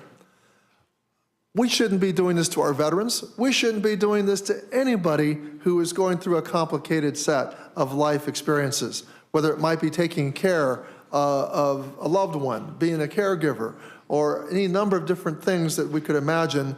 People who are lower income are facing tremendous life choices, and our veterans, we can all imagine what sorts of trials and tribulations our veterans are going through. Veterans with disability ratings other than 100% may still have service-connected disabilities that present significant impairments to employment. Singling out veterans with 100% disability ratings is not reform, it's cruelty. Our veterans have sacrificed enough at the altar of freedom. We should not be forcing them to sacrifice even more. Second, if you're going to rip away veterans' health care, the least we should do is tell them. My amendment would require HHS to notify veterans who are losing Medicaid coverage due to this bill. Third, I've offered a similar amendment requiring USDA to notify veterans and service members if they're being kicked off of SNAP. Over 1.2 million veterans live in households that receive food assistance through SNAP. Again, this bill takes away from those who served and gives to those who stockpile wealth without sacrifice. And if I had had enough imagination, I would have offered an amendment to provide a waiver to our veterans who are on SNAP in the way that Senator Murkowski was able to get a waiver for the people of Alaska, got the waiver for those work requirements for those Alaskans who are in need of SNAP. We should have done the same for our veterans. Fourth and fifth, I propose creating websites through HHS and USDA to help veterans navigate the fallout, to provide information about alternative health care and nutrition resources for those losing Medicaid and SNAP coverage. It's a modest effort to clean up the mess this bill creates. I also have an amendment that would strike the bill's decade-long delay of the 2023 Borrower Defense Rule implementation, a consumer protection rule that provides loan relief to borrowers who've been defrauded by their colleges. Student loan borrowers should not be forced to repay loans for classes or degrees from schools that have lied to, deceived, or misled them. This delay makes it significantly harder for student borrowers to make a successful claim when they are victims of misconduct, and cuts predatory institutions and loan services a break instead of pushing students to and over the brink of default, which devastates individuals, their families, and taxpayers. We should not be paying for tax breaks for the wealthy by making students have to pay on their loans that they have been defrauded on by these for-profit monstrosities, Madam Chair. And I yield back.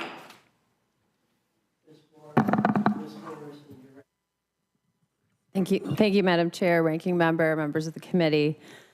I honestly can't believe that I'm sitting here today again to try to convince my Republican colleagues that it's immoral to sell off the health of the American people in order to cut taxes for multimillionaires and billionaires.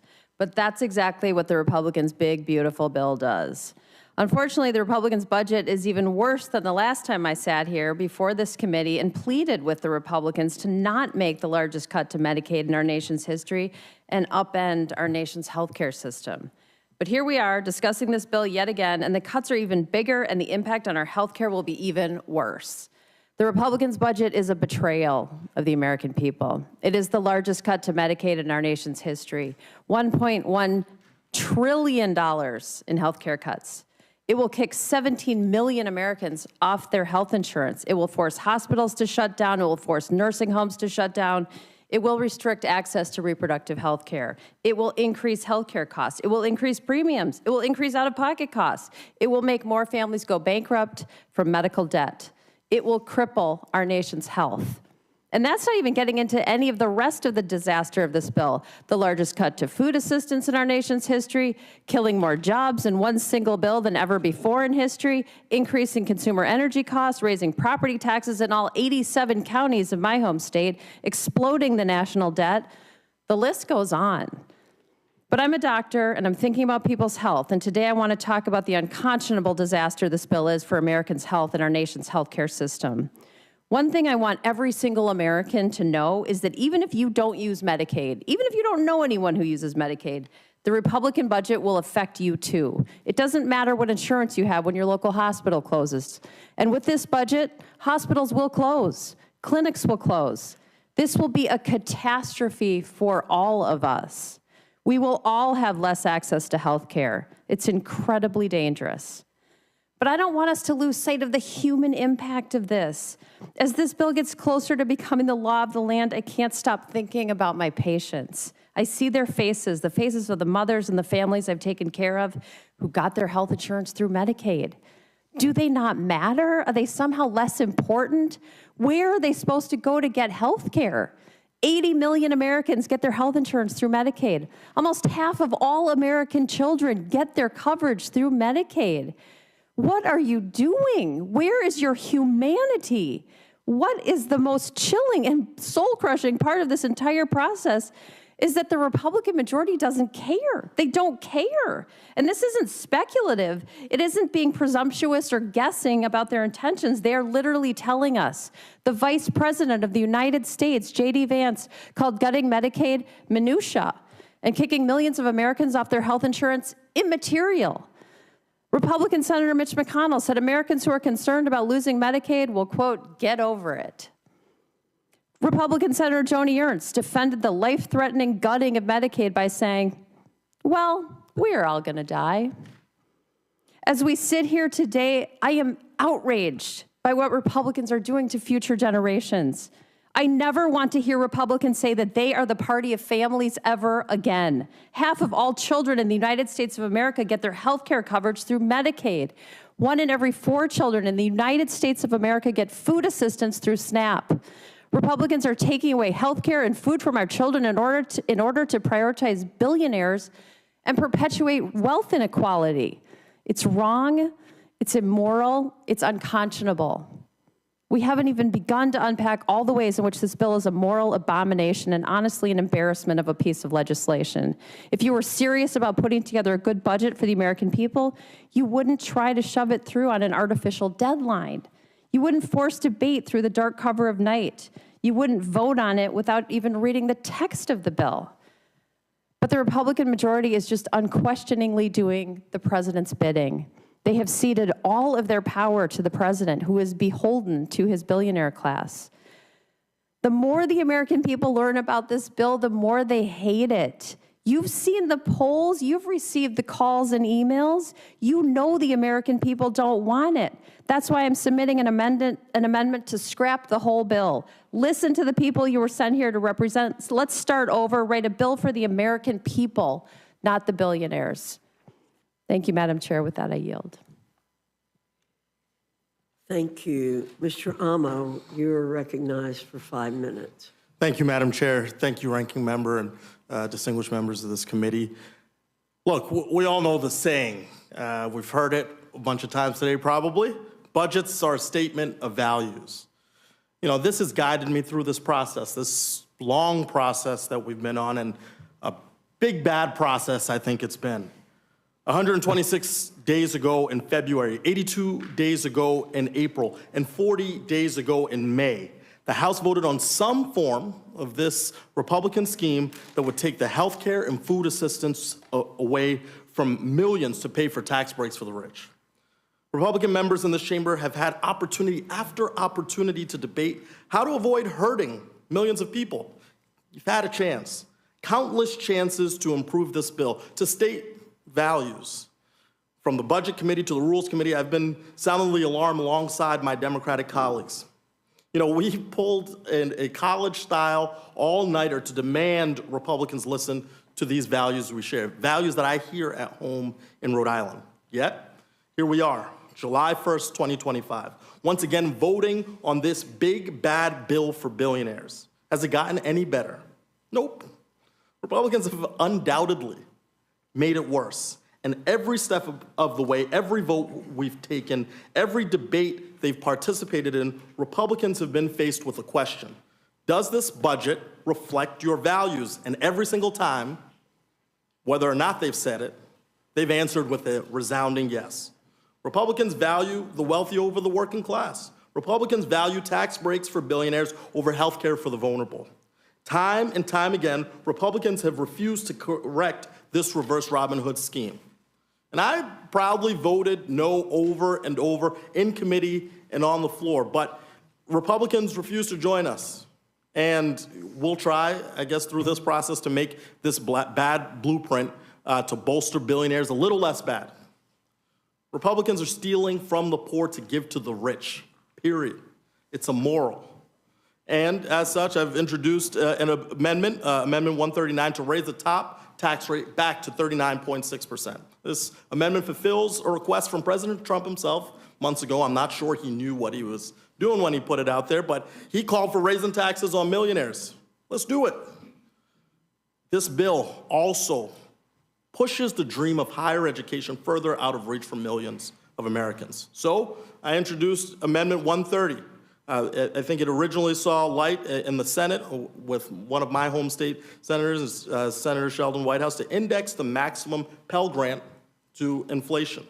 This amendment honors the legacy of a great Rhode Islander, Senator Claiborne Pell, by ensuring vulnerable Americans and Rhode Islanders and students throughout the country can climb the ladder of success.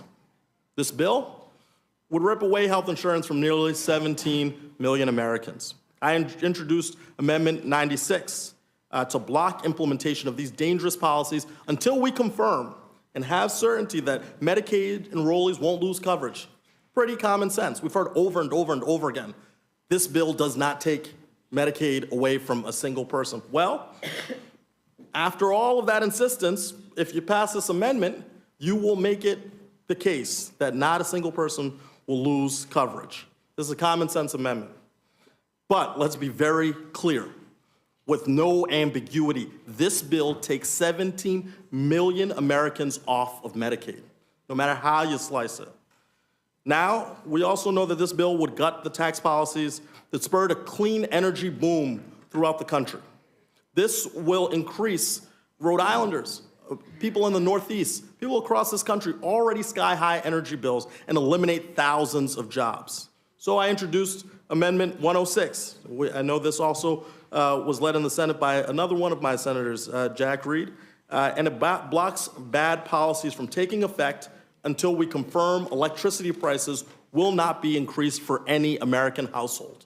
Make a commitment to the American people that the priorities that Republicans have put forth for months and months and months that they've articulated actually have a potential of seeing the light of day. But I don't think that will be the case.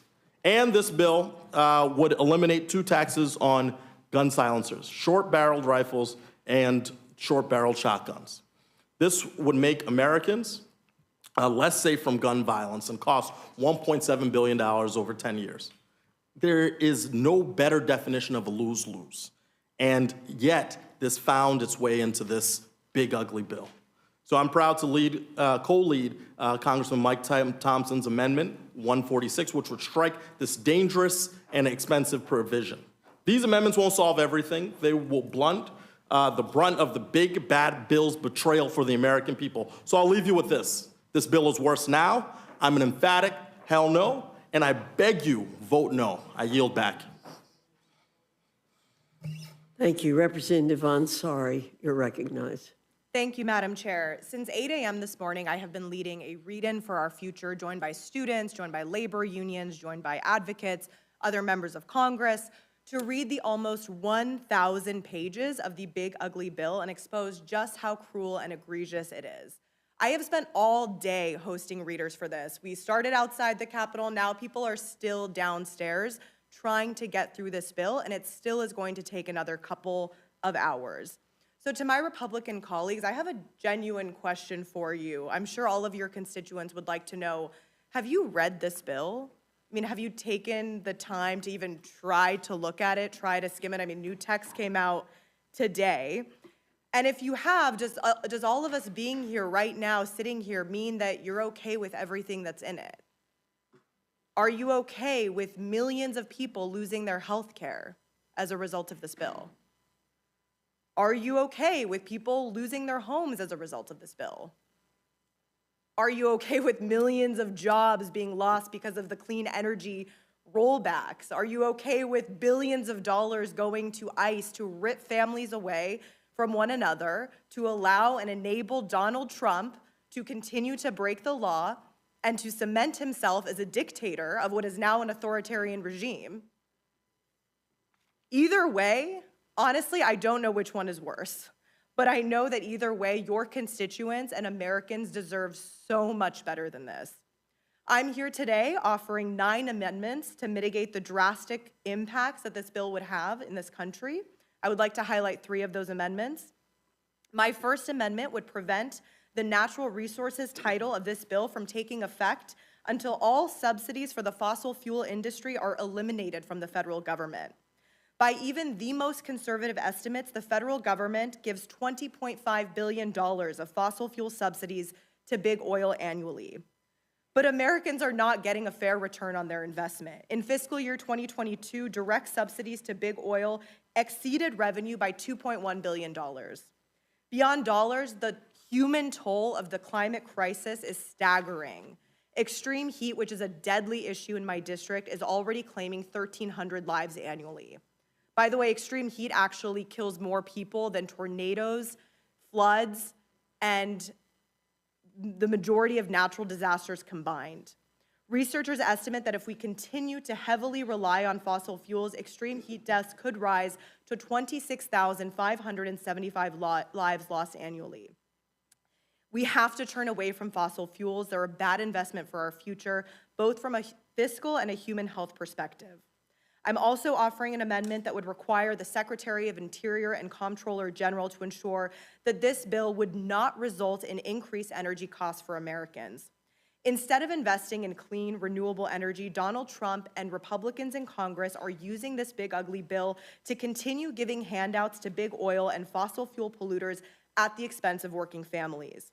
I serve on the Natural Resources Committee. We have had a number of hearings titled Unleashing American Energy Dominance. But then when you get into the weeds of it, there's no discussion of renewable energy. There's all of this talk about unleashing oil and gas all across the country when we already produce more oil and gas than any country in the world at any point in our history. At a time when energy prices are soaring and so many Americans are struggling to pay their bills, the last thing that we should be doing is enacting policies that will increase energy prices even further. Unfortunately, that's exactly what this bill does. If my Republican colleagues are serious about lowering costs for Americans, they should have no problem supporting my amendment to ensure that this bill does not result in higher energy costs before it takes effect. And lastly, I'm submitting an amendment that would utilize any alleged savings made by cuts to education funding to fill budget shortfalls in the Pell Grant program. The Congressional Budget Office projects that the Pell Grant program will have a shortfall of about $2.7 billion at the end of fiscal year 2025, which would widen to $9.9 billion by the end of 2026. It would then widen by $7 billion every year. This big, ugly bill tries to solve this problem by stripping Pell Grant eligibility from single parents and workers who need to go to school part-time. Pell Grants make getting a degree possible for people, for rural families, working families, students who are the first in their families to ever be able to go to college. These are future teachers and nurses and doctors and innovators. We cannot make school even more unaffordable and out of reach for them. This bill is a massive step backward for our future. It sells out our communities, guts our healthcare, and slashes programs that millions of Americans depend on. Letting this bill pass will be a death sentence for many in this country. And the fact that you can all sit here so callously, not caring at all, and doing whatever it is that Donald Trump tells you to do is disgusting. I yield back. Representative Espaillat, you're recognized. Thank you, Chairwoman Fox, Ranking Member McGovern, and members of the committee.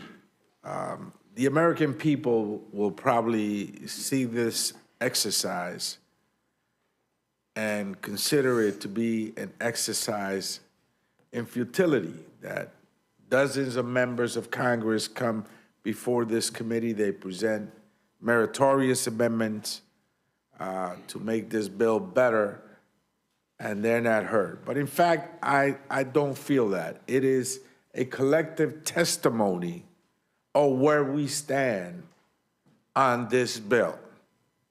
And this bill does not live up to the promises that Republicans made to the American people. Americans were told once twice, 3 times, forever that Medicaid was safe from cuts.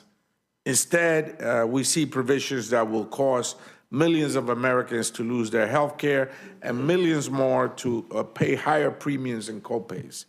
Americans were told that Republicans were putting power back in the hands of states, but we see policies that would attempt to control how states decide to use their own state funding. Americans were told that this bill will reduce the deficit and restore the middle class. And yet we see instead this bill would allow for millions in tax cuts to the very wealthy and add trillions of dollars to the national debt. So this is a collective testimony that we're putting forward today that shows how the Republican Party has failed the American people. And several hundred amendments have been brought forward, including 112 amendments from members of the Congressional Hispanic Caucus, which I'm proud to chair. I have introduced 3 amendments, Madam Chair. Amendment 312 will require a study on how Medicaid cuts will impact safety net hospitals and federally qualified health centers that provide services to medically underserved communities. And that's so important because they will get disproportionately hurt by these cuts. These safety net hospitals will potentially have to close. And so we must measure the level of hurt that this betrayal will perpetrate against the American people. Medicaid cuts are not just obviously harmful to patients, but they are also detrimental to healthcare facilities that predominantly serve Medicaid and Medicare recipients. Now, I have 488,000 Medicaid recipients in my district. This will severely hurt more than half, much more than half of the district. Many of them are seniors, children, women that relied on Medicaid and will see this program gutted. In the district, there are 18 funded healthcare centers, federally funded healthcare centers that provide services to over 1 million people every year. So this will devastate the district, this will devastate the country, but ultimately, this is a collective testimony that we're putting forward that unmasks the betrayal of the Republican Party to the American people on the pledges that you made, that you would not cut Medicaid. And in fact, we're seeing that you're devastating it. I've also introduced Amendment 282, which will require also a study on SNAP cuts, the biggest cuts in SNAP history. Yeah, this bill is big, all right. It's the biggest cut in healthcare in the history of our country. It's the biggest cut in food stamps in the history of our country, and it's the biggest transfer of wealth from the poor and the middle class to the richest in America. So this bill is big, all right, in those 3 categories. And the cuts in SNAP will not only hurt recipients, but it will hurt small businesses, grocery stores, bodega owners that rely, in many cases, 50% of their business is through food stamps, the SNAP program. So they will be hurt. Small businesses, grocers, not just in cities, but in rural areas as well. And finally, Madam Chair, I have Amendment 320, which will prohibit funds from being used to conduct immigration enforcement in houses of worship, in churches, in synagogues and temples across America. You should not be afraid to be arrested and deported when you go pray to your God. 65% of the American people believe so. These are the 3 amendments. People don't want this bill. I urge the adoption of the amendments. And I yield back. Representative Williams, you're recognized. Thank you, Madam Chair, and thank you, members of the committee, for being here to listen to us after a very long day. Y'all, I'm at the Rules Committee for the 2nd time this Congress to try and fix the billionaire bailout budget, the most expensive single bill in American history, transferring wealth from working people to billionaires. I thought back in May that this bill just couldn't get any worse. But the Senate said, just wait. And they actually proved me wrong because the bill is actually worse. The first time the House debated and passed this bill, my Republican colleagues tried to hide it from the American people, debating it in the middle of the night, hoping that folks back home wouldn't notice what they were doing. This time, their cruelty has been on display in broad daylight all day long.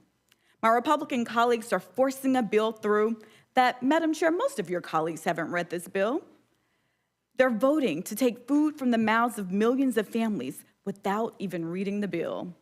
Democrats and Republican families alike who rely on SNAP, and y'all need to understand that the reliance on SNAP and the strain on food banks, they serve meals to millions across this country, not my constituents, but across all districts.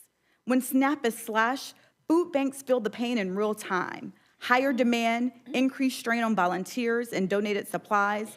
This would make a bad situation worse for food banks across the country, including the Atlanta Community Food Bank in my district, which is already struggling after a $15 million funding cut following the defunding of local food purchase assistant cooperative agreement programs under this Republican administration.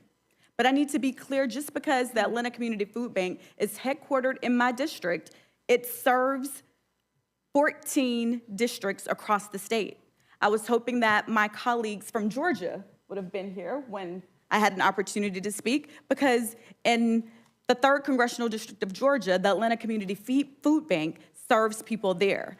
And I know that some of my other Republican colleagues in Georgia, 4 of them, also are served by the Atlanta Community Food Bank. Real people, like my constituent Denisha, will suffer, Madam Chair. Denisha is among the 1.4 million people who receive SNAP benefits in Georgia. She's a mother of 5, already struggling on SNAP just to make ends meet. I had an opportunity to talk with Denisha because she contacted my office after she discovered that her SNAP benefits were missing from her EBT card. Denisha says that she will do anything to feed her kids. That sounds like any and every mama that I know. Denisha turned to food pantries to help her family, and she told me food pantries are struggling too right now, and they could not even help me to feed my family. When SNAP is threatened, food banks are often the only place families can turn. So today, I propose an amendment adding a food bank relief fund to the bill. My amendment would appropriate $25 billion to the Emergency Food Assistance Program, supporting food banks that so many people turn to in these uncertain times. That's only a drop in the bucket compared to the billionaire tax cuts. The Food Bank Relief Fund is just one of the 18 amendments that I'm leading today. This moment will go down in history, no matter what path my Republican colleagues choose. I've chosen to fight for the people in my district who've called me day and night to ask me to oppose this bill. But make no mistake, this bill is not about cracking down on fraud or waste or abuse, because we're all against that.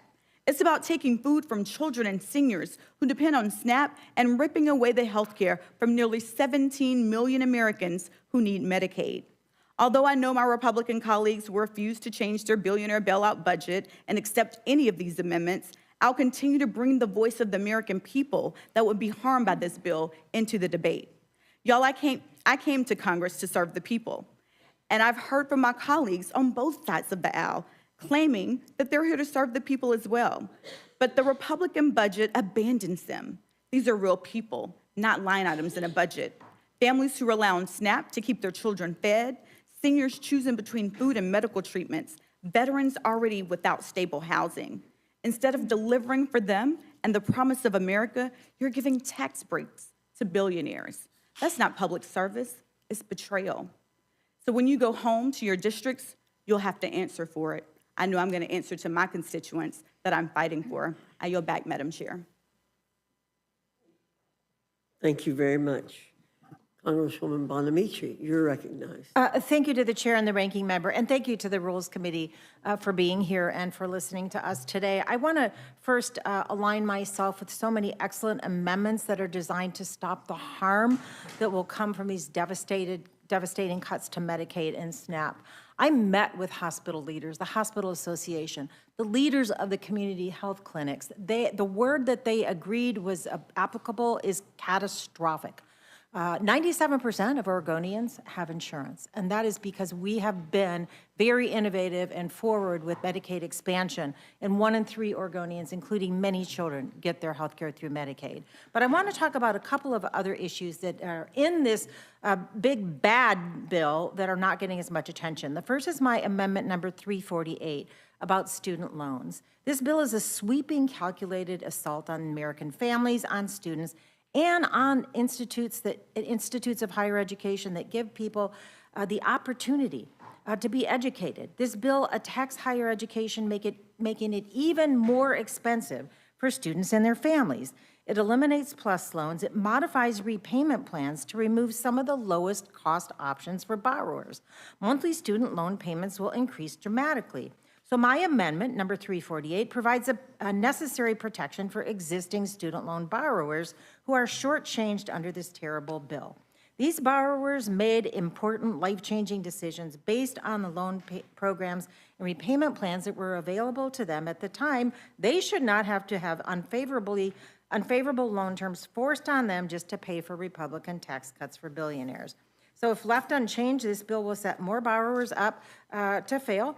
As written, it will dramatically increase the number of borrowers who will default. None of us want that. It's not good for borrowers, it's not good for the economy, and it's not good for the country. So I urge my colleagues to support this common sense amendment to honor the promise that's made to student loan borrowers and allow them to remain in their current plans. My second amendment I'd like to speak in favor of is number 436, and this strips the so-called institutional accountability provisions. The damage doesn't stop with student borrowers. It slams doors of opportunity shut for those who need it most. So in addition to making colleges and universities less affordable, this bill targets specific programs of study based on ignorant and arbitrary low-earning outcomes. Although the Senate's accountability proposal is unquestionably better for schools than the House's so-called risk-sharing plan, I'm glad that's out, the Senate's bill would discriminate against programs that lead to careers in valuable but perhaps low-paying fields, especially in public service and the arts. What if a student wants to join the Peace Corps or become an early childhood educator? These are fields with low salaries, but that doesn't mean the work isn't valuable or that the students didn't benefit from their education. An analysis from the Urban Institute found that programs in human development, health and medical, administrative services, human services, and teacher education, they will all see the greatest losses. Madam Chair, people should not be punished for choosing service over salary. My amendment would strike this harmful provision so colleges and universities will not be penalized for the career paths their graduates choose to pursue. If my colleagues are truly interested in accountability for higher education, they can support gainful employment and the 90-10 rule. So I urge my colleagues to support this amendment and end the assault on these valuable educational programs that make our country stronger, more innovative, and more competitive. The next two amendments are related. One is from Ranking Member Scott, and the other is mine, because this bill doesn't just fail students, it fails children and families. So Mr. Scott's Amendment 279 and my Amendment 388 stop American children from going hungry. Federal nutrition programs, including WIC, SNAP, school meals, and more, are investments in the health, learning, and development of children and young adults across the country. There's no excuse for slashing lifelines to children in need. Every congressional district is home to people facing hunger. Now is not the time to be making everyday life harder for American families and taking away vital nutrition support. These amendments are pro-family, pro-children, pro-mom, unlike the rest of the big, bad, ugly bill. Finally, I'm supporting 3 amendments from that I'm working on and co-sponsoring with Representative Magaziner, having to do with NOAA, the National Oceanic and Atmospheric Administration. I serve on the Science, Space, and Technology Committee, and I know how important NOAA is. But this bill sabotages safety and puts Americans directly in harm's way. So these amendments will strike provisions that gut NOAA and kneecap our ability to forecast weather, protect coastal communities, and maintain the very sanctuaries that sustain our fisheries, economy, and way of life. Rescinding funds for NOAA's permitting and reviews will delay overdue projects that are designed to blunt the worst extreme weather events and harm coastal economies. And stripping support for community resilience will leave families defenseless against rising seas and billion-dollar disasters. Cutting research means we'll fly blind into, I'm almost done, into the next hurricane, heat wave, or harmful algal bloom event. This bill is like cutting off the fire hose during a 5-alarm fire. In summary, I didn't think this bill could get worse, but it did. It's regressive and reckless and strips healthcare, food assistance from millions. It's legislative malpractice, and history will remember those who stood up for those in need and those who voted to burn it all down. I yield back. Ms. Goodlander, you're recognized for 5 minutes. Thank you, Madam Chair, Ranking Member McGovern. I am here tonight before this committee once again because this is the last committee, the only committee, standing in between the people who I work for, the hardworking people of New Hampshire, and this big bill. And I brought the bill with me tonight because you might call me old-fashioned, but I read every bill we vote on in this body. We've had this text for less than 12 hours. And yet here we are tonight, once again in the dead of night, pushing this big, brutal bill across the finish line in an arbitrary deadline. This bill is 887 pages. Even if you don't read this whole bill, which every member of this body should, it should catch your attention that it includes the biggest cuts to Medicaid in American history. It's a beautiful bill only for one group of people, and that is the billionaires who are going to make out like bandits with tax giveaways galore, tax giveaways that they don't need. For the rest of America, this is a brutal bill. Its brutality is measured in the trillions of taxpayer dollars that this bill is going to add to our already sky-high national debt. Its brutality is going to be measured in the costs that millions of fellow Americans will pay in dollars and in their lives that are going to be upended by this bill. Look, we had very little time, way less time than any deliberative body should have to introduce amendments. I've introduced common sense amendments that try to go directly to the costs that this bill is going to impose on millions and millions of Americans. Energy costs and housing costs, healthcare costs and food costs. But what I want to say tonight is that when we vote on this bill, I hope every member of this body will keep in their minds and in their hearts the real cost, the real human beings who are going to pay the price, the little boy in the town of Boscawen whose life depends on Medicaid and on SNAP, and whose life is going to be forever changed by this bill. He will be in my heart and on my mind when we vote on this bill. The cancer survivor in the city of Keene, who literally would not be here today if this bill, this big, brutal bill, were law today. She will be in my heart and on my mind. The patriotic healthcare providers in the North Country of my state who've come to me with tears in their eyes because they know that this bill is going to shut down critical access hospitals and people will die.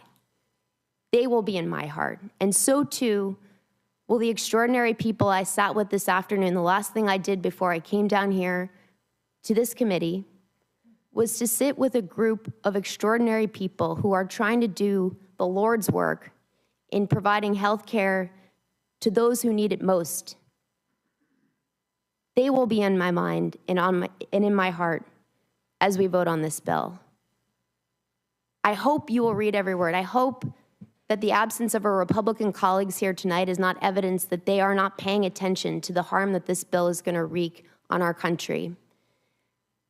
I urge this committee to adopt the common sense amendments that have been put forth tonight, but no amendments can fix the damage that this bill is going to cause to our country, and that is why I'm a hard no. With that, I yield back. Thanks to all of our witnesses. Mr. Austin, do you have any questions you would like to ask? I'm sorry, Mr. Scott. Yep, Mr. Scott. Mr. McGovern. I want to thank all of you for being here.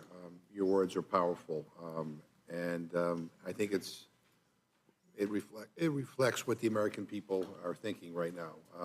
I think people are really scared and frightened, and especially those who have benefited from some of the programs that seem to be targeted. So we will do everything we can on this committee to be wind at your backs to try to advocate for your amendments. I'm not going to ask any questions, but I do want to ask unanimous consent to insert in the record a letter that we just received from the Congressional Budget Office, basically telling us that this big, awful bill got more expensive. Since coming, it has added an additional $110 billion to the Senate, original Senate bill. So now, it would increase the deficits up to, by over $3.4 trillion, not $3.3 trillion. So every time we deal with this, it gets more expensive. So in any event, I ask unanimous consent. Without objection. I thank you again. I yield back. Thanks. Mr. Griffith. Okay, Ms. Scanlon. Thank you. I just want to echo the ranking member's thanks to all of you. The passion which you have brought to this discussion, and each of you telling the stories of your constituents and trying to help people understand the problems with this bill, each of you in a different way. I think together the tapestry is really, really powerful. I know some folks took some unusual measures to make sure that everybody knows what's in the bill, and that's a huge undertaking as well. So thank you, everyone, for all your work. I yield back. Thank you. Mr. Neguse. Thank you, Madam Chair. I don't have any questions. I would echo the sentiments of the ranking member and Representative Scanlon with respect to thanking the witnesses for their impassioned testimony, and certainly believe all of their amendments should be considered by the committee. Hope springs eternal that perhaps we'll be able to convince our colleagues in the majority to consider them. I guess one note that I think bears mentioning, and it's in response to Dr. Morrison's testimony, just because it's rare that we have an opportunity to have someone who has spent her entire career serving patients and ultimately closest to the people who will be devastated by this bill. I'm curious if you've heard from hospitals in Minnesota in the last, I guess, 24 hours here, 12 hours since the passage of the Senate bill. And the reason I ask that question is I've certainly heard from Colorado hospitals, and we're kind of collating a lot of these statements that are now being issued this evening and earlier today from hospital associations across the country. I was just reading one from Virginia and just detailing the impacts to Southeast and Southwest Virginia, in particular the rural hospitals that are going to be closing if the Senate language ultimately is signed into law. So I wonder if that's consistent with what you're hearing? Well, it certainly is. And I think it reflects everyone's experience. The hospitals in my district and across the state of Minnesota are literally panicking. Some of the long time, there are two kind of main safety net hospitals in Minneapolis, and they both are concerned that they will have to shut their doors. And the implications for the Minneapolis-St. Paul metro area, the state, the region, are catastrophic. We've used the word catastrophic a few times tonight. So yes, I've been hearing from hospitals, from providers, from patients, panic. Well, I've heard the same, and it's all the more reason why I think your amendment ought to be adopted. I also look forward to the debate on the floor tomorrow, because there are a number of our colleagues on the other side of the aisle who made a lot of noise in advance of the Senate's consideration of this bill, making the case that the Senate's approach to hospital provider fees was in their view, far less compassionate approach. And there are many of our colleagues who signed letters to that effect, directed to members of the United States Senate, Republican members of the House, who made the case that they simply could not support the approach that the Senate was taking because it would close rural hospitals in their districts. And now they're going to have an opportunity to perhaps test the adage of, action speaking louder than words, because they'll have an opportunity to vote up or down on this bill, it seems. So in any event, thank you for all the witnesses, and I'll yield back, Madam Chair. Thank you, Mr. Neguse. Ms. Leisure-Fernandez. Once again, I join and echo the comments about being concerned, as well as the concerns about hospitals, including South Carolina Hospital Association, Louisiana Hospital Association, Kentucky Hospital Association. Like they're all concerned and they recognize it. And interestingly enough, some of the associations, like in Kentucky, as well as in South Carolina and North Carolina, they actually point out, we liked the House bill better, right? So now it's back over here as a really bad bill. And the question is, what are the legislators, what are the Congress people going to do here, right? Are they going to stand up for, we didn't like their bill, but at least it wasn't as bad as what the Senate is doing to their own hospitals. And with regards to reading the bill, several of you mentioned that, Representative Ansari, that question actually was asked of the committee ranking members and chairs, and they were here having to testify on a bill that they hadn't had time to read. So you're bringing to light what was in that bill. I think it's very important for the American public. Your testimony tonight, bringing to light through your amendments, is very important to the American public.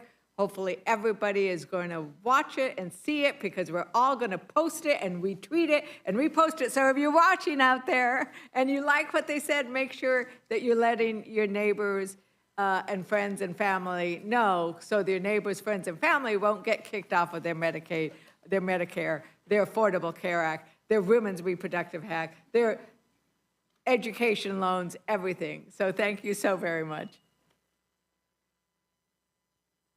Thank you, Ms. Leisure Fernandez. Thank you to our witnesses. You all are excused. Kennedy, Clyde, Frost, Adams, Kamlager, Dove, Wasserman Schultz, Goldman.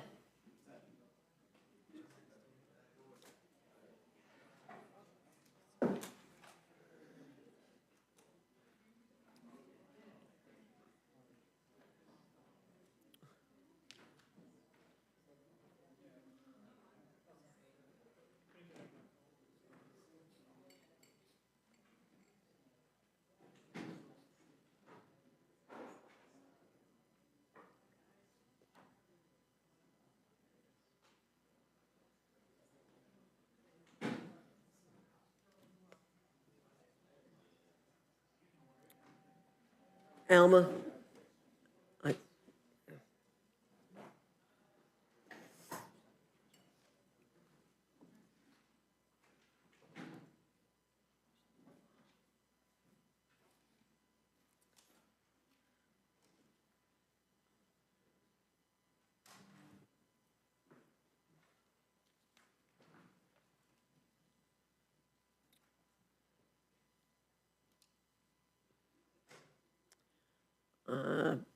I know most of you have been here for a while, and you've heard what I've said before. Your written comments will be put into the record if you give them to us. We ask you to keep your verbal comments to 5 minutes. I don't see Mr. Goldman. He was here earlier. We'll slot him in here. Dr. Adams, if you want to move up one, you don't have to, but you'll be after Mr. Frost. If you or prefer, you can just stay right where you are.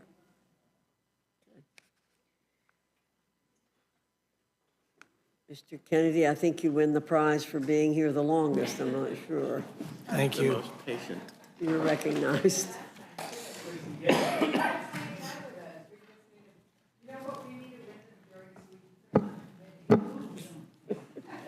Duly noted. Duly noted. He might have something to say about that after tonight. Well, I'll get right to it, Chairwoman. Thank you very much. Chairwoman Fox, Ranking Member McGovern, and members of the committee. Today I offer a critical amendment to strike Section 71-113, which targets and defunds community health centers that provide family planning services, even in states where those services are protected by law. The broader provisions in the underlying legislation, the big ugly bill, include the massive cuts to Medicaid, which would decimate access to care for millions of Americans, particularly low-income women, children, and seniors. In May, when we convened at 1 a.m. in this very room, I sat here the entire night and listened. I listened to my colleagues on both sides of the aisle talk about the implications of this bill. When it was finally my turn to speak around 11 a.m. that morning, I stood up and sounded the alarm, and one by one, so did my Democratic colleagues. We highlighted the consequences of moving forward with this dangerous legislation and exactly who would be harmed in all communities across the country. In response, the Republican majority shoved this legislation through anyway, with many members later claiming they were unaware of what was actually even in the bill. And now here we are again. After the Senate Republicans somehow managed to make this legislation worse, this isn't just the largest health care cut in American history, it's a direct attack on Americans. This legislation cuts more than $1 trillion from Medicaid, Medicare, and the Affordable Care Act, leaving nearly 17 million Americans uninsured. As a representative of a community with 285,000 people who depend on these services, including 110,000 children, let me focus on what's at stake with the Medicaid provisions outlined in this bill. Since the passage of the Affordable Care Act in 2010, nearly 25 million Americans nationwide have gained access to care through the Medicaid expansion. That means moms have access to prenatal and postnatal care, children can get regular checkups, and people struggling to put food on the table can still see a doctor before minor issues become emergencies. It means those in rural areas, often far from major hospitals, can visit clinics, access telehealth services, or get prescriptions filled without having to travel hours for basic preventative care. In New York, expanding Medicaid has given over 1 million people access to care.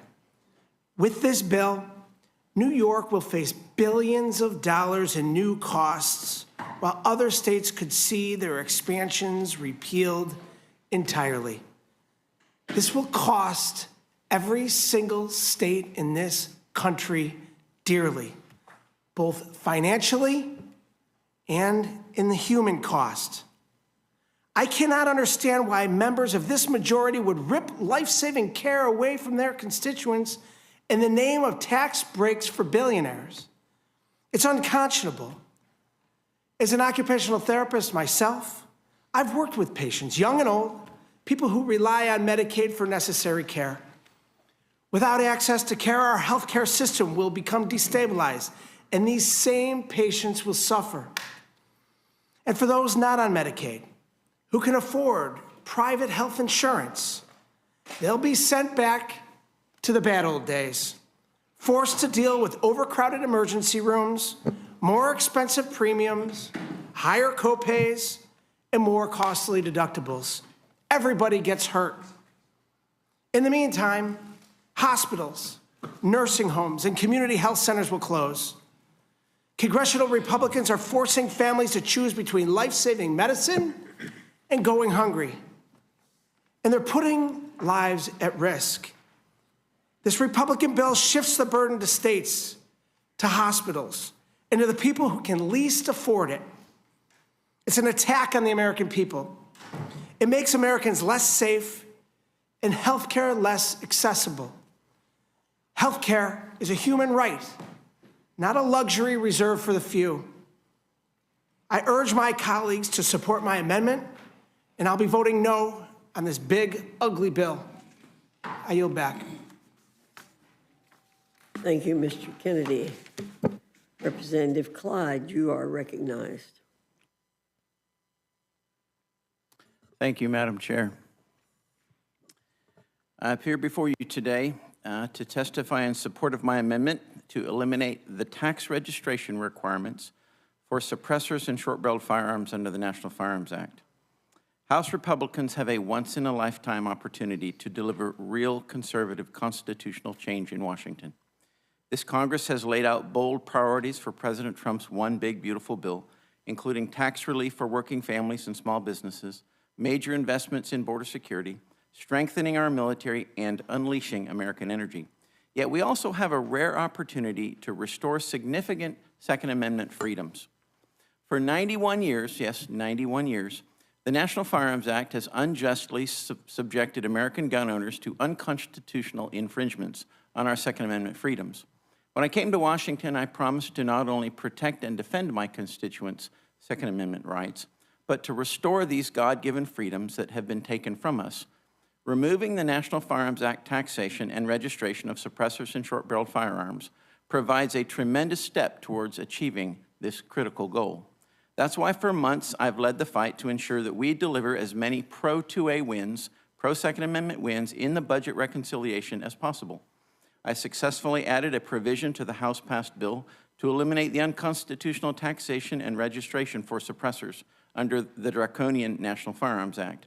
I then worked closely with my Senate Republicans to go a step further by eliminating both the National Firearms Act taxation and registration requirements for short-barreled firearms as well.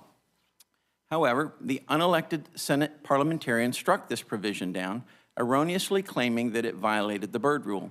I vehemently disagree with her, and I believe many of her rulings prove she's incapable of making sound, nonpartisan decisions. Let me be perfectly clear. The taxation and registration under the National Firearms Act are inseparably linked. The registration database is the method used by the government to account for the tax paid on each firearm by the serial number of the firearm. And I'd like to show you something. This is an example right here of the tax stamp itself, for any of you who want to look at it, all right? This is a tax stamp from an actual Form 4, National Firearms Act, NFA, Bureau of Alcohol, Tobacco, and Firearms and Explosives, Form 4. And it says right here, submit the appropriate tax payment, and we will affix the National Firearms Act stamp. And this is the stamp right here. As you can see, it has a serial number on it. This is actually the serial number of the firearm for which the tax was paid. And you have the date, 9/11/2022, and then you have another one right here, a different serial number for a different transfer tax, and another one, and another one, and another one. All of them, you see, are a National Firearms Act tax. Now you have two taxes. You have one that's a $5 tax, and then you have one that's a $200 tax, depending upon the type of firearm. In this particular case, it's a $200 tax. Therefore, if you have no tax, you have no foundation for the registration database. Despite this fact, the unelected Senate parliamentarian determined that the pro-Second Amendment provision in the Senate bill was not budget-related and therefore violated the Byrd Rule. This is simply false. Her ruling was flat out wrong. The tax stamp right here is clear evidence that you have a serial number of a firearm used to document the registration and the tax on the form itself. While I still believe eliminating the taxation of these firearms takes an impressive chunk out of the infringement caused by the National Firearms Act and sets up a strong foundation to challenge the registration requirements in court, I never want to rely on the courts. I believe we can and must do more. That's why I've introduced this amendment, which reinserts the Second Amendment victories the American people demand and deserve. My amendment would ensure the Senate has another opportunity to consider my common sense provision to remove these firearms from the tax database of the National Firearms Act. This amendment gives us another chance to eliminate the 91-year-old taxation and registration of suppressors and short-barreled firearms, championing American Second Amendment liberties instead of tolerating the partisan, unelected Senate parliamentarians' illogical ruling. The American people are demanding that we fight, and my amendment ensures that the fight lives on. I urge this committee to make my amendment in order to restore Americans' Second Amendment rights, and I look forward to taking any questions. Thank you, and I yield back. Thank you, Mr. Clyde. Representative Frost, you're recognized. Thank you, Madam Chair. Thank you for the opportunity to testify. This is truly, I believe, an evil bill that should never become law. The single largest transfer of wealth from the working poor and the working class to the ultra-rich, billionaires, and mega corporations in this nation's history. And I don't understand why anyone would vote for it, at least anyone that's read it. And of course, after this passed the House last time, a few Republican members came out to admit that they didn't read the full bill. Well, I did, And this list of unacceptable policies, I think, are important to bring up, things that we should definitely strike. I mean, this bill is big and is evil, taking away health care coverage from nearly 17 million people, 11.8 million people who would lose their care due to cuts on Medicaid, approximately 5 million people who would lose their care due to Republicans sabotaging the Affordable Care Act. And in Florida alone, more than 1.9 million people could lose their health care. Children eligible for the Children's Health Insurance Program, CHIP, will be out of coverage and have annual and lifetime limits set on their care. Organizations Planned Parenthood is defunded, leaving many people with nowhere to go for cancer screenings and prenatal care. Hundreds of billions of dollars will be cut from Medicare, reducing access to care for seniors. States will be stripped of the ability to raise funding to provide health care to their lowest income residents. Hospitals and nursing homes will be closed, especially those in rural and underserved communities. In fact, studies show 1 in 4 nursing homes will be forced to shut down. Nursing homes will be less safe by dramatically reducing staffing and safety standards, by closing 338 rural hospitals and 579 nursing homes. Co-pays for people on Medicaid will increase. Those able to stay on the marketplace coverage would see annual premiums nearly double to $1,300 or $3,000 for families. Monthly health insurance premiums for millions of families will spike by failing to extend the ACA enhanced premium tax credits that expire at the end of 2025, and as a result, 4.2 million more Americans will become uninsured. The Thrifty Food Plan, which helps people on tight budgets eat healthy, will shrink. Free school meals that are jeopardized by threatening SNAP eligibility for millions of children, literally taking the food out of children's mouths in schools. Food banks will be further strained, and they're already at a breaking point. Millions would lose their SNAP benefits, single mothers and families trying to feed themselves and their children. Grocery costs could rise for 40 million Americans. Energy bills will increase by up to $400 per year for families across the country and 10% for businesses. This puts nearly 400,000 jobs at risk. It can push mortgages to increase by more than $1,000 a year and small business loans by more than $800 a year. Taxes will increase for nearly 100 million families who pay an average of $1,000 or more a year. Meanwhile, the top 0.1, not 1%, the top 0.1%, the billionaires, will gain $309,000 in 2027 alone. That's $847 a day. Certain clean energy tax credits from the Inflation Reduction Act will end, which reverses progress on combating the climate crisis and climate change. The climate collapse will be sped up by requiring a minimum of 4 oil and gas leases each year in each of the 9 western states. Support for our national parks and other federal recreation land will be cut. A permanent unlimited tax credit for private school vouchers will be created, and this tax credit would give private schools 2 to 3 times the tax benefit of other nonprofit organizations such as houses of worship, veterans groups, and homeless shelters, literally taking food from our public education system and putting it in the hands of the private system. Borrowers, student loan borrowers' ability to pause student loan payments when experiencing unemployment or financial hardships will end. Monthly student loan payments will be even more expensive for borrowers due to eliminating the SAVE plan and replacing all income-driven repayment plans with a new, more expensive repayment assistant plan. The Consumer Financial Protections Bureau will be dramatically slashed by capping the amount of money from 6.5% down to 12%, making it easier for banks and creditors and other huge corporations to rip off our people. And there's so much more in this bill that harms our constituents, that harms people across this country. I urge people to read the bill and vote no on it. And I do have to bring up one thing, because Representative Hank Johnson earlier brought up some Bible verses about taking care of each other and the poor. And Madam Chair, you looked at him and said, you read those verses, which is great that you read them. I read them too. James 2:26 says, faith without works is dead. So we can read the Bible verses all you want, but until you stand up for the health care of people, the poor, the people in our communities, those works are dead. I yield back.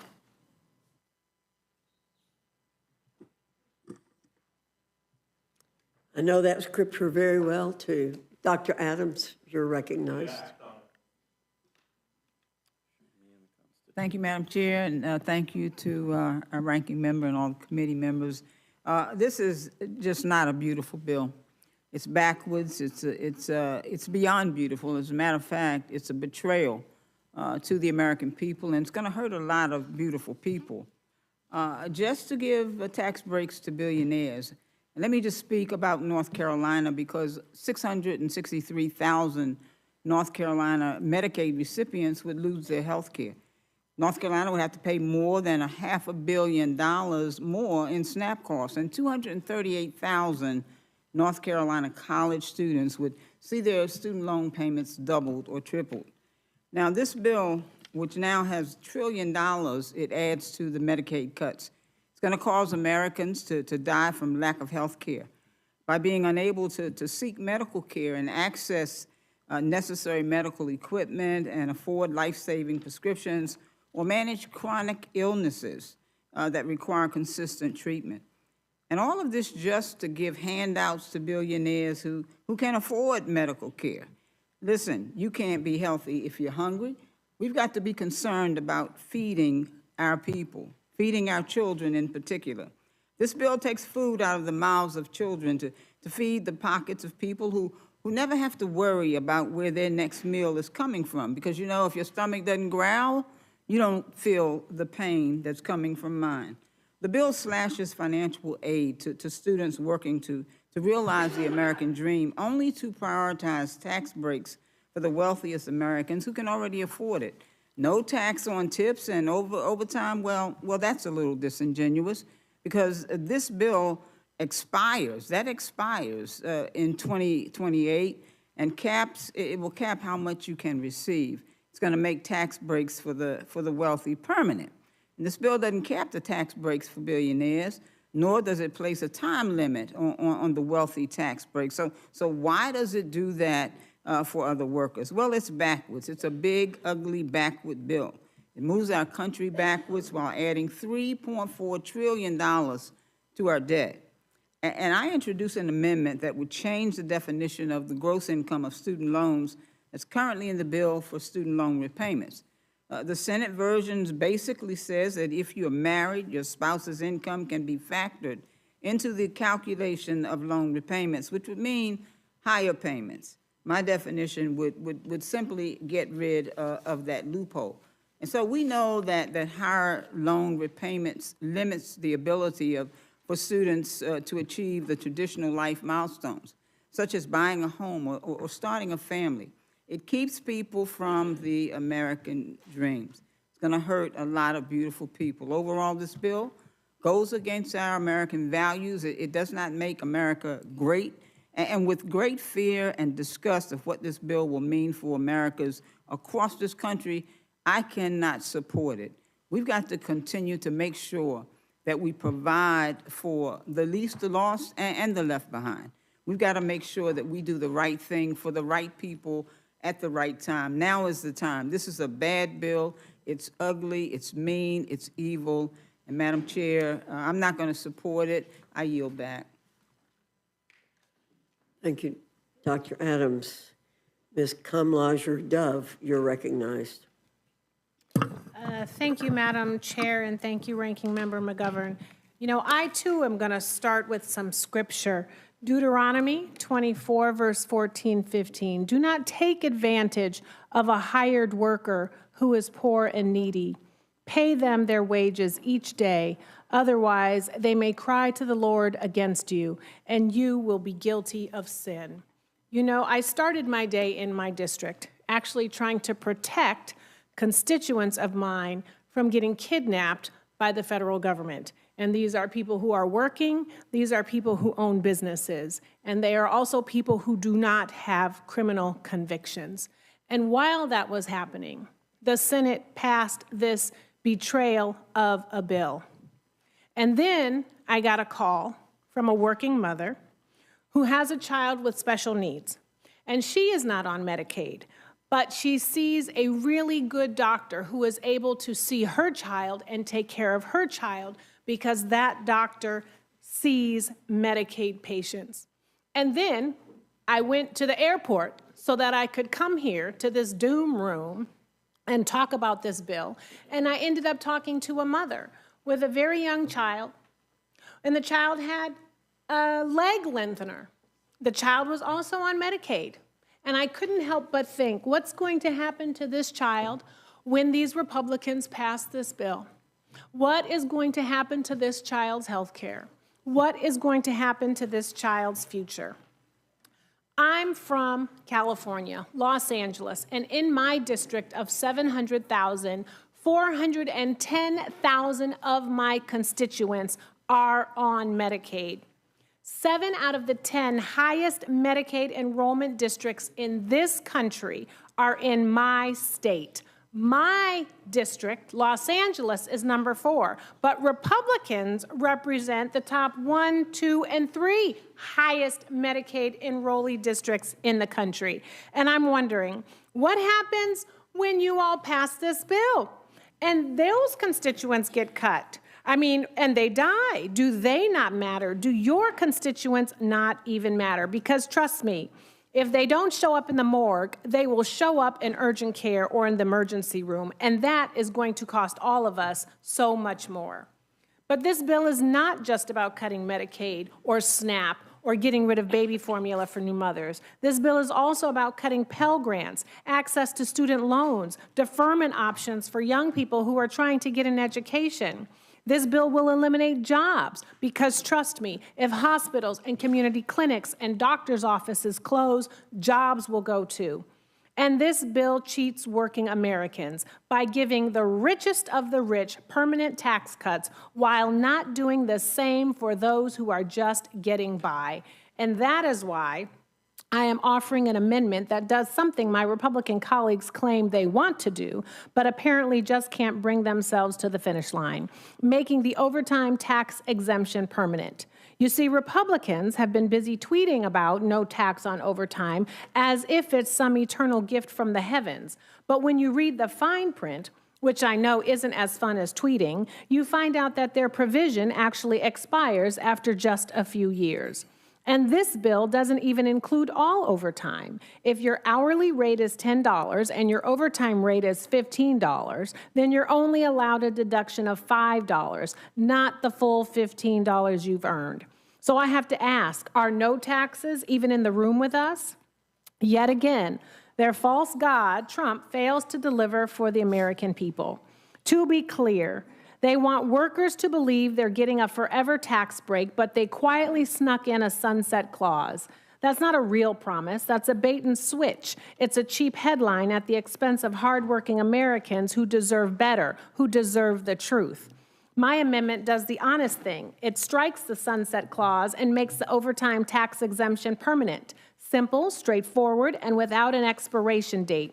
Because working people deserve more than tweeted out promises. They deserve to actually keep what they earn, all of it.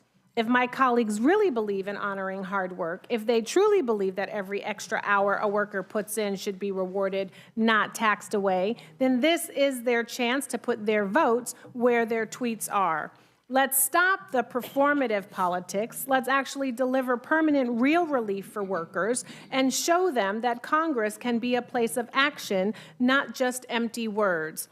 You know, this bill will make America more sick, more hungry, and more broke. At least it will do that for the majority of working Americans, because we are all connected. If you close a hospital in somebody's district, it impacts those who are on Medicaid as well as those who are not. It impacts those people who have jobs there, and it will certainly constrict the economy in those districts because there will be fewer jobs to go around. I'm going to end the way I started with Proverbs 13:5. The righteous hate what is false, but the wicked make themselves a stench and bring shame on themselves. I will not be voting for this bill, and I yield back. Gentlelady yields back. Now recognize Gentlelady Ms. Wasserman Schultz of Florida for her 5 minutes. Thank you, Mr. Chairman and Ranking Member McGovern. Here we are, back in the Rules Committee in the dead of night, talking about a bill that hardly anyone has read yet.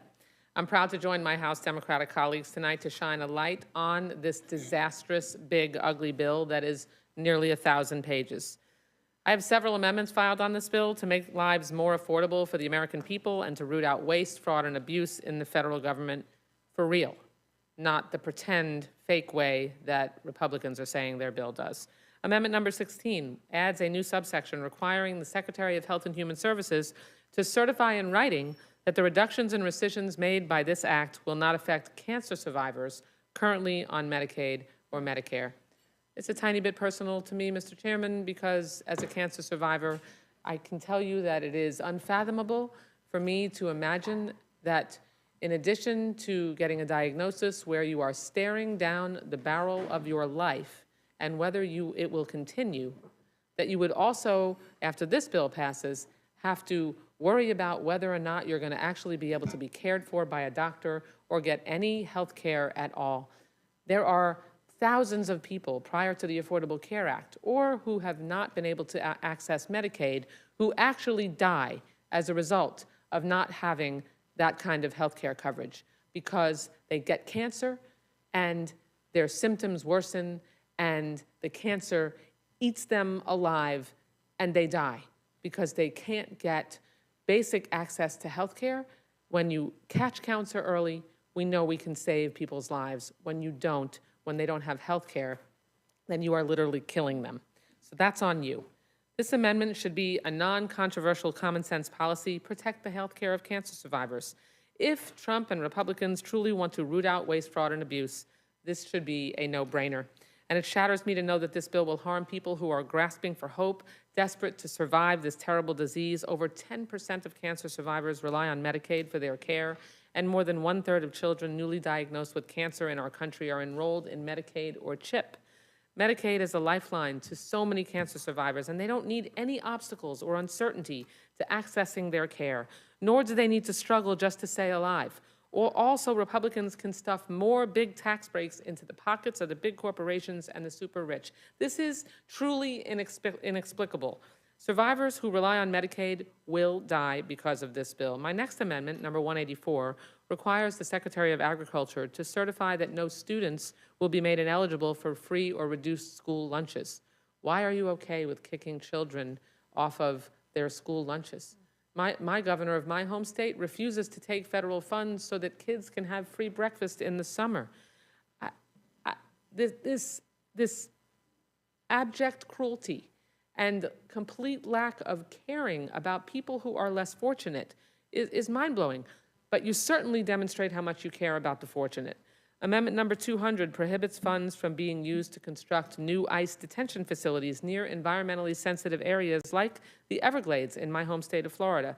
Democratic and Republican administrations alike have invested in the protection and rehabilitation of the Everglades, which is an economic driver for Florida. By constructing any new facilities in this protected space without consultation with tribes or to understand the impacts on the decades-long Everglades restoration efforts, spending billions of dollars for the last 25 years is totally wrong. Talk about waste. I mean, nothing spells waste like just lighting on fire hundreds of billions of dollars because we are now dropping a detention facility in the middle of the sensitive ecosystem that we've spent billions of dollars on that has an airstrip on it that was supposed to be a much larger airport, abandoned decades ago because it was deemed too environmentally sensitive to put infrastructure there. To say nothing about the human rights violations that would occur, putting humans in cages without regards to human rights. I'm also proud to join an amendment offered by Representative Thompson of California, striking Section 70436 from the bill, which would give tax breaks to people buying suppressors. How does this provision do anything to uplift the middle class or lower prices? It doesn't. Republicans are about to ram through a slew of awful policies that will weaken our country, economy, communities, and families everywhere. This bill is downright evil, as my colleague from Florida said. It's shameful. You want to talk about saving taxpayer dollars? Then fund early screening, fund treatment, fund prevention for advanced stage cancer, because we all know that preventing diseases like cancer and catching it early is far less costly than treating it when it is advanced and spread. Access to insurance saves lives and lowers costs. I know you know that, but you simply don't have the courage to stand up to Donald Trump and defend your constituents for fear he'll tweet you a primary opponent. And spare me the excuse this bill only kicks off ineligible people from Medicaid. That's malarkey. In the words of one great American, this is false, and you know it. This moment calls for courage, not self-interest. It requires a heart, not a headline. There are 109,929 people who rely on Medicaid for their health care in my district. That includes 68,732 children under the age of 19 and 27,000 seniors. That's who I'm here for tonight at almost midnight to stand up for, because you won't. I yield back. Gentlelady yields back now. Recognize the gentleman from New York, Mr. Goldman, for 5 minutes. Thank you, Mr. Chairman, Ranking Member McGovern. I'm here today to support two of my amendments to this big, ugly bill, but I want to say a couple of things first about how absolutely dreadful and devastating this draconian bill is, and that it's gotten so much worse since you all passed it out of the House by one vote and sent it over to the Senate. Now, 17 million Americans, more than 5% of this country's population, will lose their health care. $1 trillion, up from $800 billion, will be cut from Medicare. Many more jobs will be lost, hospitals will close, emergency rooms will be overstuffed, and care will be dramatically reduced. And we're only dealing with this bill because the Senate carved out those terrible, terrible policies from Alaska to buy Senator Murkowski's vote. This bill is going to reduce SNAP by 30%, $250 billion. I know, for one, I just looked this up, that there are 90,000 constituents in Mr. Langworthy's district in our shared home state of New York, 30% of whom will potentially be losing their SNAP benefits. This bill does not eliminate the SALT deduction cap, as many of my Republican colleagues in New York promised, and it goes back to the same $10,000 cap in just 5 years, which of course prevents anyone from planning in the future and potentially buying a house. It eliminates so many clean energy subsidies, and this one is baffling, because you can think climate change is a hoax. Fine, let's not even focus on that. Let's talk America first. America first is American manufacturing, is lowering energy prices, at least that's what I hear. Well, there have been over 200,000 jobs that have been created in this country by the clean energy subsidies from the Inflation Reduction Act. Over $400 million has been invested. And most of that's been in red districts. It's your own districts. And Trump, as you will remember on the campaign trail, asked oil executives to give him $1 billion and he would take care of them. Well, this bill is taking care of them, because you're killing the growing American-made clean energy industry in your own districts that helps meet our energy needs, just to throw a bone to the oil industry. Now, it'd all be better, at least you'd have an argument to say, oh, these are dramatic cuts, but we have to do it to get our fiscal house in order. Well, of course, this bill doesn't do that. It increases the deficit now by $3.3 trillion, up almost $1 trillion from the House bill. There are some members of this Rules Committee who have said over and over and over again they will not accept a dollar more into our deficit than the House bill. This is $1 trillion more, and much more than that when you factor in the interest payments. And 80% of these tax benefits go to the top 10% of earners. The lowest 20% of earners would lose $1,000 a year on average. Going back for a second to Mr. Langworthy's district, the House version of the bill that you voted for was estimated to kick more than 34,000 of your own constituents off of health care. And this bill is worse. What are you going to tell them? That you took their health care so you could give tax cuts to Donald Trump and Elon Musk? And this is actually fewer people than your other Republican colleagues in New York, including Mr. Lawler, Ms. Maliotakis, and Mr. LaLota. And then finally, ICE funding. Notwithstanding all these cuts, we're increasing ICE funding by tens of billions of dollars, including, most importantly, by giving the plainclothes, unidentified, masked ICE agents an average of a $40,000 bonus. So if you can be part of the secret police, you get paid an extra $40,000. And so my first amendment would address this increase in ICE funding, Amendment 278, which just simply says that no funding may be used to prevent the members of Congress from conducting their statutorily authorized oversight of immigration enforcement and detention facilities. I, for myself, have been denied access to ICE facilities that are housing immigrants in violation of the law and the Constitution. And this one is simple. Do my Republican colleagues believe in congressional oversight? Do you think that the Department of Homeland Security should be accountable for these billions? Do you think that so little of people who are not citizens in this country that you will let them live in squalor for weeks? Have you no decency? And I will submit my other amendment for the record, but I do hope that you will make them both in order. Thank you. Thank you, Mr. Goldman. Ms. Fishbach, do you have any questions? I'll yield back. Thank you. Mr. McGovern. I want to thank you all for being here at this late hour, and I want to thank you again for your passion and for standing up for people, quite frankly, who don't have a lobby and who don't have a lot of money to come to Washington and go to fundraisers and hobnob with members of Congress and members of the Senate. So I thank you. I support all your amendments, with the exception of Mr. Clyde's. I don't support yours. Your amendment would expand the hitman handout in this bill even further by removing gun silencers, short-barreled rifles, sawed-off shotguns, and other firearms that are easily concealed from regulation under the National Firearms Act. This goes even further than the version of the big ugly bill that passed the Senate earlier today, which removes the excise tax of $200 on silencers and these other weapons. JCT says that this tax cut for silencers and sawed-off shotguns costs $2 billion. And the National Firearms Act controls the most dangerous weapons available. It subjects them to strict registration requirements. This amendment would essentially mean that silencers and short-barreled rifles could be sold in private sales without background checks. It would be easy for gangs and felons and sex offenders to get them. Combining a silencer and a concealable short-barreled rifle with easy-to-assemble and totally legal parts would allow people to convert them into untraceable, unregistered machine guns. This will make it easier to commit violent crimes and get away with it, plain and simple. And this provision was removed from the Senate, as you mentioned, because it violates the Byrd Rule.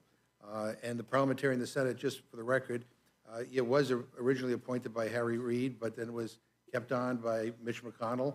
And the current leader, John Thune, said that he has no intention of removing her, but this is a dangerous and unserious proposal. Madam Chair, I'd like to ask unanimous consent to insert in the record a letter from a variety of law enforcement organizations for continued support of the National Firearms Act.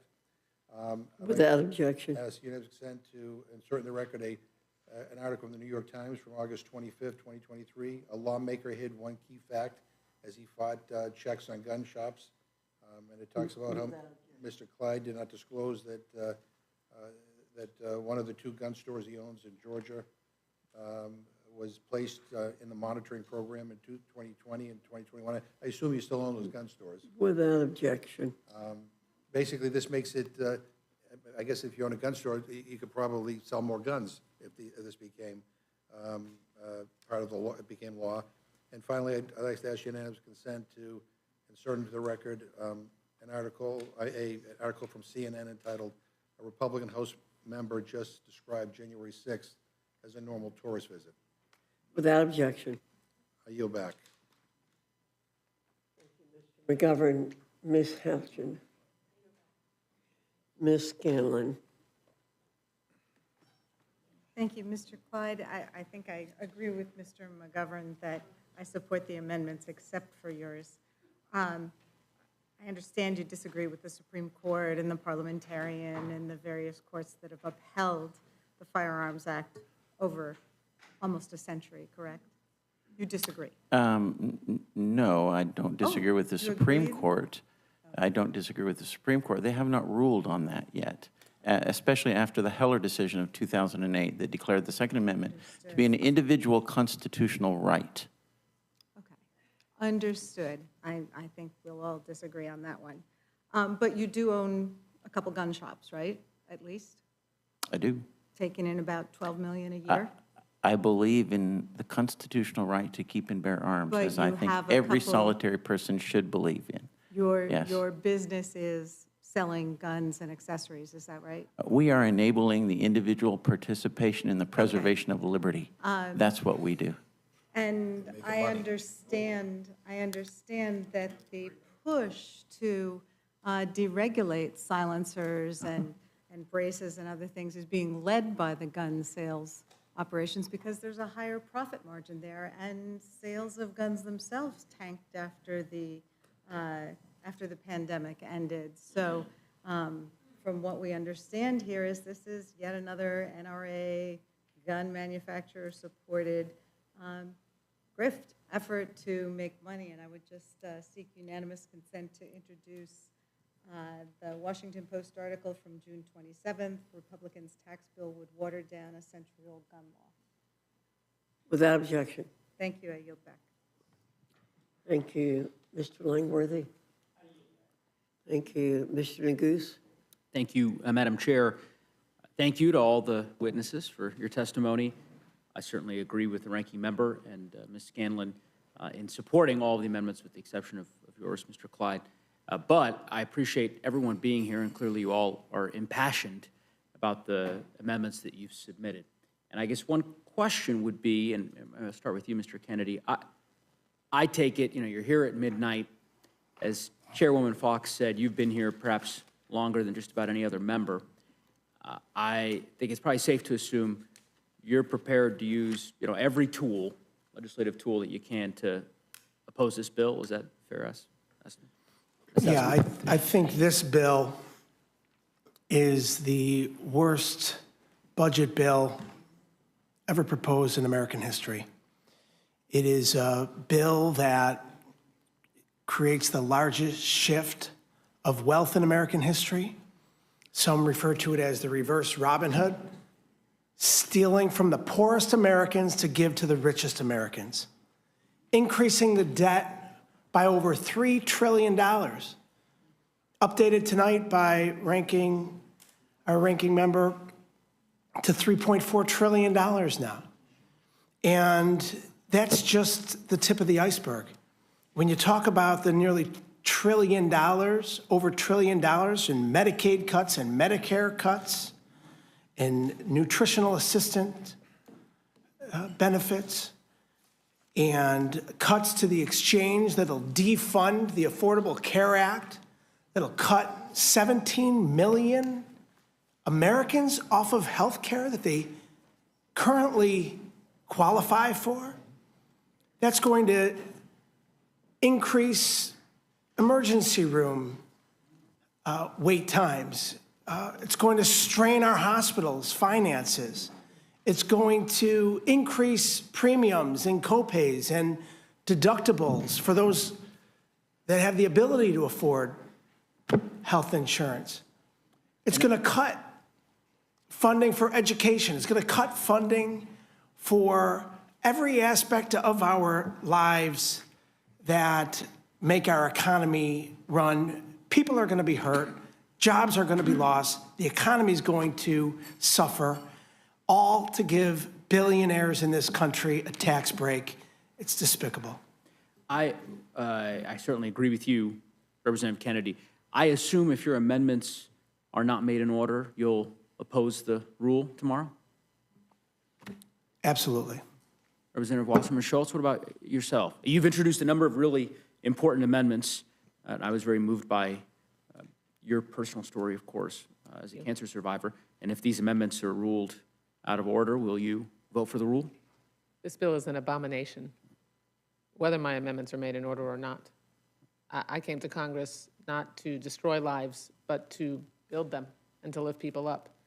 and there are apparently some people who came to Congress for a different reason.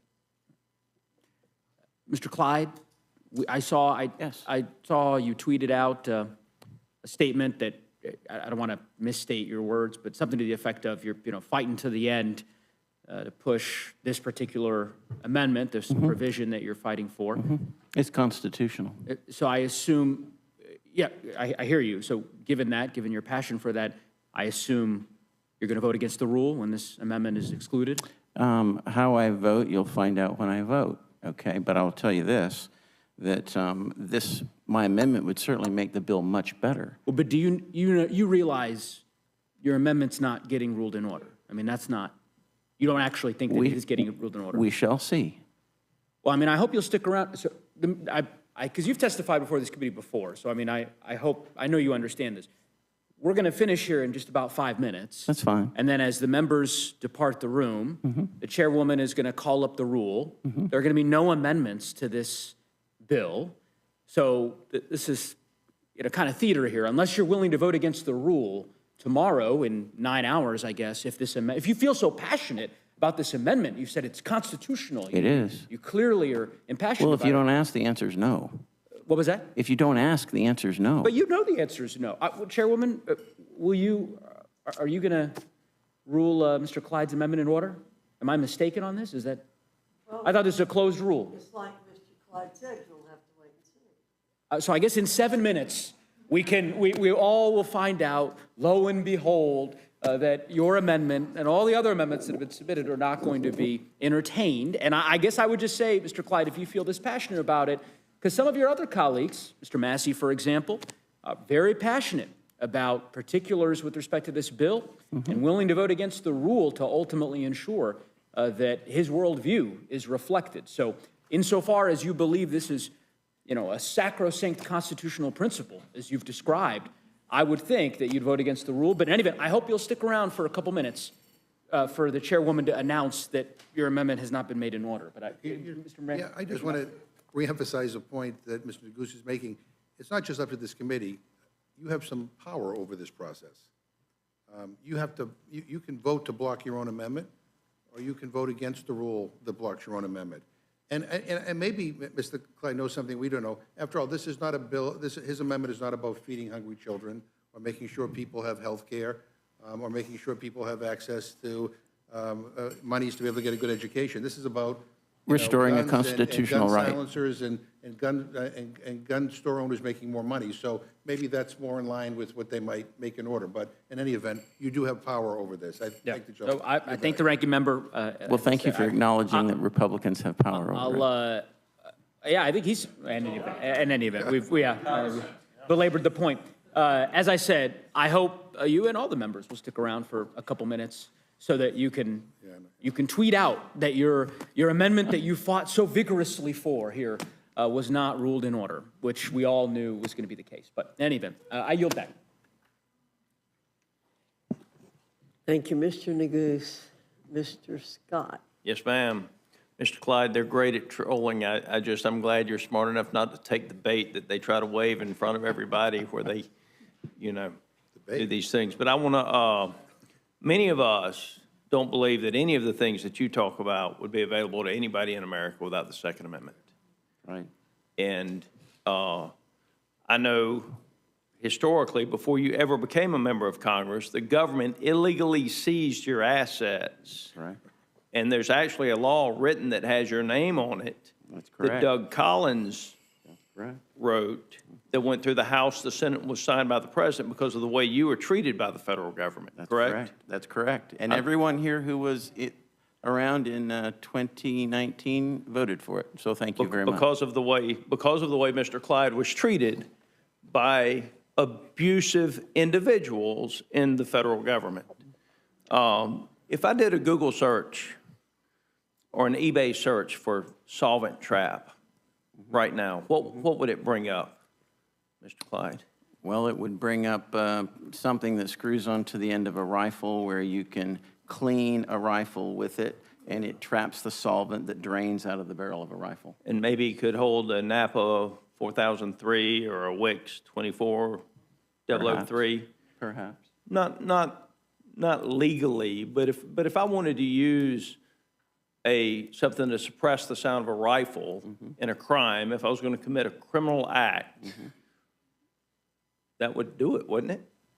Pretty much the same thing that I pay $1,000 for, the same end result.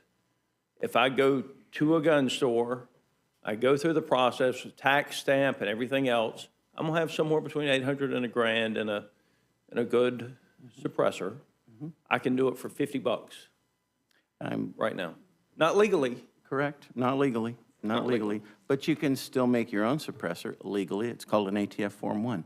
$200. That's correct. Right. I can do the filing fee. So you know more about this issue than pretty much anybody else out there in Congress. And now I want to get back to what Mr. McGovern said. He said it would allow you to make a machine gun. Is that correct? No, that is not correct.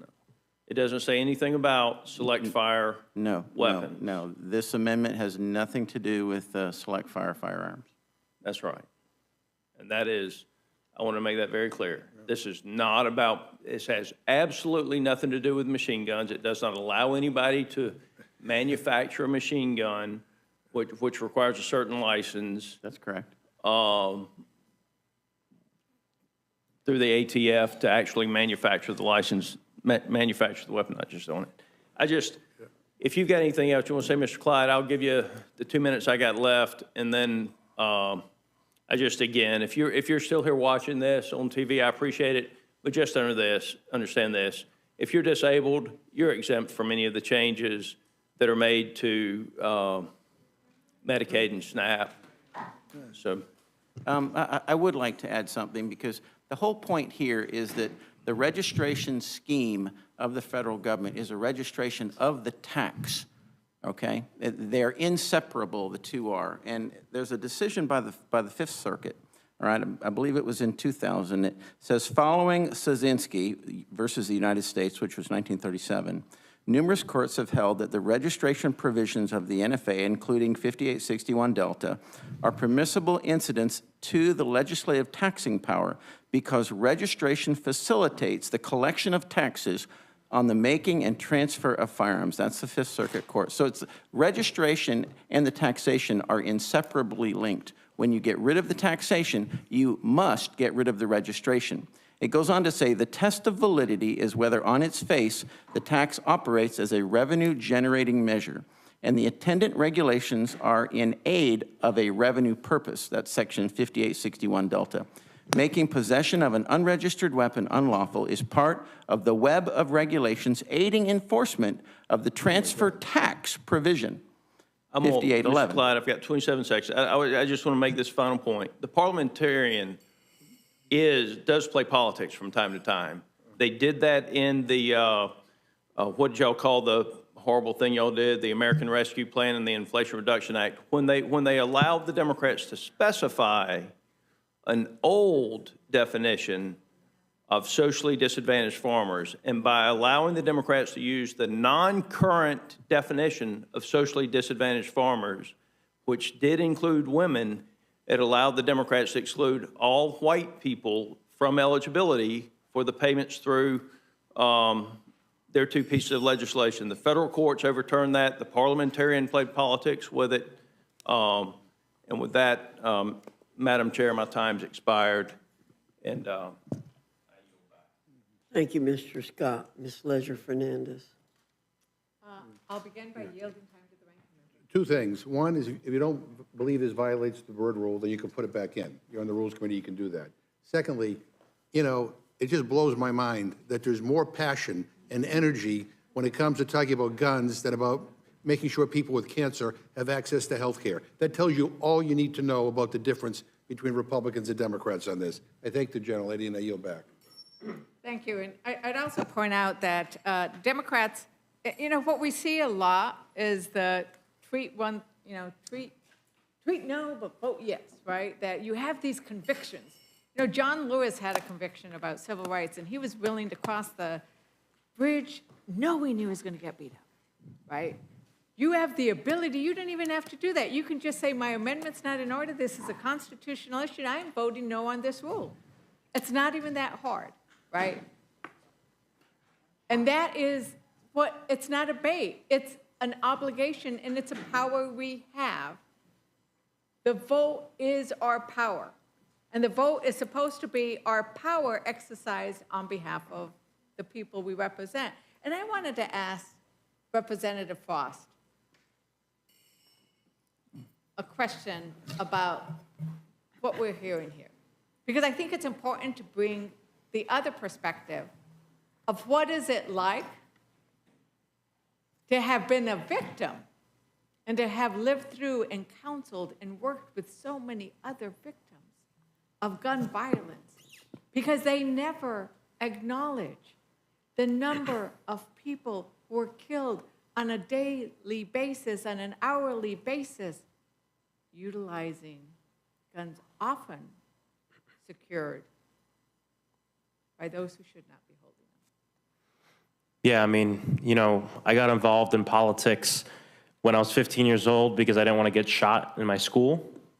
It was a Sandy Hook shooting that pushed me into this work. 3 years later, a gunman walked into Pulse nightclub a mile away from where I was working and murdered 49 people and injured another 49. He didn't like them because they were gay and Latino. 3 months after that, I survived an instance of gun violence in downtown Orlando on Halloween of 2016. Hundreds of us running away from the gunfire. And that's after I had been involved in this work for three and a half years. You never think it's gonna hit you home, and then it hits your home. And then it hits the block you're on. 2 years ago, at the scene of 400 violent crimes, silencers were found.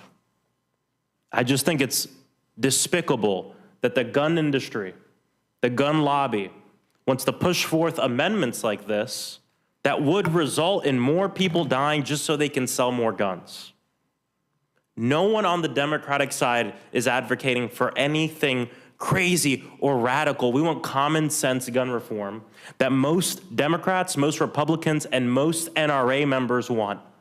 But it just goes to show you that organizations like the NRA don't even represent daily gun owners. They represent daily gun manufacturers and the people who sell the guns. They have no problems with more people dying as long as they can sell more guns. And if we want to talk about a safe America, over the last 3 years, because of the Bipartisan Safer Communities Act passed by Democrats, signed by Joe Biden, and the White House Office of Gun Violence Prevention, in the last 3 years, gun violence has gone down more than it has in our country's history. Cities of over 1 million people, gun violence has gone down 40%. This year, we're on track to have a reduction of 20% from last year. So we know that these solutions work, while of course respecting the rights of people, but also protecting the most sacred right, which is the right to live, the ability to walk down our blocks, go to our churches, our synagogues, our schools, our temples everywhere, and not fear being shot. And this false notion that you gotta pick one, you gotta either be for the Constitution or you're okay with people dying. I mean, it's just false. We are for rights, but we're also for making sure that the right to live is preserved. And that's been the fight of my life. That's why I came to Congress. And that's why I'm proud to be a Democrat and oppose this horrible bill. Thank you. And I think that the theme that we are seeing is, you said it, a right to life versus their desire for profit. You just described that, and in this bill, that's what we see over and over again, the right to life, because you need the health insurance, versus the right for profit. Yeah, see, they say they're pro-life because they want the baby to be born, go to school, and get shot in the school. Die in the school, die on the streets. No, that is what they say. I move to strike his I'm not going words. over the cliff. Wait, you've gone over. We were going to be quiet, but you've gone over now. You didn't use any. I meant every word. We are going to strike your words. But on the other hand, it might be good to leave your words. It might be good to leave your words. because that's how you feel. But you are not going to come into this room and impugn our integrity. You will not.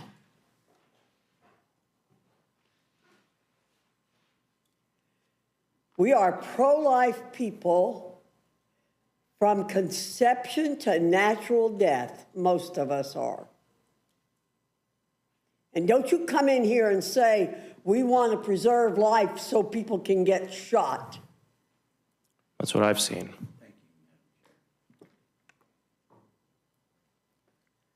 Are you through, Ms. Ledger-Fernandez? I hope so.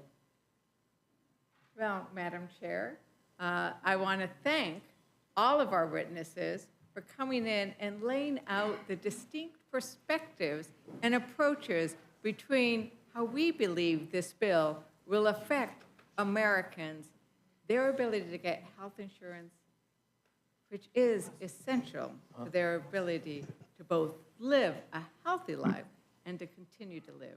And with that, Madam Chair. Madam Chair, I did make a motion that has not been acted on. If you would like for me to withdraw that motion, I will withdraw it. Mr. Scott, I think it's better to leave those words in the That's fine. in the Let's let them record know how they feel. than You to did not make a take proper them out. motion, just for the record. You're withdrawing your motion. Thank you. Thank you. The panel is dismissed. Thank you very much.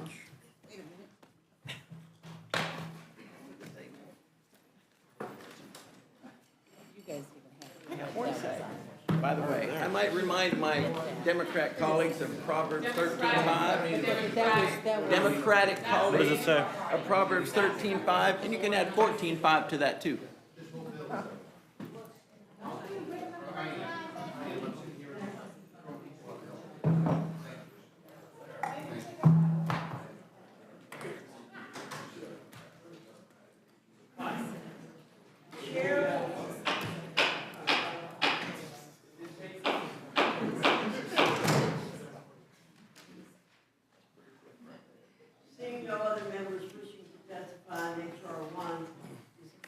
Seeing no other members wishing to testify on H.R. 1, this closes the hearing portion of our meeting.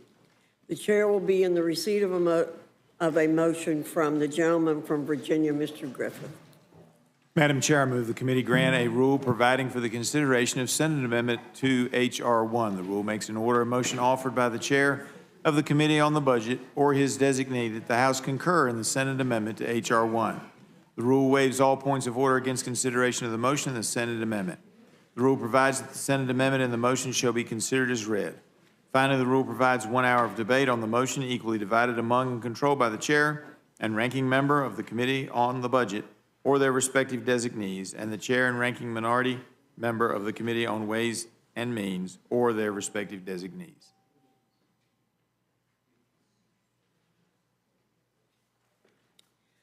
Thank you very much. You've now heard the motion. Is there any other discussion or Yes. amendment to the rule? Yes, Madam Chair. Mr. McGovern. 1 hour of debate on this? Yeah. No, this is, provides 1 hour debate. Yeah. 1 hour debate. 1 hour of debate on this whole thing? Yes. I mean, you got to be kidding me. I have an amendment to the rule. I move the committee provide 4 hours of debate for the motion to concur, equally divided and controlled between the chair and ranking member of the committees on Budget, Ways and Means, Energy and Commerce, and Agriculture. CBO says that 17 million people will lose their health care because of this bill.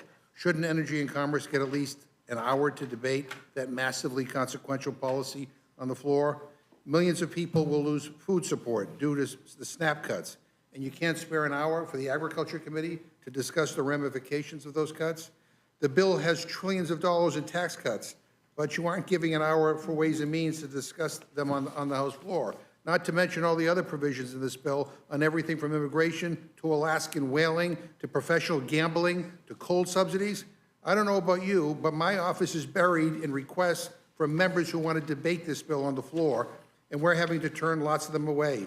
This 4th of July deadline is completely self-imposed, but 3 extra hours of debate won't interfere with it. So I urge a yes vote on my amendment, and I yield back the time. Is there any further discussion? Hearing none, the question's on the amendment. All those in favor signify by saying aye. Aye. Those opposed say no. No. No. In the opinion of the chair, the noes have it. I The ask for a amendment. roll call on that one. Clerk will call the roll. Mrs. Fishbach? No. Mrs. Fishbach, no. Mr. Norman? No. Mr. Norman, no. Mr. Roy? Mr. Roy, no. Mrs. Houchin? Mrs. Houchin, no. Mr. Langworthy? Mr. Langworthy, no. Mr. Scott? No. Mr. Scott, no. Mr. Griffith? No. Mr. Griffith, no. Mr. Jack? No. Mr. Jack, no. Mr. McGovern? Yes. Mr. McGovern, aye. Ms. Gallen? Aye. Ms. Gallen, aye. Mr. Neguse? Aye. Mr. Neguse, aye. Ms. Ledger Fernandez? Ms. Ledger Fernandez, aye. Madam Chair? No. Madam Chair, no. Clerk will report the total. 4 yeas, 9 nays. The noes have it. The amendment is not agreed to. Is there any further discussion? There's quite a few. Madam Chairwoman, I have an amendment to the rule. I move to strike the text of the rule and instead make an order, a motion offered by the Chair of the Committee on the Budget or his designee, that the House disagree to the Senate amendment to H.R. 1 and request a conference with the Senate, debatable for 1 hour, equally divided and controlled by the Chair and Ranking Member of the Committee on the Budget. This bill will hurt people in every congressional district, and Republican leadership is racing to get it passed before their own members even figure out what the hell's in it. There's no real deadline we're working against, none. July 4th is just an arbitrary marker that Trump made up. We're rushing not because the country demands it, but because he wants to throw himself another party. This isn't policy, this is ego management. So why not slow down? Why not actually do the work to fix all the problems we've spent so many hours in this room discussing? Why not fix the problems instead of pretending we're in the middle of some 5-alarm emergency? I understand that the Senate and the Speaker are trying to jam all of you, but you don't have to be complicit. And remember, a conference has a big advantage. It forces an actual agreement, so you don't have to trust the Senate anymore. Even Chairman Arrington seemed to want to go to conference when I asked him earlier. That's your budget, Chairman. He's supposed to be in charge of this process. I urge a yes vote on my amendment, and I yield back. Is there any further discussion on the amendment? Hearing none, the question's on the amendment. All those in favor signify by saying aye. Aye. Those opposed say no. No. In the opinion of the chair, the noes have it. The amendment is not agreed to. Ask for a roll call, Madam Chair. Clerk will call the roll. Mrs. Fishbach? No. Mrs. Fishbach, no. Mr. Norman? No. Mr. Norman, no. Mr. Roy? Mr. Roy, no. Mrs. Houchin? Mrs. Houchin, no. Mr. Langworthy? Mr. Langworthy, no. Mr. Scott? No. Mr. Scott, no. Mr. Griffith?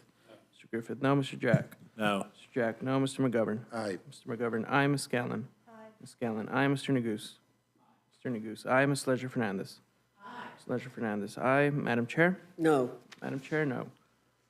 Clerk will report the total. 4 yeas, 9 nays. The noes have it. The amendment is not agreed to. Madam Chair, I have another amendment. I'm offering this along with Representative McLean Delaney and Representative Houlihan. This is the amendment I offered during the first go-around that would restore already appropriated and awarded NIH grant funding. As of June 4th, 2025, 2,282 NIH grants awarded to institutions in the U.S. have been terminated and not reinstated, totaling over $3.8 billion in funding. And over 1,000 NIH employees have been fired. This is disastrous and completely unacceptable. I've said it before and I'll say it again. We can't just stop research and expect that we can pick it back up again in a few years. Patients rely on this research and the grants that fund it. There are people whose only hope for treatment is an NIH-supported clinical trial. It is truly a matter of life or death. I don't know if my Republican colleagues are really understanding what this means for everyday people, so let me share a couple of stories. A few weeks ago, Austin and Julia Schlueter reached out to my office to share a story from the front page of the Washington Post. It was about their dad, Richard Schlueter. In June, as a part of an NIH clinical trial, Richard was supposed to receive a custom-made treatment for a cancer that has spread to his bones. Due to NIH staffing cuts, his treatment has been delayed at least a month. The researcher running his trial estimates that some patients may have to wait until as long as September. People with metastatic cancer do not have a few months to hang tight. We are talking about revolutionary treatments that can save people's lives. There is no time to waste. This past weekend, CBS Sunday Morning aired a segment on the potential impacts of staffing and budget cuts to NIH. They interviewed a man named Kevin Callahan, who is a participant in a clinical trial for a vaccine that will prevent pancreatic cancer from reoccurring. Pancreatic cancer is an incredibly aggressive form of cancer that has an 80% reoccurrence rate and a 20% survival rate within 5 years. And the vaccine seems to be working for Kevin. It's been 5 years, and so far his cancer has not come back. Nothing short of a miracle. That's what the business of the NIH has been for the last 137 years, delivering miracles. Now, people in this administration and my colleagues here will try to tell you that all of these cuts have no impact on everyday people, that they're just getting rid of the fraud, waste, and abuse. I'm here to tell you that's just not the case. That's not the truth. The NIH is getting us closer to cures for Parkinson's, Alzheimer's, and every kind of cancer, and it's turning hope into reality. Kevin and Rich's stories are just two of hundreds of thousands. They are just a few of the many adults, children, and families who would have no other option without NIH. So denying the funding that researchers have earned and that patients are relying on is just cruel. So approving this amendment won't fix this horrible, ugly bill, but it will certainly save lives, and I urge a yes vote. Any further discussion on the amendment? Hearing none, the question's on the amendment. All those in favor signify by saying aye. Aye. Those opposed say no. No. In the opinion of the chair, the noes have it. The amendment's not agreed For a to. roll call. The clerk will call the roll. Mrs. Fishbach? No. Mrs. Fishbach, no. Mr. Norman? No. Mr. Norman, no. Mr. Roy? Mr. Roy, no. Mrs. Houchin? Mrs. Houchin, no. Mr. Langworthy? Mr. Langworthy, no. Mr. Scott? No. Mr. Scott, no. Mr. Griffith? No. Mr. Griffith, no. Mr. Jack? No. Mr. Jack, no. Mr. McGovern? Aye. Mr. McGovern, aye. Ms. Scanlon? Aye. Ms. Scanlon, aye. Mr. Neguse? Mr. Neguse, aye. Ms. Ledger Fernandez? Aye. Ms. Ledger Fernandez, aye. Madam Chair? No. Madam Chair, no. Clerk will report the total. 4 yeas, 9 nays. In the opinion of the chair, the noes have it. The amendment's not agreed to. Is there any other amendment? Madam Chairwoman, I have an amendment to the rule. I move the committee make an order amendment number 156 offered by Democratic leader Jeffries, which strikes all provisions that would cause millions of Americans to lose health care and food assistance. Leader Jeffries testified passionately before this committee in May about the devastating effect that this bill would have on American families. And out of respect for his position as the leader of the Democratic caucus and for the millions of Americans who will be hurt by this bill, Republicans should allow Leader Jeffries to offer his amendment on the floor for an up or down vote, and I urge a yes vote on my amendment, and I yield back. Is there further discussion on the amendment? Hearing none, the question's on the amendment. All those in favor signify by saying aye. Aye. Aye. All those opposed say no. No. In the opinion of the chair, the noes have it. The amendment's not agreed. As for a roll call. Mr. McGovern requests a roll call. The clerk will call the roll. Mrs. Fishbach? No. Mrs. Fishbach, no. Mr. Norman? No. Mr. Norman, no. Mr. Roy? Mr. Roy, no. Mrs. Houchin? Mrs. Houchin, no. Mr. Langworthy? Mr. Langworthy, no. Mr. Scott? No. Mr. Scott, no. Mr. Griffith? Mr. Griffith, no. Mr. Jack? No. Mr. Jack, no. Mr. McGovern? Aye. Mr. McGovern, aye. Ms. Scanlon? Aye. Scanlon, aye. Mr. Neguse? Aye. Mr. Neguse, aye. Ms. Ledger Fernandez? Aye. Ms. Ledger Fernandez, aye. Madam Chair? No. Madam Chair, no. Clerk will report the total. 4 yeas, 9 nays. The noes have it. The amendment is not agreed to. Madam Chairwoman, I have an amendment to the rule. I move the committee make an order amendment number 1 offered by Representative Gillen, which strikes the limitation on the state and local tax deduction. Is there any further discussion on the amendment? Hearing none, the question's on the amendment. All those in favor signify by saying aye. Those opposed, no. No. In the opinion of the chair, the noes have it. The amendment's not agreed to. As for a roll call. Clerk will call the roll. Mrs. Fishbach? No. Mrs. Fishbach, no. Mr. Norman? No. Mr. Norman, no. Mr. Roy? Mr. Roy, no. Mrs. Houchin? Mrs. Houchin, no. Mr. Langworthy? Mr. Langworthy, no. Mr. Scott? No. Mr. Scott, no. Mr. Griffith? Mr. Griffith, no. Mr. Jack? No. Mr. Jack, no. Mr. McGovern? Aye. Mr. McGovern, aye. Ms. Scanlon? Aye. Scanlon, aye. Mr. Neguse? Aye. Mr. Neguse, aye. Ms. Ledger Fernandez? Aye. Ms. Ledger Fernandez, aye. Madam Chair? No.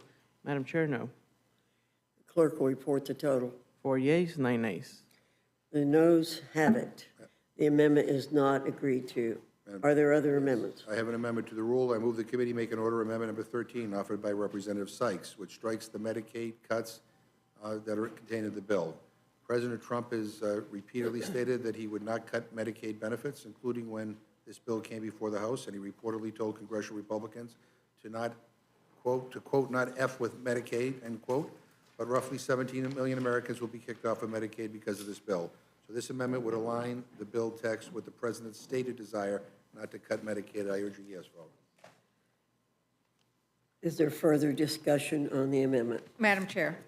Ms. Leger-Fernandez. So, Madam Chair, I think it is really important to point out the policy choices that are before us and their impact on Americans' morbidity, like how many Americans could die from these policy choices. And I pointed that out earlier, that the study has shown it is 52,000 people. But I think another really important fact of what happens when you have these Medicaid restrictions combined with the restrictions, the expiration of the Affordable Care Act tax credits, is that you're also going to have uncontrolled hypertension, 343,000 cases. That's heart attack, stroke, kidney failure. These are people who are going to get very, very sick and not be able to be productive members of our society. You're going to have uncontrolled high cholesterol, untreated mental illness, 296,000.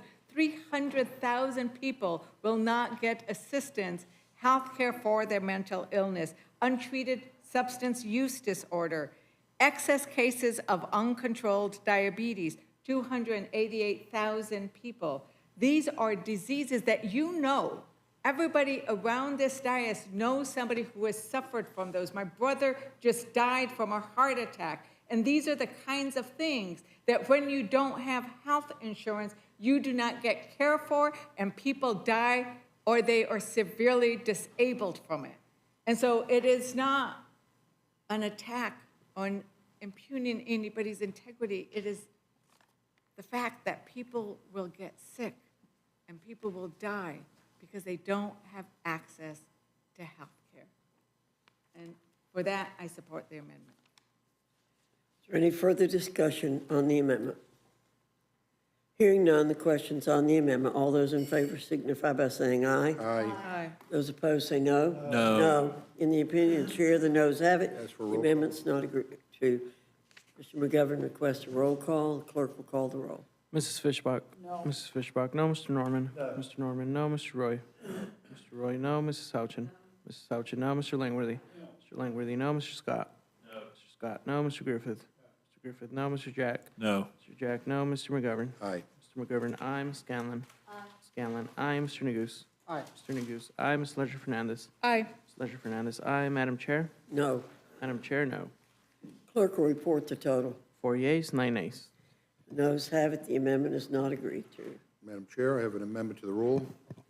McGovern? I move the committee make an order amendment number 124 offered by Representative Hayes, which strikes harmful provisions that would slash food assistance for children, seniors, and veterans. This bill is a disaster. It's a disaster for the 16 million children, 8 million seniors, and 4 million people with disabilities, and over 1 million veterans who rely on SNAP to put food on the table. It will cut the modest food benefits of about $2 per meal for millions of people in this country who need a little help to get by. The SNAP cuts contained in this bill also threaten access to school meals, because if kids get kicked off of SNAP, they are no longer directly certified to receive school meals. So, again, you heard the case, why this is important. I hope my colleagues will vote to make this an order. I yield back. Is there further discussion on the amendment? Hearing none, the question's on the amendment. All those in favor signify by saying aye. Aye. Those opposed say no. No. No. In the opinion of the chair, the noes have it. As for a roll call. Mr. McGovern requests a roll call. Clerk will call the roll. Mrs. Fishbach? No. Mrs. Fishbach, no. Mr. Norman? No. Mr. Norman, no. Mr. Roy? No. Mr. Roy, no. Mrs. Houchin? Mrs. Houchin, no. Mr. Langworthy? No. Mr. Langworthy, no. Mr. Scott? No. Mr. Scott, no. Mr. Griffith? Mr. Griffith, no. Mr. Jack? No. Mr. Jack, no. Mr. McGovern? Aye. Mr. McGovern, aye. Ms. Scanlon? Aye. Scanlon, aye. Mr. Neguse? Aye. Mr. Neguse, aye. Ms. Leger-Fernandez? Aye. Ms. Leger-Fernandez, aye. Madam Chair? No. Madam Chair, no. The clerk will report the total. 4 yeas, 9 nays. The noes have it. The amendment's not agreed to. Madam Chair, I have an amendment to the rule. I move the committee make an order amendment number 2 offered by Representative Brown, which strikes the ineffective SNAP time limits. This big ugly bill strips food assistance from veterans, young people just aging out of foster care, homeless individuals struggling to get back on their feet, families and older adults. It takes food away from families with kids and older adults who face incredible barriers to work. The new time limits in SNAP don't force people to work, they make people hungrier. What this bill does is especially cruel. It eliminates the time limit exemption that was put into place to protect the modest nutritional assistance for veterans, former foster youth up to age 25, and homeless individuals. As I mentioned before, and the chairman seems to have forgotten this, but Chairman of the Ag Committee actually celebrated these exemptions at our committee's markup on this ugly bill. And now he's done a complete about-face, which I don't quite understand. If you want to protect veterans, former foster youth, homeless individuals, families and older adults from losing access to SNAP, you should support this amendment. And again, if you lose access to SNAP, you lose it for 3 years. I urge a yes vote. Is there further discussion on the amendment? Madam Chair, we did not speak enough about the impact of these restrictions. I think we talked about veterans and everybody can relate, but on foster kids who are aging out. Think about it. These are kids, they don't have parents. And once they age out, they are all on their own. There's nobody who can catch them. And so to allow them to be able to have access to $6.16 a day worth of nutritional assistance as they go through Job Corps, some way to get to where they can be and should be, I think, is really important. And so for that reason, I'm very glad that this amendment has been proposed, and I urge its adoption. Is there any further discussion on the amendment? Hearing none, the questions on the amendment. All those in favor signify by saying aye. Aye. Those opposed say no. No. In the opinion of the chair, the noes have it. The amendment is not agreed Ask for a to. roll call. Clerk will call the roll. Mrs. Fishbach? No. Mrs. Fishbach, no. Mr. Norman? No. Mr. Norman, no. Mr. Roy? Mr. Roy, no. Mrs. Houchin? Mrs. Houchin, no. Mr. Langworthy? Mr. Langworthy, no. Mr. Scott? No. Mr. Scott, no. Mr. Griffith? Mr. Griffith, no. Mr. Jack? No. Mr. Jack, no. Mr. McGovern? Aye. Mr. McGovern, aye. Ms. Scanlon? Aye. Ms. Scanlon, aye. Mr. Neguse? Aye. Mr. Neguse, aye. Ms. Ledger Fernandez? Aye. Ms. Ledger Fernandez, aye. Madam Chair? No. Madam Chair, no. Clerk will report the total. 4 yeas, 9 nays. The noes have it. The amendment's not agreed to. Madam Chair, I have an amendment to the rule. I move the committee make an order amendment number 279, offered by ordered by Ranking Member Scott and myself, which prohibits the bill from going into effect unless cuts to Medicaid and SNAP would not result in fewer families being eligible for free school meals. Again, this awful bill becomes law. Millions of kids could lose access to free school meals because of the way SNAP interacts with school meals. Children who lose SNAP benefits also lose direct eligibility for free and reduced meals at school. And so, again, I urge a yes vote on this amendment, especially if you want to protect school meals for kids. Is there further discussion on the amendment? Yes, Madam Chair. Yeah, this provision has been of particular concern in my district. We have several schools that have the community feeding waivers so that they can provide free school lunches to everyone in the district. And if the SNAP cuts cut too many kids off this, then they won't be able to provide the school-wide lunches, and that means more kids will go hungry, which means they will not learn as well in school. So I think this is a really important amendment, and I'd urge everyone to support it. Is there further discussion? Hearing none, the questions on the amendment. All those in favor signify by saying aye. Aye. Those opposed say no. No. In the opinion of the chair, the noes have it. The amendment's not agreed to. Ask for a roll call vote, please. Clerk will call the roll. Mrs. Fishbach? No. Mrs. Fishbach, no. Mr. Norman? No. Mr. Norman, no. Mr. Roy? Mr. Roy, no. Mrs. Houchin? Mrs. Houchin, no. Mr. Langworthy? Mr. Langworthy, no. Mr. Scott? No. Mr. Scott, no. Mr. Griffith? Mr. Griffith, no. Mr. Jack? No. Mr. Jack, no. Mr. McGovern? Aye. Mr. McGovern, aye. Ms. Scanlon? Aye. Ms. Scanlon, aye. Mr. Neguse? Aye. Mr. Neguse, aye. Ms. Ledger Fernandez? Ms. Ledger Fernandez, aye. Madam Chair? No. Madam Chair, no. Clerk will report the total. 4 yeas, 9 nays. The noes have it. The amendment is not agreed to. Madam Chair, I have an amendment to the rule. I move the committee make an order amendment number 59, offered by Representative Del Bene, which makes the child tax credit fully refundable and increase the credit amount from $2,000 per child to $6,360 for newborns, $4,320 for children ages 1 through 6, and $3,600 for children aged 6 through 17. The Democrats passed an historic change to the child tax credit in 2021, cutting child poverty in half. Under the Republican bill today, families making $400,000 a year get the full child tax credit, but lower income families may get nothing or just a fraction of that due to how Republicans structure the credit.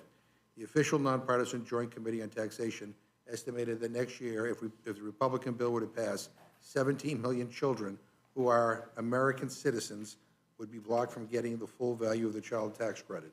I urge a yes vote on my amendment, and I yield back. Is there further discussion on the amendment? Yes, please. Ms. Scanlon? Thank you. I mean, we've heard a lot of testimony today about the fact that this bill is going to result in a wealth transfer from our poorest Americans to the wealthiest. The bill does not provide meaningful tax relief for working families in the middle class. It slashes benefits that millions rely upon to make ends meet. So one thing that we can do, and that we know to be a really effective policy to reduce poverty and help families with the cost of living, is to reinstate the expanded child tax credit that was issued as part of the American Rescue Plan. That expansion nearly eradicated child poverty in the U.S. We had historic lows as a result. So instead of giving tax breaks to millionaires and billionaires who don't need it, let's give families a real tax cut that will actually benefit kids by reinstating the expanded child tax credit. I yield back. Thank you, Ms. Scanlon. Is there further discussion? Hearing none, the question's on the amendment. All those in favor signify by saying aye. Aye. Those opposed say no. No. In the opinion of the chair, the noes have it. The amendment's not agreed to. Ask for a roll call, Madam Chair. Clerk will call the roll. Mrs. Fishbach? No. Mrs. Fishbach, no. Mr. Norman? No. Mr. Norman, no. Mr. Roy? Mr. Roy, no. Mrs. Houchin? Mrs. Houchin, no. Mr. Langworthy? Mr. Langworthy, no. Mr. Scott? Mr. Scott, no. Mr. Griffith? Mr. Griffith, no. Mr. Jack? No. Mr. Jack, no. Mr. McGovern? Aye. Mr. McGovern, aye. Ms. Scanlon? Aye. Ms. Scanlon, aye. Mr. Neguse? Aye. Mr. Neguse, aye. Ms. Ledger-Fernandez? Ms. Ledger-Fernandez, aye. Madam Chair? No. Madam Chair, no. Clerk will report the total. 4 yeas, 9 nays. Noes have it. The amendment's not agreed to. Madam Chair, I have an amendment to the rule. I move the committee make an order amendment number 146, offered by Representative Mike Thompson, which strikes section 70436 of the bill, which eliminates the transfer and manufacturing tax on silencers, short-barrel rifles, and short-barrel shotguns. This bill is full of handouts to special interests. I mean, as we talked about, the bill gets rid of an excise tax on gun silencers. That tax has been in place for nearly 100 years, and it's a vital public safety measure. And the Senate went even further and also got rid of the tax on sawed-off shotguns and rifles, which are more easily concealed under clothing. Over 400 silencers were found on or traced to violent crime scenes in 2023 alone.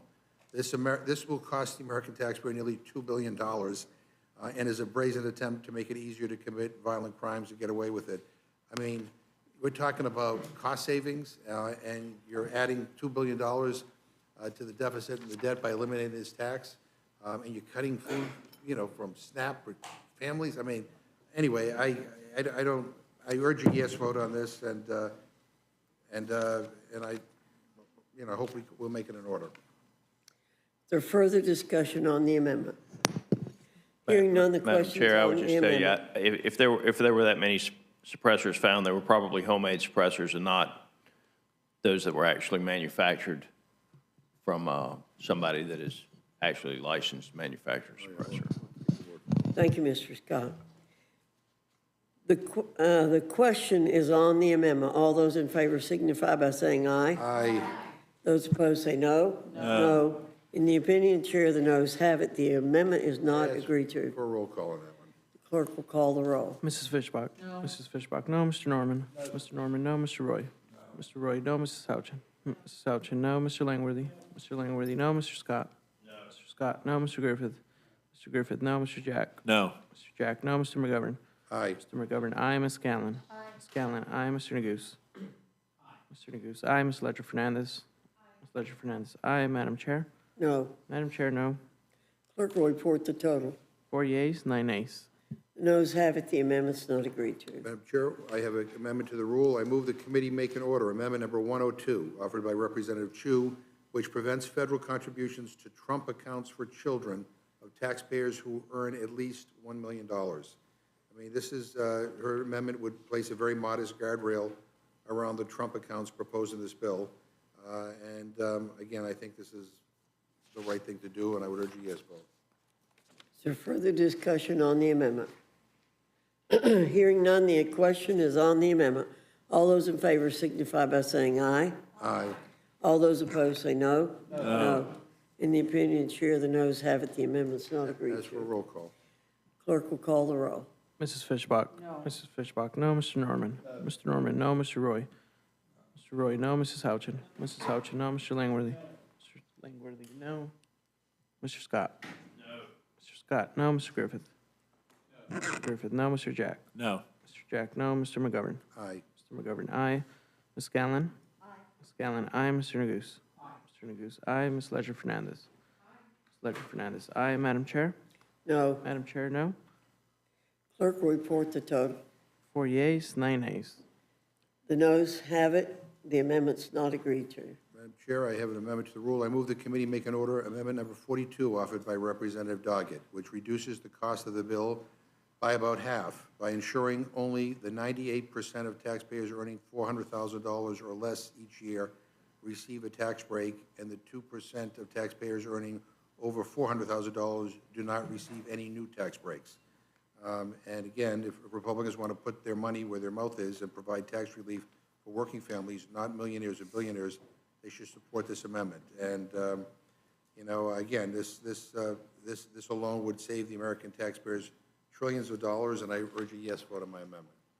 Is there any further discussion on the amendment? Hearing none, the question's on the amendment. All those in favor signify by saying aye. Aye. Those opposed say no. No. No.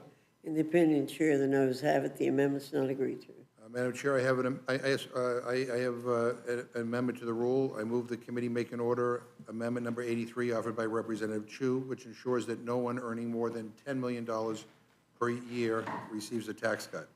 So Republicans just voted down a motion to protect tax relief for families making under $400,000 a year. This new amendment would ensure that those making over $10 million per year would not get a tax cut.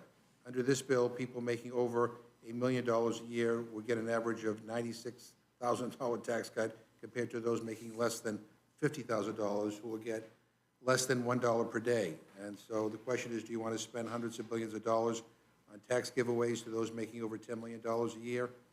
That's what this vote is about. I urge a yes vote on my amendment. Is there any further discussion on the amendment? Hearing none, the question's on the amendment. All those in favor signify by saying aye. Aye. Those opposed, no. No. In the opinion of the chair, the noes have it, the amendment's not I ask for a agreed roll to. call on that. Mr. McGovern asked for a roll call. The clerk will call the roll. Mrs. Fishbach? No. Mrs. Fishbach, no. Mr. Norman? No. Mr. Norman, no. Mr. Roy? Mrs. Houchin? Mrs. Houchin, no. Mr. Langworthy? No. Mr. Langworthy, no. Mr. Scott? No. Mr. Scott, no. Mr. Griffith? Mr. Griffith, no. Mr. Jack? No. Mr. Jack, no. Mr. McGovern? Aye. Mr. McGovern, aye. Ms. Scanlon? Aye. Ms. Scanlon, aye. Mr. Neguse? Aye. Mr. Neguse, aye. Ms. Ledger Fernandez?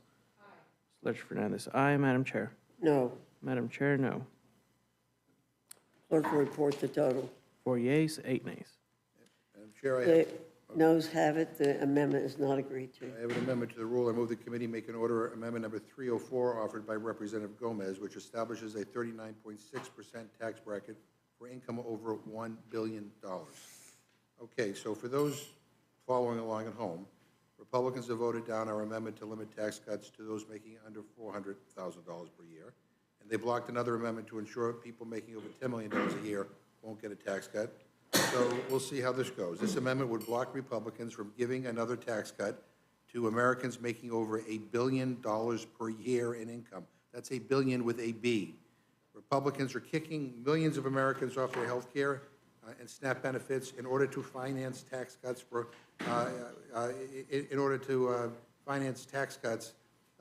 that basically are giveaways to billionaires. I'm giving my friends one last chance to redeem themselves by voting in favor of this amendment. Again, this would prevent tax cuts for people earning over $1 billion a year. Is there any further discussion on the amendment? Ms. Leisure Fernandez. I would point out that it's estimated that there are only 813 billionaires in this country. So basically, sorry. Madam Chair, thank you. I would point out that there are only 813 billionaires in this country. So basically, when you are voting against this amendment, you're saying these 813 billionaires are more important than all the other people in my district, or that's how it could be seen by some. And so I would urge people to consider the hundreds of thousands of people who will be losing Medicaid that we have pointed out in your district, and think about them. Think about the middle class and the working class, who they need the tax cuts and the extension of the tax breaks. But the 813 billionaires, they're just doing fine. In fact, they have $50 million weddings as they float in on their $500 million yacht. I don't think they need another tax break. So that's why I'll be supporting the amendment. Is there any further discussion on the amendment? Hearing none, the question's on the amendment. All those in favor signify by saying aye. Aye. Those opposed say no. No. In the opinion of the chair, the noes have it. The amendment's not agreed to. Mr. McGovern requests a roll call. The clerk will call the roll. Mrs. Fishbach? No. Mrs. Fishbach, no. Mr. Norman? No. Mr. Norman, no. Mr. Roy? No. Mr. Roy, no. Mrs. Houchin? No. Mrs. Houchin, no. Mr. Langworthy? No. Mr. Langworthy, no. Mr. Scott? No. Mr. Scott, no. Mr. Griffith? No. Mr. Griffith, no. Mr. Jack? No. Mr. Jack, no. Mr. McGovern? Yes. Mr. McGovern, aye. Ms. Scanlon? Aye. Ms. Scanlon, aye. Mr. Neguse? Mr. Neguse, aye. Ms. Ledger Fernandez? Aye. Ms. Ledger Fernandez, aye. Madam Chair? No. Madam Chair, no. Clerk will report the total. 4 yeas, 9 nays. The noes have it. The amendment is not agreed to. Ms. Scanlon, you're recognized. Madam Chair, I have an amendment to the rule. I move the committee make in order amendment number 213, offered by Ranking Member Raskin, which lifts the ban on burn, jag, and COPS funding for state and local police to ensure that they can receive funding for community violence intervention and prevention initiative efforts. Strong, effective community violence intervention and prevention efforts are key to ending gun violence all across the country. I've seen these problems work in my region. Over the past few years, Philadelphia has seen a significant drop in gun violence year over year, using data-driven strategies to the point where the city is now only suffering from its lowest levels of gun violence in over a decade. We've seen similar results in the city of Chester, also in my district, which has seen a 72% decrease in shootings. Lives have been saved. And I know my district's not the only one where this work is happening. People have been coming from around the country to study the techniques that have been used with our gun violence intervention programs. So right now, we should be building on this progress, not going backwards. This bill is actually defunding the police at a time when people across the country continue to live with the fear and grief caused by senseless gun violence. And this administration is kneecapping critical gun safety efforts, efforts that keep guns out of dangerous criminal hands. Republicans are seemingly using this bill to prevent key funding for state and local law enforcement that can be used on violence prevention programs, programs that help law enforcement protect their communities, and programs that work. Restricting this funding just shows an effort by congressional Republicans to prioritize the NRA over American peoples. So I would ask for support for this amendment, and I yield back. Is there further discussion on the amendment? Hearing none, the question's on the amendment. All those in favor signify by saying aye. Aye. Those opposed say no. No. In the opinion of I'd the ask chair, for the a roll noes have call it. vote. The amendment, Ms. Scanlon requests a roll call vote. The clerk will call the roll. Mrs. Fishbach? No. Mrs. Fishbach, no. Mr. Norman? No. Mr. Norman, no. Mr. Roy? No. Mr. Roy, no. Mrs. Houchin? Mrs. Houchin, no. Mr. Langworthy? No. Mr. Langworthy, no. Mr. Scott? No. Mr. Scott, no. Mr. Griffith? No. Mr. Griffith, no. Mr. Jack? No. Mr. Jack, no. Mr. McGovern? Aye. Mr. McGovern, aye. Ms. Scanlon? Aye. Ms. Scanlon, aye. Mr. Neguse? Aye. Mr. Neguse, aye. Ms. Ledger Fernandez? Aye. Ms. Ledger Fernandez, aye. Madam Chair? No. Madam Chair, no. The clerk will report the total. 4 yeas, 9 nays. The noes have it. The amendment is not agreed to. Ms. Scanlon, you're recognized. Madam Chair, I have an amendment to the rule. I move the committee make in order amendment number 79 offered by Representative Jayapal, which prohibits the use of funds in Subtitle A of Title VII from being used by Immigration and Customs Enforcement to detain or deport U.S. citizens. This amendment is straightforward. It should be uncontroversial. It would ensure that none of the funds in this bill are used to detain U.S. citizens for immigration enforcement. U.S. citizens should not be detained by ICE or any agency conducting immigration enforcement. Republicans told the American people that immigration enforcement would target dangerous individuals, but that has not been the case. The administration's obsession with quotas and mass deportation is wreaking havoc across our country and violating the rights of U.S. citizens, among others. Reports of U.S. citizens being wrongfully arrested and detained during immigration enforcement started coming out just days after Donald Trump was sworn in. Some have been detained for merely speaking Spanish. Others were held for 10 days, despite consistently telling Department of Homeland Security officials that they were citizens. ICE detention of U.S. citizens because of reckless and indiscriminate immigration enforcement is both unconstitutional and dangerous. Even ICE acknowledges that it has no authority to arrest and detain U.S. citizens. Their internal guidance says, as a matter of law, ICE cannot assert its civil immigration enforcement authority to arrest and/or detain a U.S. citizen. Alarmingly, ICE has already deported 3 U.S. citizen children, ages 2, 4, and 7, to Honduras. In another case, they did this despite the father petitioning in federal court to have his 2-year-old U.S. citizen child released to him. According to an attorney for the family, ICE did not allow the mother and father to communicate after she was detained. ICE should never have been detaining that U.S. citizen child to begin with, who they unlawfully detained for 3 days, let alone deporting her. Congress has a duty to act. We must ensure that government funding does not support illegal or unconstitutional actions. This amendment is a necessary safeguard against this administration's reckless approach to immigration enforcement. I urge a yes vote on my amendment and yield back. Is there any further discussion on the amendment? Hearing none, the question's on the amendment. All those in favor signify by saying aye. Aye. All those opposed say no. No. In the opinion of the chair, the noes have it. The amendment's not agreed to. The clerk will call the roll. Mrs. Fishbach? No. Mrs. Fishbach, no. Mr. Norman? No. Mr. Norman, no. Mr. Roy? Mr. Roy, no. Mrs. Houchin? No. Mrs. Houchin, no. Mr. Langworthy? Mr. Langworthy, no. Mr. Scott? No. Mr. Scott, no. Mr. Griffith? No. Mr. Griffith, no. Mr. Jack? No. Mr. Jack, no. Mr. McGovern? Aye. Mr. McGovern, aye. Ms. Scanlon? Aye. Ms. Scanlon, aye. Mr. Neguse? Mr. Neguse, aye. Ms. Ledger-Fernandez? Ms. Ledger-Fernandez, aye. Madam Chair? No. Madam Chair, no. Clerk will report the total. 4 yeas, 9 nays. The noes have it. The amendment's not agreed to. Ms. Scanlon, you're recognized. Madam Chair, I have an amendment to the rule. I move the committee make in order amendment number 201 offered by myself, which directs the Secretary of Agriculture to reinstate the Local Food Purchase Assistance Cooperative Agreement Program and the Local Food for Schools Cooperative Agreement Program. We've heard a lot today about the impact that SNAP cuts are going to have on children and particularly school lunches. I want to point out yet another slap in the face to both working families and local farmers. The Trump administration canceled $1 billion in funding for 2 critical programs that do exactly what Republicans like to claim they're in favor of, supporting our communities, our farmers, and our kids. First, the White House gutted $470 million from the Local Food Purchase Assistance Program, which helps states, tribes, and territories buy fresh local food from nearby farmers and get it to food banks and hunger relief programs.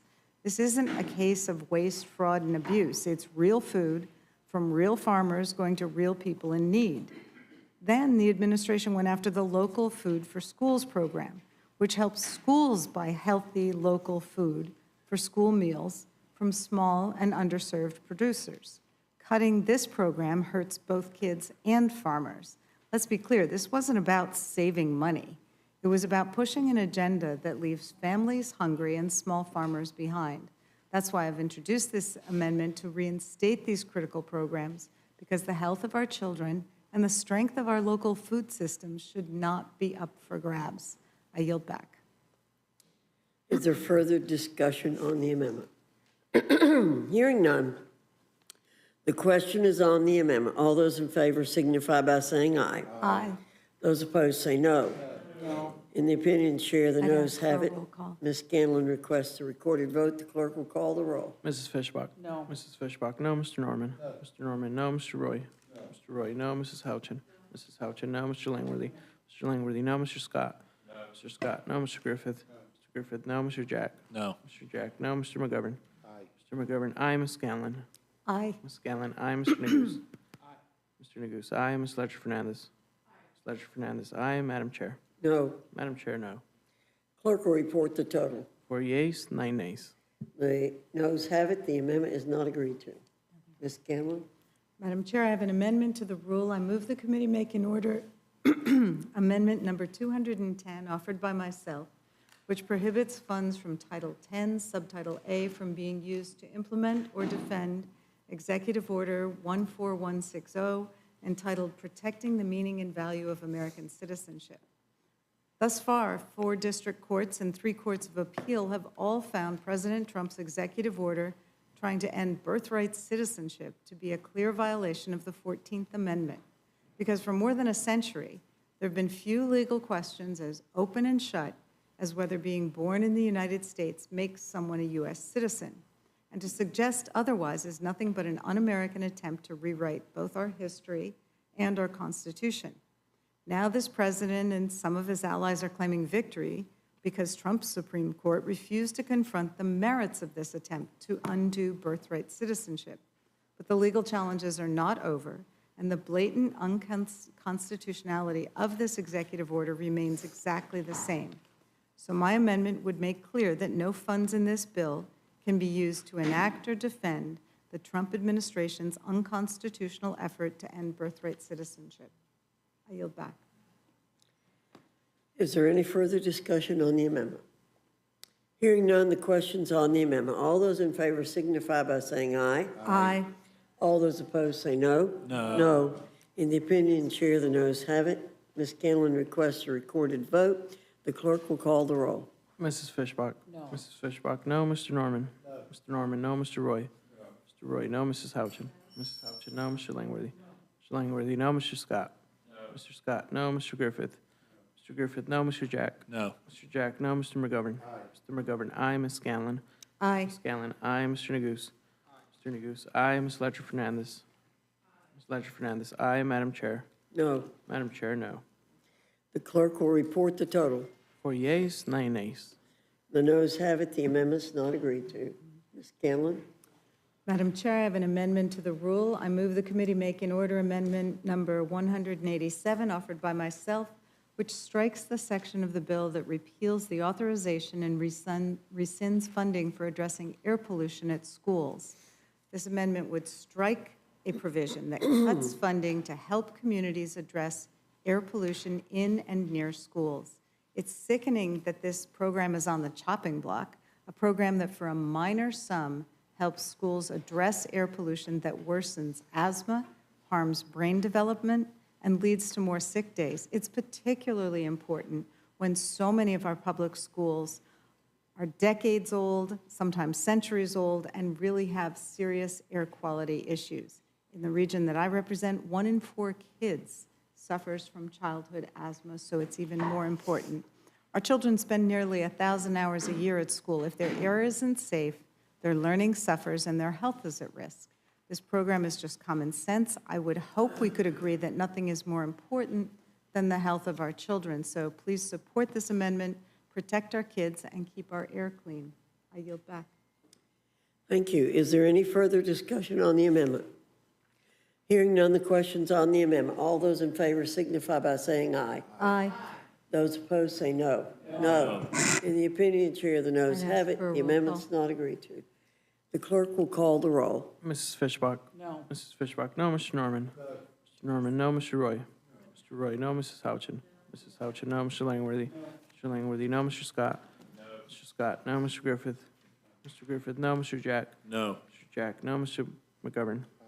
Mr. McGovern, aye. Ms. Scanlon. Aye. Ms. Scanlon, aye. Mr. Neguse. Mr. Neguse, aye. Ms. Ledger-Fernandez. Aye. Ms. Ledger-Fernandez, aye. Madam Chair. No. Madam Chair, no. Clerk will report the total. 4 yeas, 9 nays. The noes have it, the amendment's not agreed to. Madam Chair? Ms. Ledger-Fernandez, you're recognized. I have an amendment to the rule. I move the committee make an order amendment number 474 offered by myself, which would strike section 70101 as presently written and replace it with section 70101, maintain middle-class tax rates and increase rates on the rich. We had discussion earlier today about how Democrats stand with the importance that we will support the extension of the middle-class tax cuts. But we are not in favor of providing additional tax cuts and tax breaks to the wealthiest people and richest corporations who funded many Republican campaigns. They say a budget reflects your values, and a budget reflects who you prioritize. With this bill, Republicans are prioritizing those wealthiest corporations and people. But they're not just prioritizing billionaires. They're also throwing working and middle-class families under the bus. The top 0.01% will receive $309,000 in tax breaks under this bill. That's more than $847 a day. My amendment makes clear that Democrats support tax cuts for working and middle-class Americans, but it just asks the richest Americans to pay their fair share. It's very straightforward, the amendment. If you're in favor of tax cuts and tax breaks for middle Americans, support this amendment. If you, out there, anybody listening, if you make less than $600,000 a year, your tax rates would not go up under my amendment or under this bill. If you make more than that, your tax rate's just going to go back to what it was in 2017. So with that, Madam Chair, I urge a yes vote on my amendment and for the middle class. Is there any further discussion on the amendment? Hearing none, the question's on the amendment. All those in favor signify by saying aye. Aye. Those opposed say no. No. In the opinion of the chair, the noes have it. The amendment is not agreed to. On behalf of middle-class Americans, I request a recorded vote. The clerk will call the roll. Mrs. Fishbach? No. Mrs. Fishbach, no. Mr. Norman? No. Mr. Norman, no. Mr. Roy? No. Mr. Roy, no. Mrs. Houchin? Mrs. Houchin, no. Mr. Langworthy? No. Mr. Langworthy, no. Mr. Scott? No. Mr. Scott, no. Mr. Griffith? No. Mr. Griffith, no. Mr. Jack? No. Mr. Jack, no. Mr. McGovern? Aye. Mr. McGovern, aye. Ms. Scanlon? Aye. Scanlon, aye. Mr. Neguse? Aye. Mr. Neguse, aye. Ms. Ledger-Fernandez? Aye. Ms. Ledger-Fernandez, aye. Madam Chair? No. Madam Chair, no. Clerk will report the total. 4 yeas, 9 nays. The noes have it. The amendment is not agreed to. Madam Chair. Ms. Ledger-Fernandez. I have an amendment to the rule. I move the committee make an order amendment number 167 offered by Representative Chu, which strikes the provisions that make Affordable Care Act coverage more expensive. This bill doubles down on cruel and dangerous cuts to Medicaid coverage by closing off the ACA marketplace coverage for eligible individuals. You are going to stick people in the middle. You're going to kick them out of Medicaid and then not let them get on the Affordable Care Act. It is insanity. And this is what leads to, when you go visit your rural hospitals and they worry about this, they say, oh, these are the private pay, which means no pay. And when you don't get any pay at your rural hospitals, that's what leads to having them go under. It's a purgatory of no health care insurance. This bill also removes year-round enrollment for low-income families. This means a family of 3 making less than $39,970 a year would be disqualified from reduced premiums. Now, that's not a lot of money for a family of 3. In 2025, enrollees with an income of less than 150% of the federal poverty, which is at $39,000, made up the largest share of all marketplace enrollees, 47%. So you are basically harming almost half of the people on the Affordable Care Act. Now, my suggestion is actually very popular among Republicans. Trump pollster John McLaughlin found that even most Trump voters oppose shortening the open enrollment period. In fact, 56% of Trump voters oppose it. So if you're listening to your Republican voters, and I listen to mine in my district, I urge you vote for this amendment to make sure that the Affordable Care Act is affordable. Is there any further discussion on the amendment? Hearing none, the question is on the amendment. All those in favor signify by saying aye. Aye. Those opposed say no. No. In the opinion of the chair, the noes have it. The amendment is not agreed to. Recorded vote, Madam Chair. The clerk will call the roll.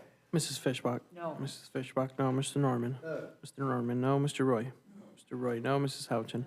Mrs. Houchin, no. Mr. Langworthy? Mr. Langworthy, no. Mr. Scott?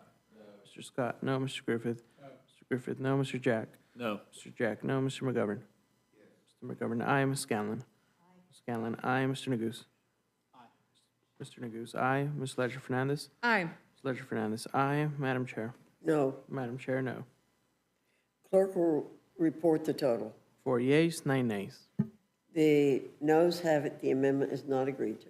Madam Chair, I have an amendment to the rule. I move the committee make an order amendment number 192 offered by Representative Underwood, which makes the Affordable Care Act enhanced premium tax credits permanent. Now, this is one of those tax credits that we should be making permanent, not just the tax cuts that go to the wealthy, because these premium tax credits are critical in making health coverage in the Affordable Care Act marketplace more affordable.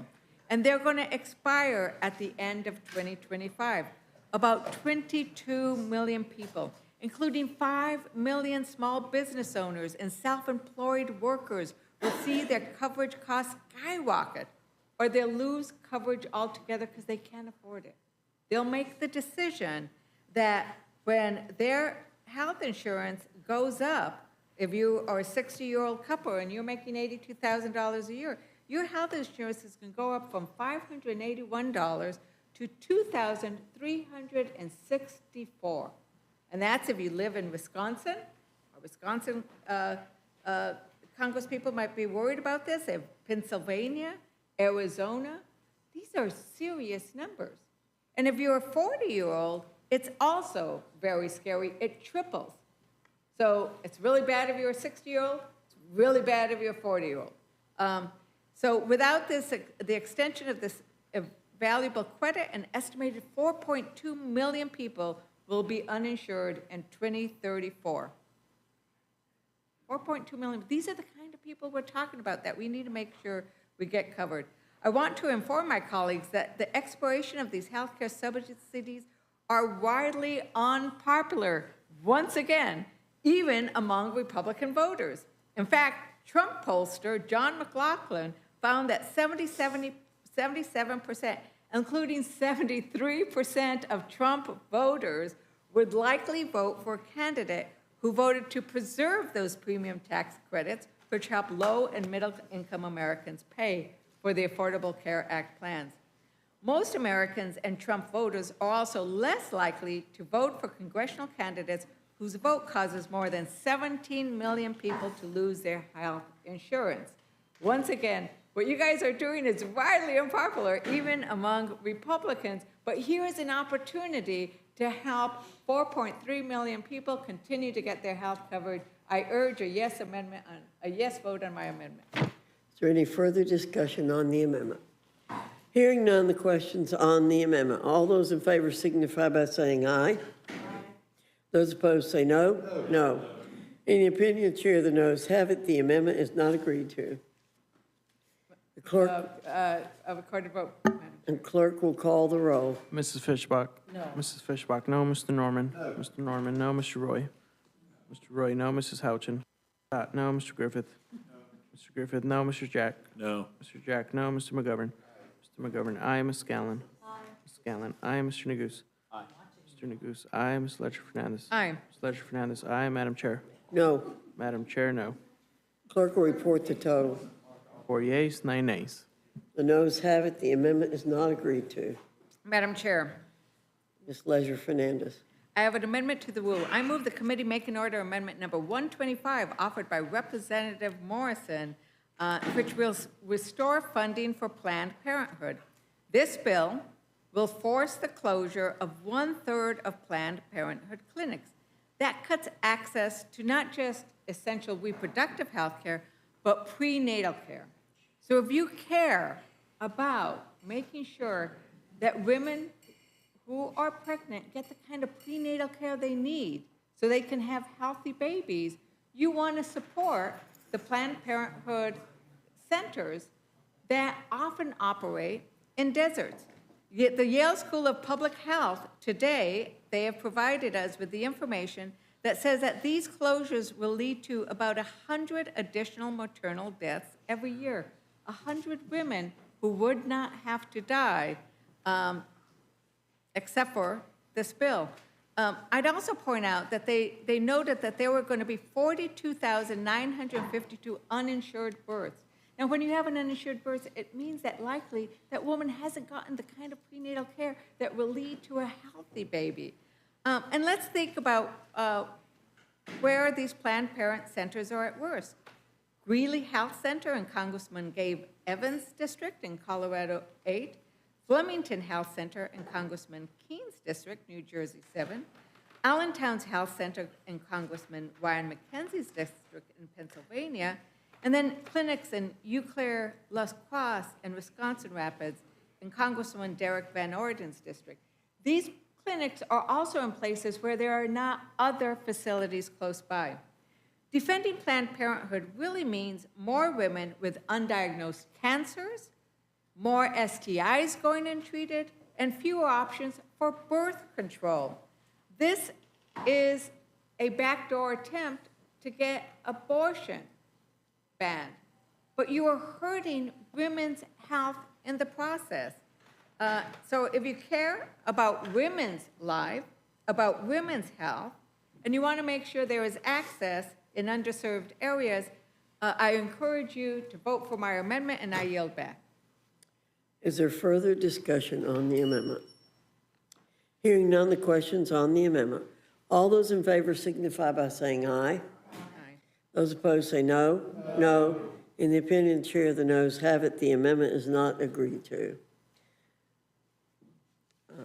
Madam Chair, Ms. Leisure Fernandez, a recorded vote.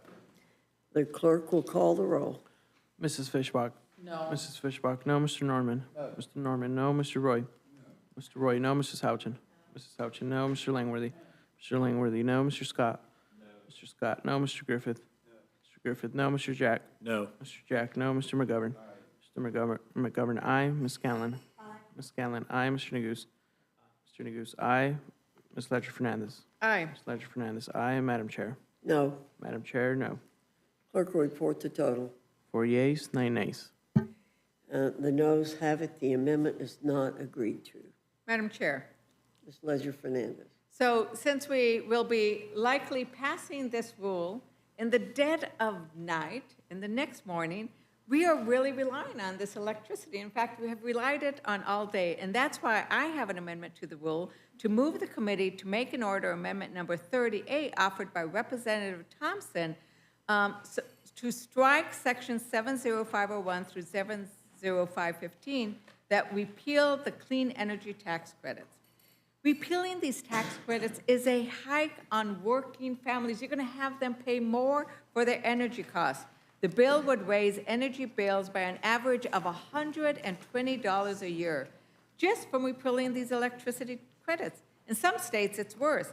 It's going to be $403 more in Texas, $310 more in Kentucky, $274 more in Missouri, and $163 more in Pennsylvania. Nationwide, families will pay $25 billion more for their energy per year by 2040. That's not reducing costs. That's just a whopper of a price increase for our Americans.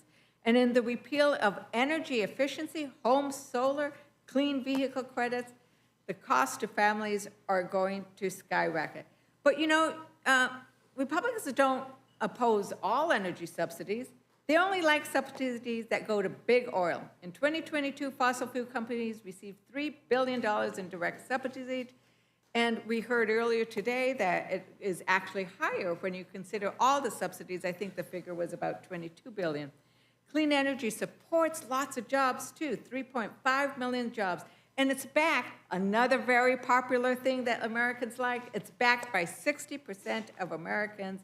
And while we debate and Republicans move to kill it, China is leaving us behind in the race to lead the $2 trillion global clean energy economy. If you vote against this amendment, don't pretend it's about energy dominance. It's about picking winners. And you're picking billionaires and dirty fossil fuels over working families. And with that, I yield back. Is there further discussion on the amendment? Hearing none, the question's on the amendment. All those in favor signify by saying aye. Aye. Those opposed say no. No. In the opinion of the chair, the noes have it. The amendment is not agreed to. The clerk will call the roll. Mrs. Fishbach? No. Mrs. Fishbach, no. Mr. Norman? No. Mr. Norman, no. Mr. Roy? Mr. Roy, no. Mrs. Houchin? Mrs. Houchin, no. Mr. Langworthy? No. Mr. Langworthy, no. Mr. Scott? No. Mr. Scott, no. Mr. Griffith? No. Mr. Griffith, no. Mr. Jack? No. Mr. Jack, no. Mr. McGovern? Aye. Mr. McGovern, aye. Ms. Scanlon? Aye. Ms. Scanlon, aye. Mr. Neguse? Mr. Neguse, aye. Ms. Ledger Fernandez? Aye. Ms. Ledger Fernandez, aye. Madam Chair? No. Madam Chair, no. Clerk will report the total. 4 yeas, 9 nays. The noes have it. The amendment's not agreed to. Is there any other amendment or discussion? Hearing no further discussion, the question is on the motion from the gentleman from Virginia. All those in favor signify by saying aye. Aye. In the opinion, all those opposed say no. No. In the opinion of the chair, the ayes have it. The motion is not Madam agreed to. Chair, I ask for a roll call on this. A recorded vote has been requested. The clerk will call the roll. Mrs. Fishbach? Aye. Mrs. Fishbach, aye. Mr. Norman? Mr. Norman, aye. Mr. Roy?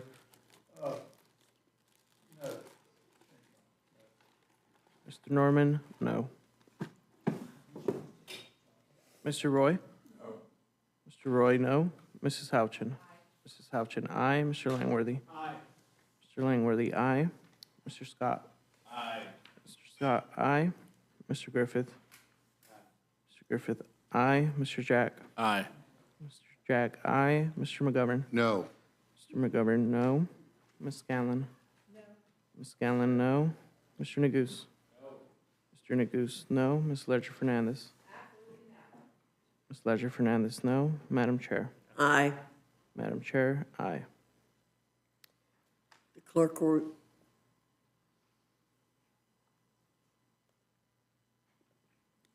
will report the total. 7 yeas, 6 nays.